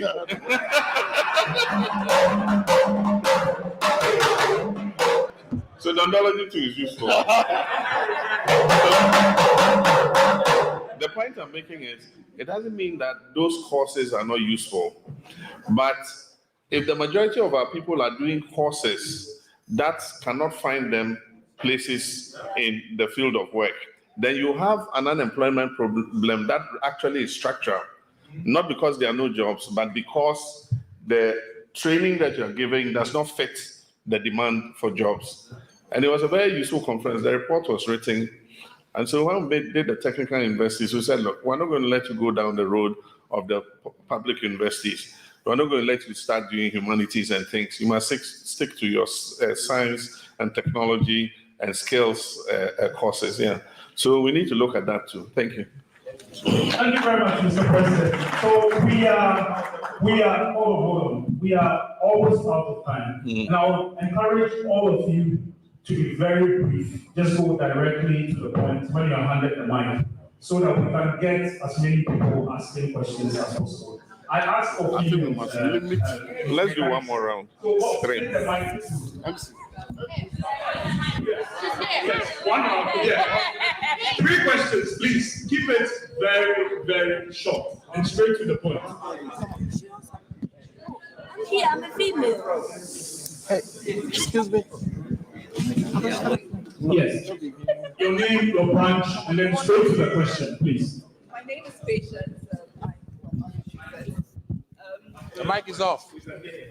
Well, so our country is very blessed with a very but we realize that it vests a lot of, the Constitution vests a lot of power in the hands of the president when it comes to especially appointments. Now, when such power in the wrong hands can undermine constitutionalism, can breed dictatorship, and in many cases weaken the institutions. Now, seeing that you're going to be the next president of Ghana, I just want to know what your thoughts are on this. And also, do you have any plans of actually effecting the changes that were initiated while you were vice president with respect to the constitution review? Thank you. Thank you very much. So next question here. No. Every section. Please, your name, your branch, and then go straight to the question because we are very, very pressed for time. No, it's not. Hi everyone, my name is Elizabeth Ajapong. And I want to humbly observe all protocols and acknowledge the leadership in the House. My question is that it is crystal clear and palpable from empirical evidence that the current government is doing a lot of damage to the country. So my question is, when you become the president, Your Excellency, I'm not using the word if because I'm not leaving that room for any doubt. So when you become the president, are you going to go ahead and fix the damage that has been done, or go ahead and work on your goals that you have set for the next 4 years? Thank you. Thank you very much for keeping it short. So our lady over there, no, the mic is already there. The mic is here. No, there's another mic there. So please. Okay, thank you. We can't hear you. Your name, your branch, and then straight to the question. Yes, madam. My name is Amanda Banson. Yes, this is the 10th time I'm seeing you. Your branch, please. Oh, New York. And then straight to the question. New York, yes, New York. Thank you. I want to know why you are so quiet and the Japan is always on top of you. I just want to know. It's okay. I'm done. Please, yeah. Yes. Let's keep it quiet. Yes, Excellency. So get to the question. Please. Get to the rest of the program. For the past 3 days, I want to ask this question by force. You have to tell us, why are you so mute and this man is always on top of you? I want to know. Thank you very much, Auntie Eunice. Thank you very much. Okay, so the last question goes to the lady in blue. What about we are pressed for time. Pardon me, and work with me. So please. My name is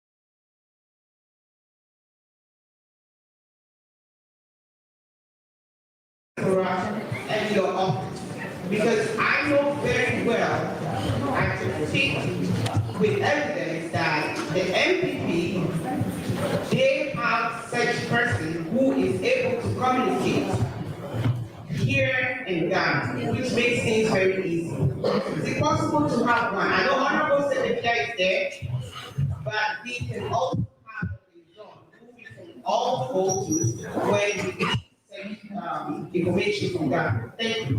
Thank you very much for the questions. So let me run you through the questions quickly. How are we going to revamp the propaganda team? And then Eunice from NY, you were talking about the quiet about from Kennedy, Japan. And then we have Elizabeth Japan speaking about how are you going to fix the damage that has been left and still focus on your goals. And then we have Patience from MA asking about the constitution and appointments. So over to you. Well, let me do this. One on propaganda. In the first place, I mean, contrary to what you are observing, I think that under the present dispensation, our communication team has been very, very proactive. The challenge that we have had is that when this government came in, they shut down most of our radio stations. And so Radio Good, which was one of the strongest mouthpieces of the party, for instance, has been down for so many years, I think more than 4 years. They've just come on board. And so in terms of the communication machinery, I think we've been very proud. Today, MPP are finding it very, very difficult even to defend their own policies and programs. But the challenge that we have had is how to link up that one with the outside world in terms of radio stations. They have dominated most of the radio stations and others. And so gradually with Radio Gold coming on board, Muntie coming on board, SYZ coming on board, and Ahoto FM and others all working. What we want you here to also do is to help us to get some of the linkages on the local radio stations. I, for instance, I own a radio station. All what I want is for somebody to say that there's a radio station in this state or this state that we want to take our program live. Then we'll be able to reach out to you. But most of them too are on YouTube now, YouTube TV and others. So as far as communication is concerned, I think we are not doing that bad.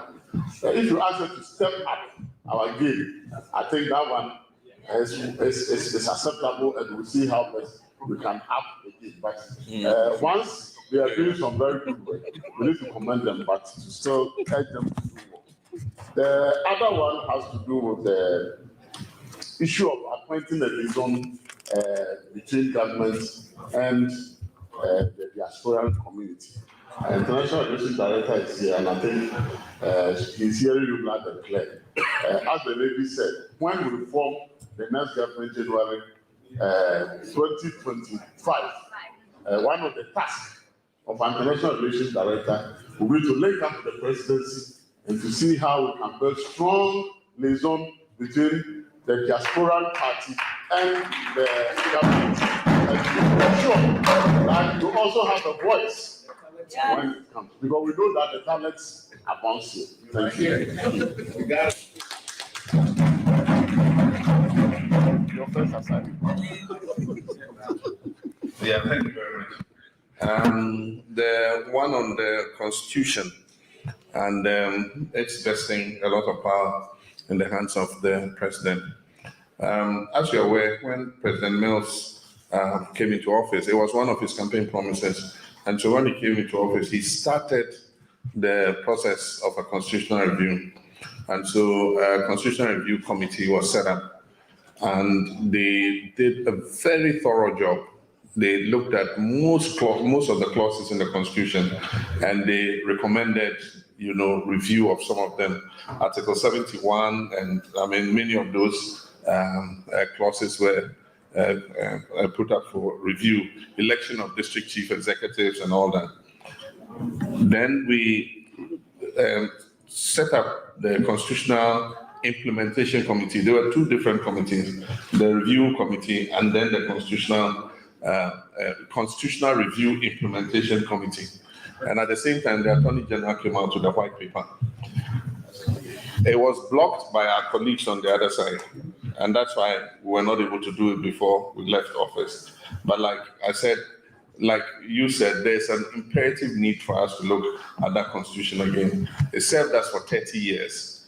And there are some things that we need to tweak so that it becomes a living constitution and is able to serve us for another 30 years. So it will be firmly on the agenda. Indeed, it's in our manifesto that we will complete the process of the Constitution, the review of the 1992 Constitution. It's one of our manifesto pledges that we have made, and so we're determined to carry it out.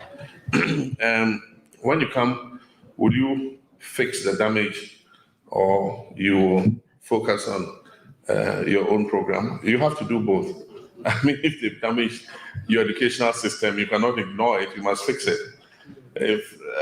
Right now, there are so many problems with free SHS. They themselves say they want to review it. But one of the unfortunate things it's doing is leading to a drop in quality. Yeah. Today, some of those free SHS graduates are arriving in university, and one university lecturer, I don't know if you've been following, one of them in exercise preparation said, how can you get an A1 in mathematics and you can't even work percentages?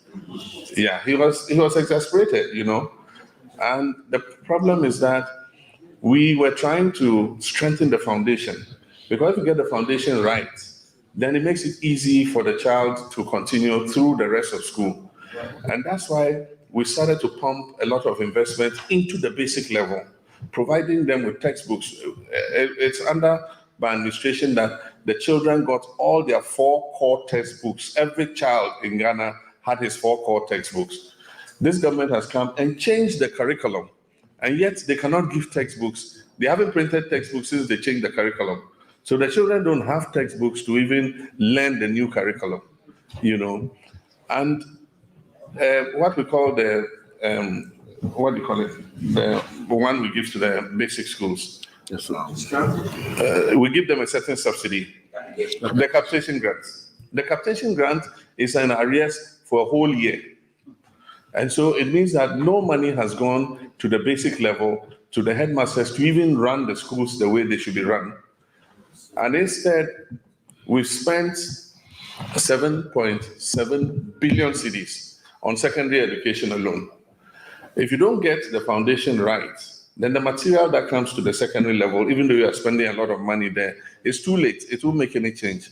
And so what they've done is they've changed secondary school into a conveyor belt. When you and I were in school, if you didn't do well in a class, you were repeated. But because of the free SHS now, they tell the teachers to just send them factory, whether it's defective or not, you let it go, let it go. So they just go through like that, So if there are areas that need to be fixed, we'll fix them. We need to look at the healthcare system. We're building a lot of hospitals across the country. When they came, they abandoned them. So Kumawu, Abetifi, Formina, Afari Military Hospital, all those hospitals have been abandoned. And so we need to come and take them and complete them. The community day schools we're building the community day schools because we knew free SHS was coming and that it was going to increase the number of children who were coming into school. And so you needed to build additional secondary schools. So we said, let's build 200 new secondary schools across. And there'll be community day schools so that the children can easily go to school and back, so that we won't have pressure on the existing schools. When they came, abandoned the schools, some of them have been completed. They've refused to put children in them. And so they started the free SHS. And of course, as we anticipated, the numbers increased.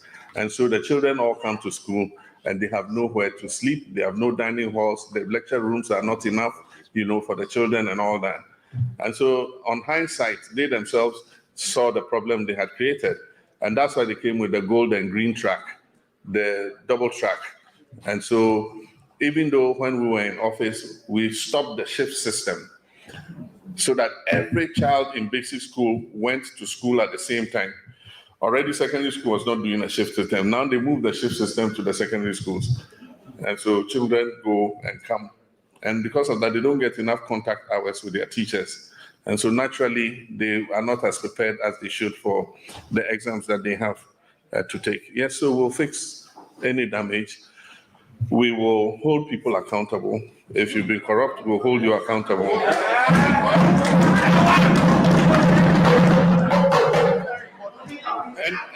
And it's important for Ghana that MPP leave office so that the people of Ghana can hold them accountable.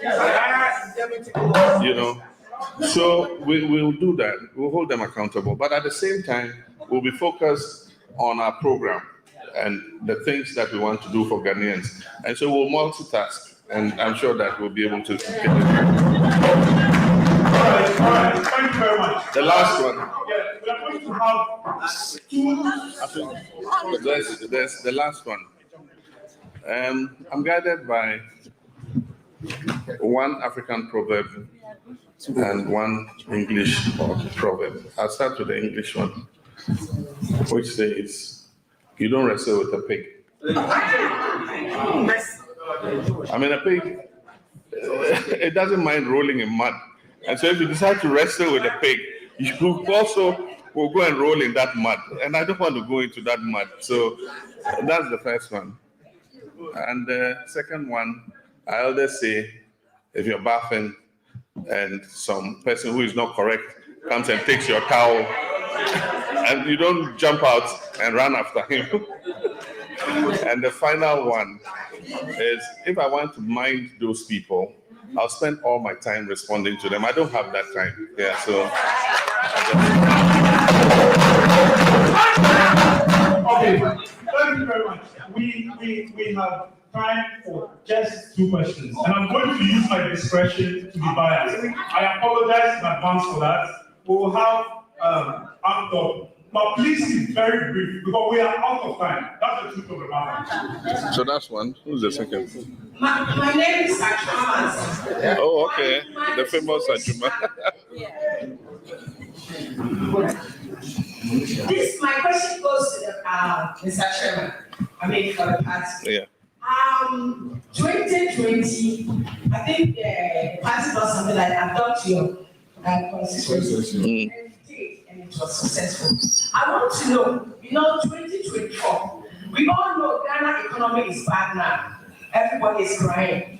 There's no money in the system. So what are the plans?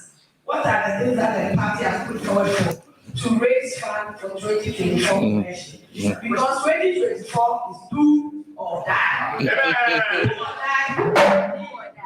It's a government which is if I said them help Russia, because they're bad women grow for. Yes, it's your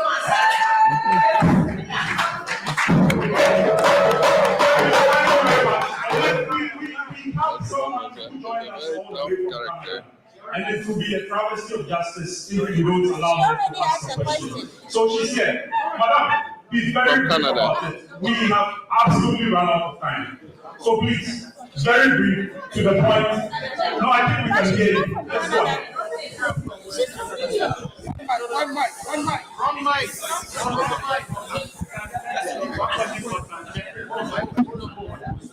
Okay. Yeah. Please, go ahead.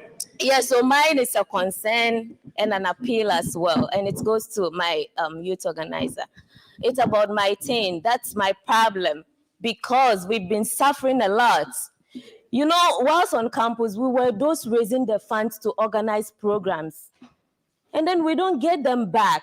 We did it as a sacrifice for the party. And when we came to power, it was the same thing. I've been here and then they've been calling me, send something, send some funds for programs. I think if you can remember when we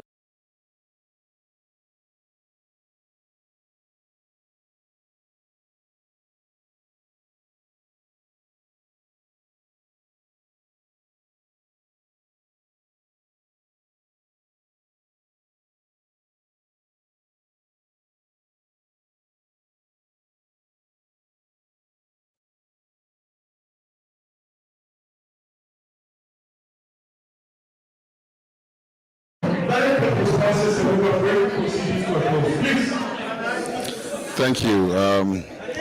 Madam, I didn't get your name. Okay. Thank you for your question, Councillor. TAIN is better funded now than it was previously, and that you can find out and attest to it. Our students naturally have an insatiable desire. So every now and then they will reach out. No amount of money is enough in organizing party activities. But as it stands now, we have done very well with funding of TAIN activities across the country. And just this past Monday, we launched the national TAIN by His Excellency, our former president and the incoming president himself. What the app seeks to do, and the good news is that the app was launched on Monday. As of this morning, more than 6,000 to 7,000 members have already subscribed to. And you are forced to pay your dues. We're a party in opposition. We can only be effective when dues are paid. And so we're encouraging many more to pay our dues. The other issue is when you are dealing with students, it is always a challenge. Even though we have a structure, we expect all of them to follow the structure. People exploit TAIN for personal gains. So you go for a program, and chairman is here. I have taken a national chairman around the whole country, including the general secretary, attending 10 programs. I believe that when you find out today, you realize that 10 is in a more better place than it was. Today, 10 is bigger and better than any other political organization on any of our campuses. Legon, Tech, UCs, anywhere. It is because of our continuous support and funding for 10. His Excellency President Mahama was in UCC 2 years ago, attending a 10 program when Professor Nana gave the lecture. So we've positioned 10 very well. We've launched the app. The app is going to take care of funding. And this time around, what the app also does is to help with accountability.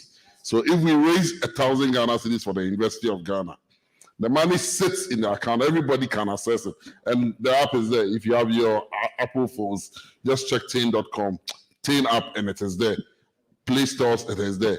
So we know how much University of Ghana has sitting in their accounts. So when you have a program and you draw the budget, the regional youth organizer and then the patron for the school approves the money for you, and then you get access to it so you can go and utilize it. And then we expect that all programs, because sometimes you are ambushed. You are sitting in Accra and you are told there is a program happening and bring money today.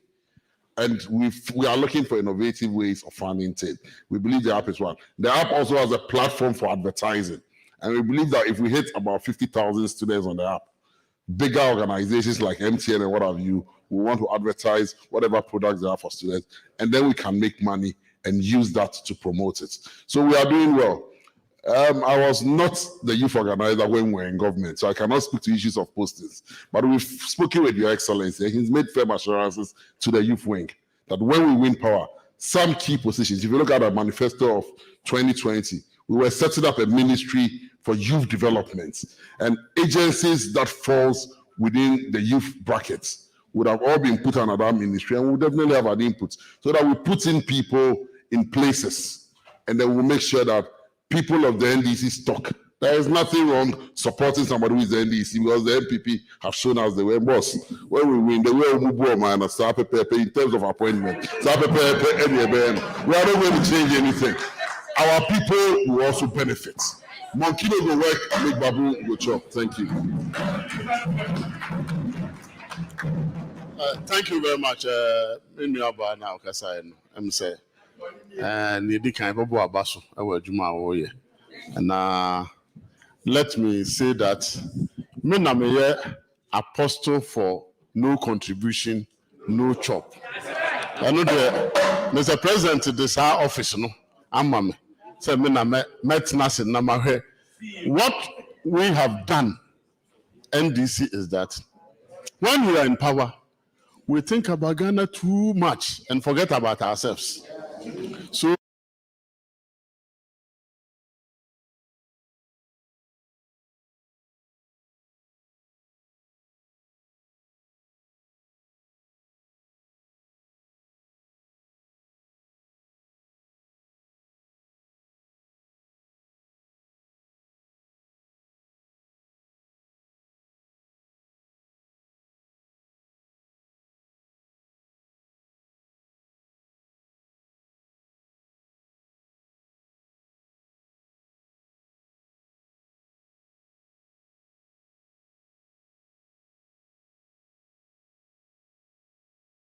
has started digitizing our party ID card and dues payment. You see, about 5 million people voted for us. 6-point-something million voted for us. 6.3. If 2 million of those people decide to pay dues of 1 Ghana cedi a month, we can get 2 million Ghana cedis every month. And I don't know what 2 million Ghana cedis a month cannot do.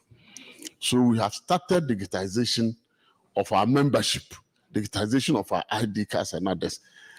It is difficult for somebody to walk into a constituency office or branch office just to go and pay dues of 1 cedi. Because sometimes even taking trotro to that office will be more than the 1 cedi he's paying. So we have decided that we are digitizing it, so you can just use your Momo, and that is why we don't want them to come and take something from this our small Momo that we are going to take for people. So the innovation that we are coming out with will ensure that as many people as possible in the comfort of their homes, those of you who are in the diaspora and others in the comfort of your home, by the click of the phone, will be able to pay your dues. And then when it comes in, it will form a formidable part of our internally generated resources to run the party. It is now under trial, and we have started in Accra. And very soon, once the system proves to be very effective, we'll roll it out internationally to affect all of you. And we believe that in fundraising, little drops of water makes a mighty ocean. So we will assure you that everything is being done. As we also move around, we are doing a lot of networking. And I want to say that there are so many young entrepreneurs who have shown interest in our party. And the meeting that we have had even on our trip here gives us hope for the future that this party, with the confidence that people have in the leadership of President Mahama, I am very sure that by the time we go into the election, the issue of funding will be sorted out by kind-hearted people who mean well for Ghana and who want to see the NDC back into office. So that assurance is given. Thank you very much. So at this point, I would like to sincerely thank each and every one of you coming from near and far. I know that this land is vast. Special thanks or recognition goes to Honorable Nuru Hamidan.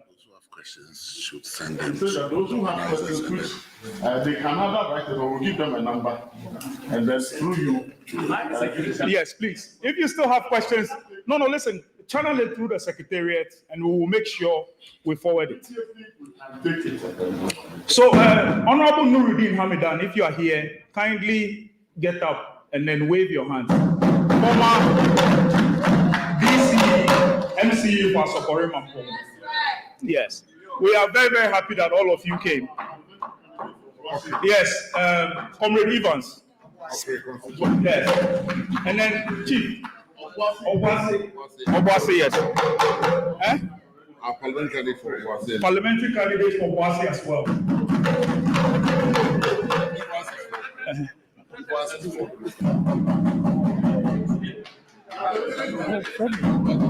Yeah, Evans is from Okre. Thank you very much.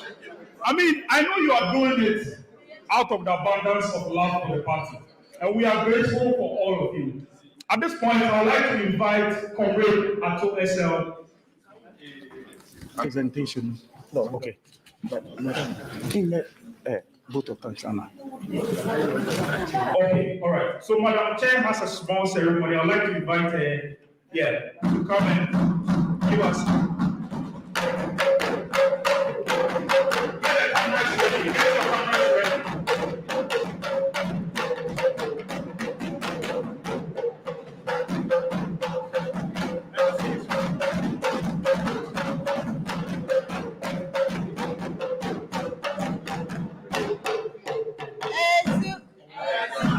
Before I do this presentation, I just want us to shake our bodies. I know the time is fast spent, but we need this.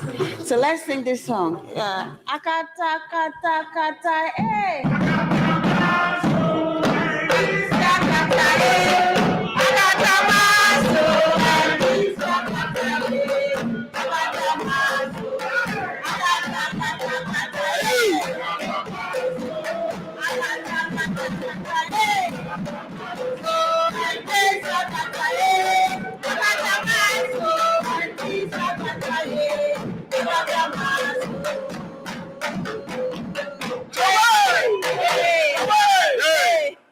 Thank you very much. As you can see, MPP pride themselves as having the men, but NDC, we have to boast.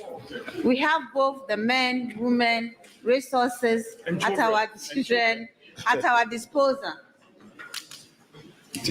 We hope that our dignitaries, led by our President, His Excellency John Dramani Mahama, will carry with them great fond memories back home, as we are going to do the same. So in that regard, we have a token for him in appreciation for spending the time with us during his visit here in the U.S. We have the entire U.S. flag map with us. And I know as you go to Ghana, when he hangs this, you see that this is USA staring at him. So he will remember that this will not be a one-day wonder, so he can return and be with us, because the energy that we have is more than we can all. I think you see the energy. So I'm going to read the citation on the flag. So it says, this flag is hereby awarded to His Excellency John Dramani Mahama, former President of the Republic of Ghana, in acknowledgement of your invaluable contributions to democratic governance and exemplary leadership for Ghana, Africa, and the international community. Presented on behalf of NDC USA to you, sir, today.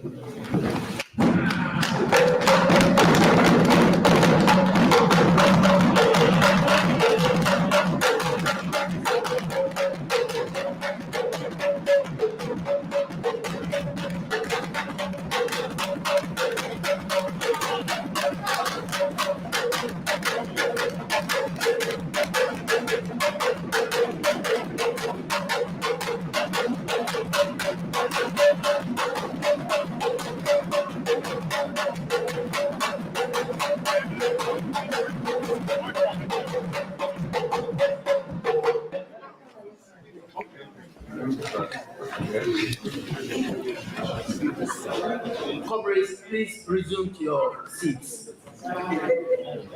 Time is fast spent, and so I wouldn't belabor the task that I'm supposed to perform.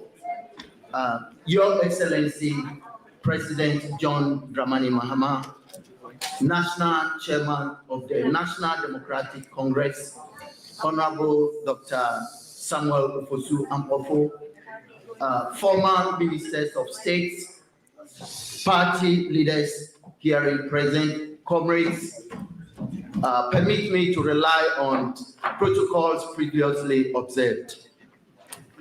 On behalf of NDC USA, Your Excellency, we would want to say a very big thank you for making yourselves available and sharing this pleasant moment with us. We would also want to extend appreciation and gratitude to the management and administrators of this beautiful university, Bentley University, for giving us, opening their doors to us and sharing what they have with us.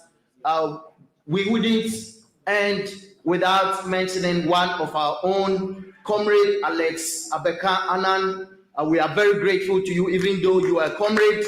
This is the type of comradeship we expect that everybody avails himself. We will also want to extend appreciation and thanks to all our comrades who travel far and near from Canada. And my understanding is that we have chapter comrades who are viewing this program virtually. We are very grateful to all of you. We extend appreciation also to the host branch, the one and only Massachusetts, for the awesome job you have done. We say that this is just the beginning of the journey. Let's continue to do what we've been doing. Of course, I also see the NDC USA patrons represented here by our senior comrade SB Japan. We are very grateful to you for representing our patrons. Please forgive us if we don't mention your name. We know time is fast spent, but we would want to say one and again that we are very appreciative, and let's continue to do this good work for the sake of our party, of our country, so that come 2025, our beloved NDC will resume the reins of governance led by His Excellency John Dramani Mahama. Once again, we thank you and we wish you safe journey to wherever you came. We wish you traveling mercies and God bless us all. Thank you once again. God bless us all indeed. At this point, I'd like to invite Comrade Muntari Yahaya to come and put a cherry on a wonderfully baked cake.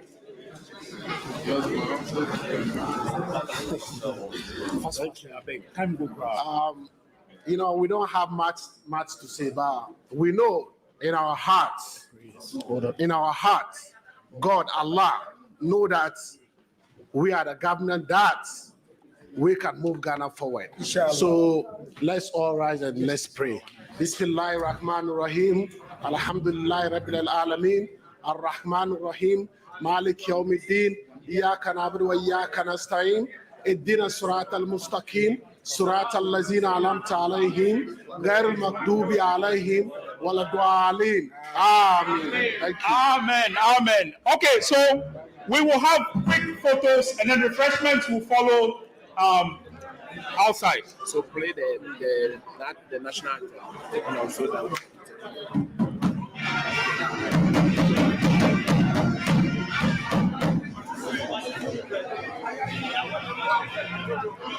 Great job.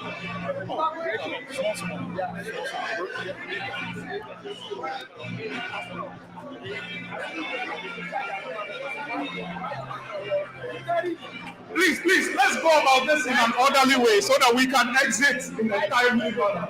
Please. Just line up on the stage, and face auditorium. Just line up on the stage, please.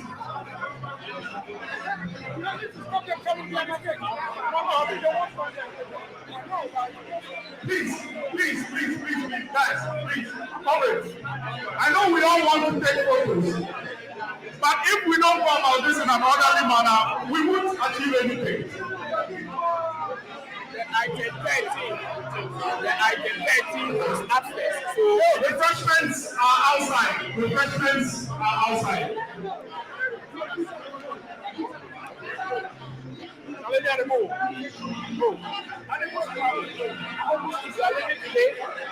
Okay.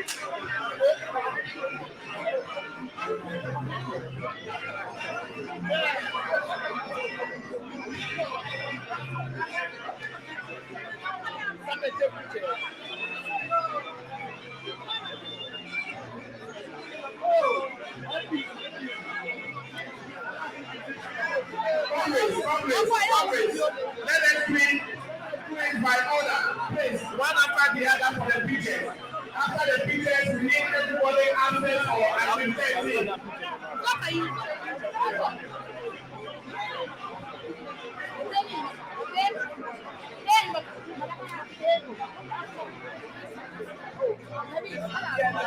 You see the way they are coming? Yeah, you can. All right, there you have it. The program has come to an end. And what I'd like to know is, for those of you who stick with us through from the beginning to now, I want to take the opportunity to say a big thank you and how you felt about everything you heard from the president and from all the executives that came from Ghana to speak to us. Again, we are in Bentley University. We just had former President John Dramani Mahama address the diaspora.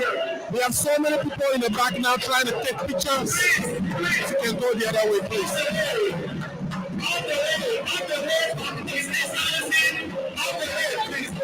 It's a little pandemonium here. Guys, you crossing my feet.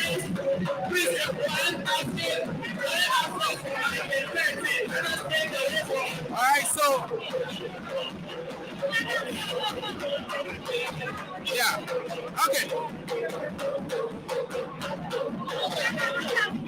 Okay, so guys.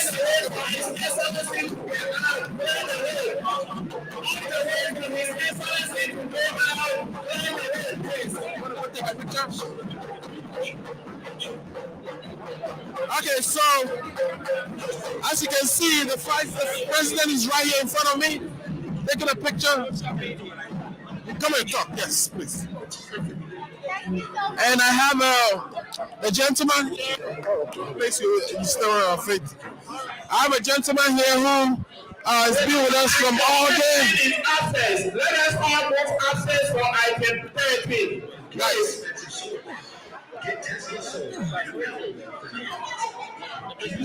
All right, so sir, what's your name? And I see you've been working hard, helping in the background today.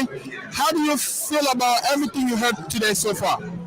Thank you very much. My name is Isa Abudu.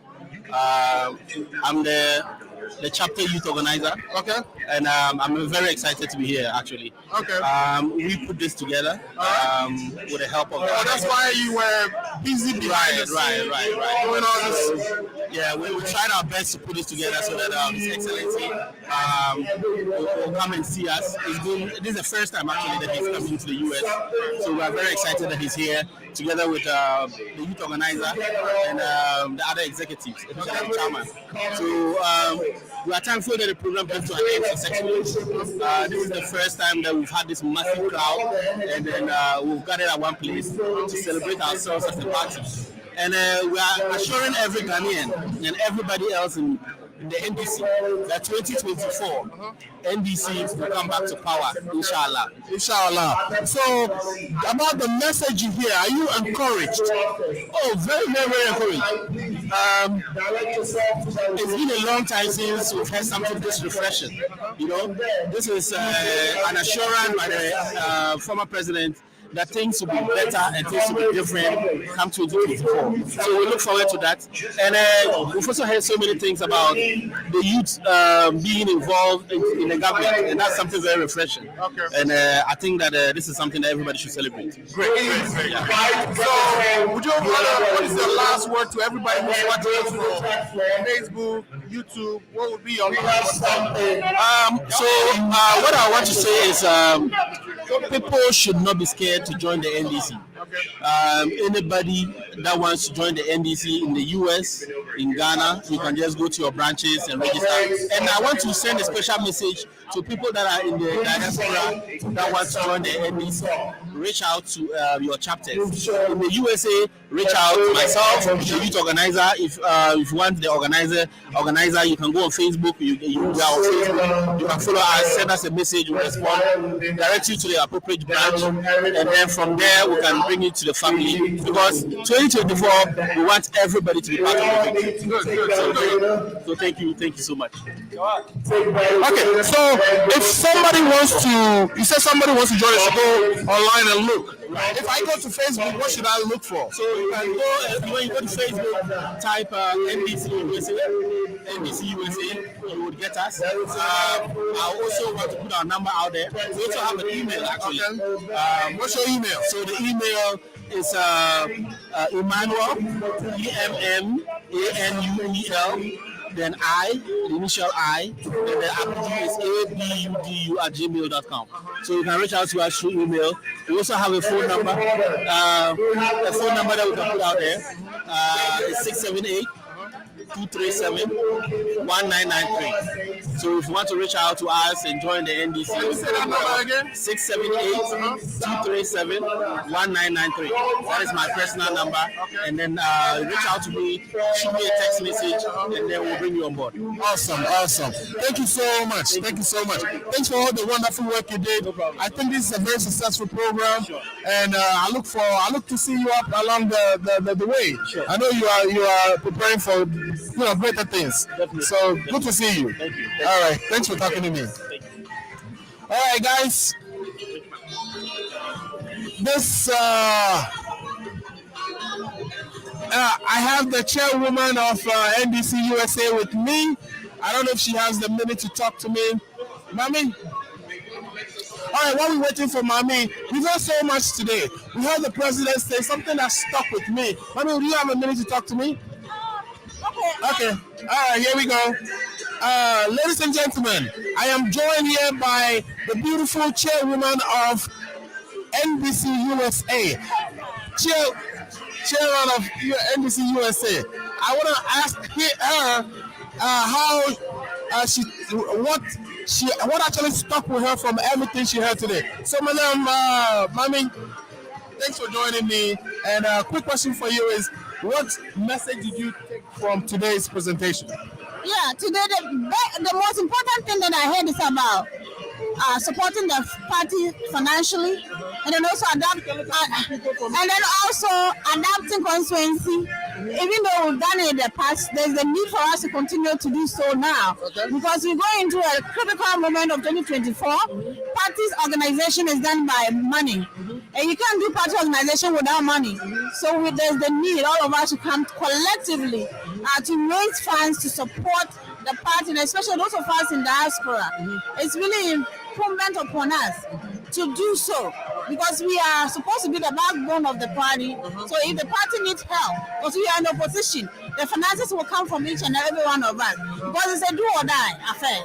And if do or die, we need to support the grassroots. As we cannot be there, we can send our resources to support. And when the time comes, we also have to find time to also go on the ground, and for the people to listen to us and to know that it's really good that we support our party. Because in 2024, no matter what, do or die, we are coming live and colored. All right. Because we are tired. We need money to support the party, and we need people who can go to be able to go in 2024 to help with collation, with monitoring the poll, etc., etc. Anything else you want to leave us with before we wrap it up? I just want to say thank you to everyone who was able to participate virtually or in person. We had a very little time to prepare and plan this, and I'm really amazed about the enthusiasm and the help and the energy level of our members. It shows that we really mean business. And Akufo-Addo and his incompetent government, insensitive friends, and family government should get ready for us, because we mean business. This time around, no vindication, no intimidation will push us away. We are ready to come and then take what rightfully belongs to Ghanaians. All right. Thank you so much. You heard it. The chair lady says they are ready to come and take power in 2024. All right, guys. So, it's item 13 going on.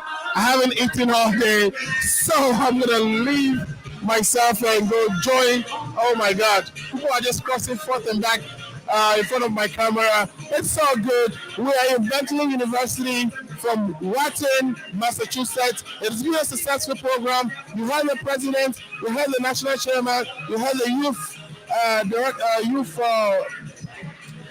director also, you heard even the international director, you heard all these wonderful speeches. Now it's about time for you to actually decide the contribution you can make towards the success of the NDC as a political party that is getting ready and preparing to come back to power in 2025. Again, my name is Alfred Amozu, and this has been the Ghana Agenda. If this is the first time you're watching, we are a political show. We come on every Saturday on our YouTube, that is Ghana Agenda. We are also on Echo Radio. We are on Trend Africa Radio.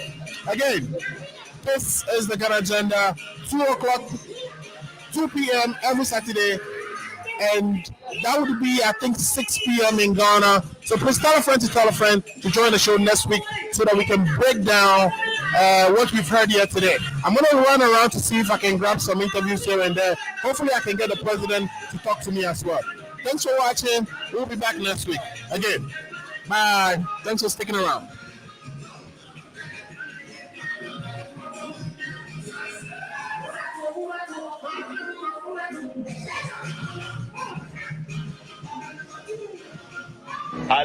Are you 65 years or older? Good news. Illinois has expanded its Medicaid health insurance program to everyone 65 and older, regardless of your immigration status. Need help to apply? Contact United African Organization, UAO, WhatsApp, SMS, IL65 to 773-420-8976. It's true. For most people, your health insurance program increases as you grow older. That's why the state of Illinois has expanded its Medicaid health insurance program to everyone 65 and older, regardless of your immigration status. Need help to apply? Contact United African Organization, UAO, WhatsApp, SMS IL65 to 773-420-8976. If you are 65 years and older, there's one thing we can all agree on. Your health and well-being is important. Whether you are a recent green card holder or retiree, asylee or without paper, you're now eligible for the Illinois Medicaid Health Insurance Program. Need help to apply? Contact United African Organization, WhatsApp, SMS IL65 to 773-420-8976. Documents needed to apply: your proof of ID, your proof of address, and your proof of income.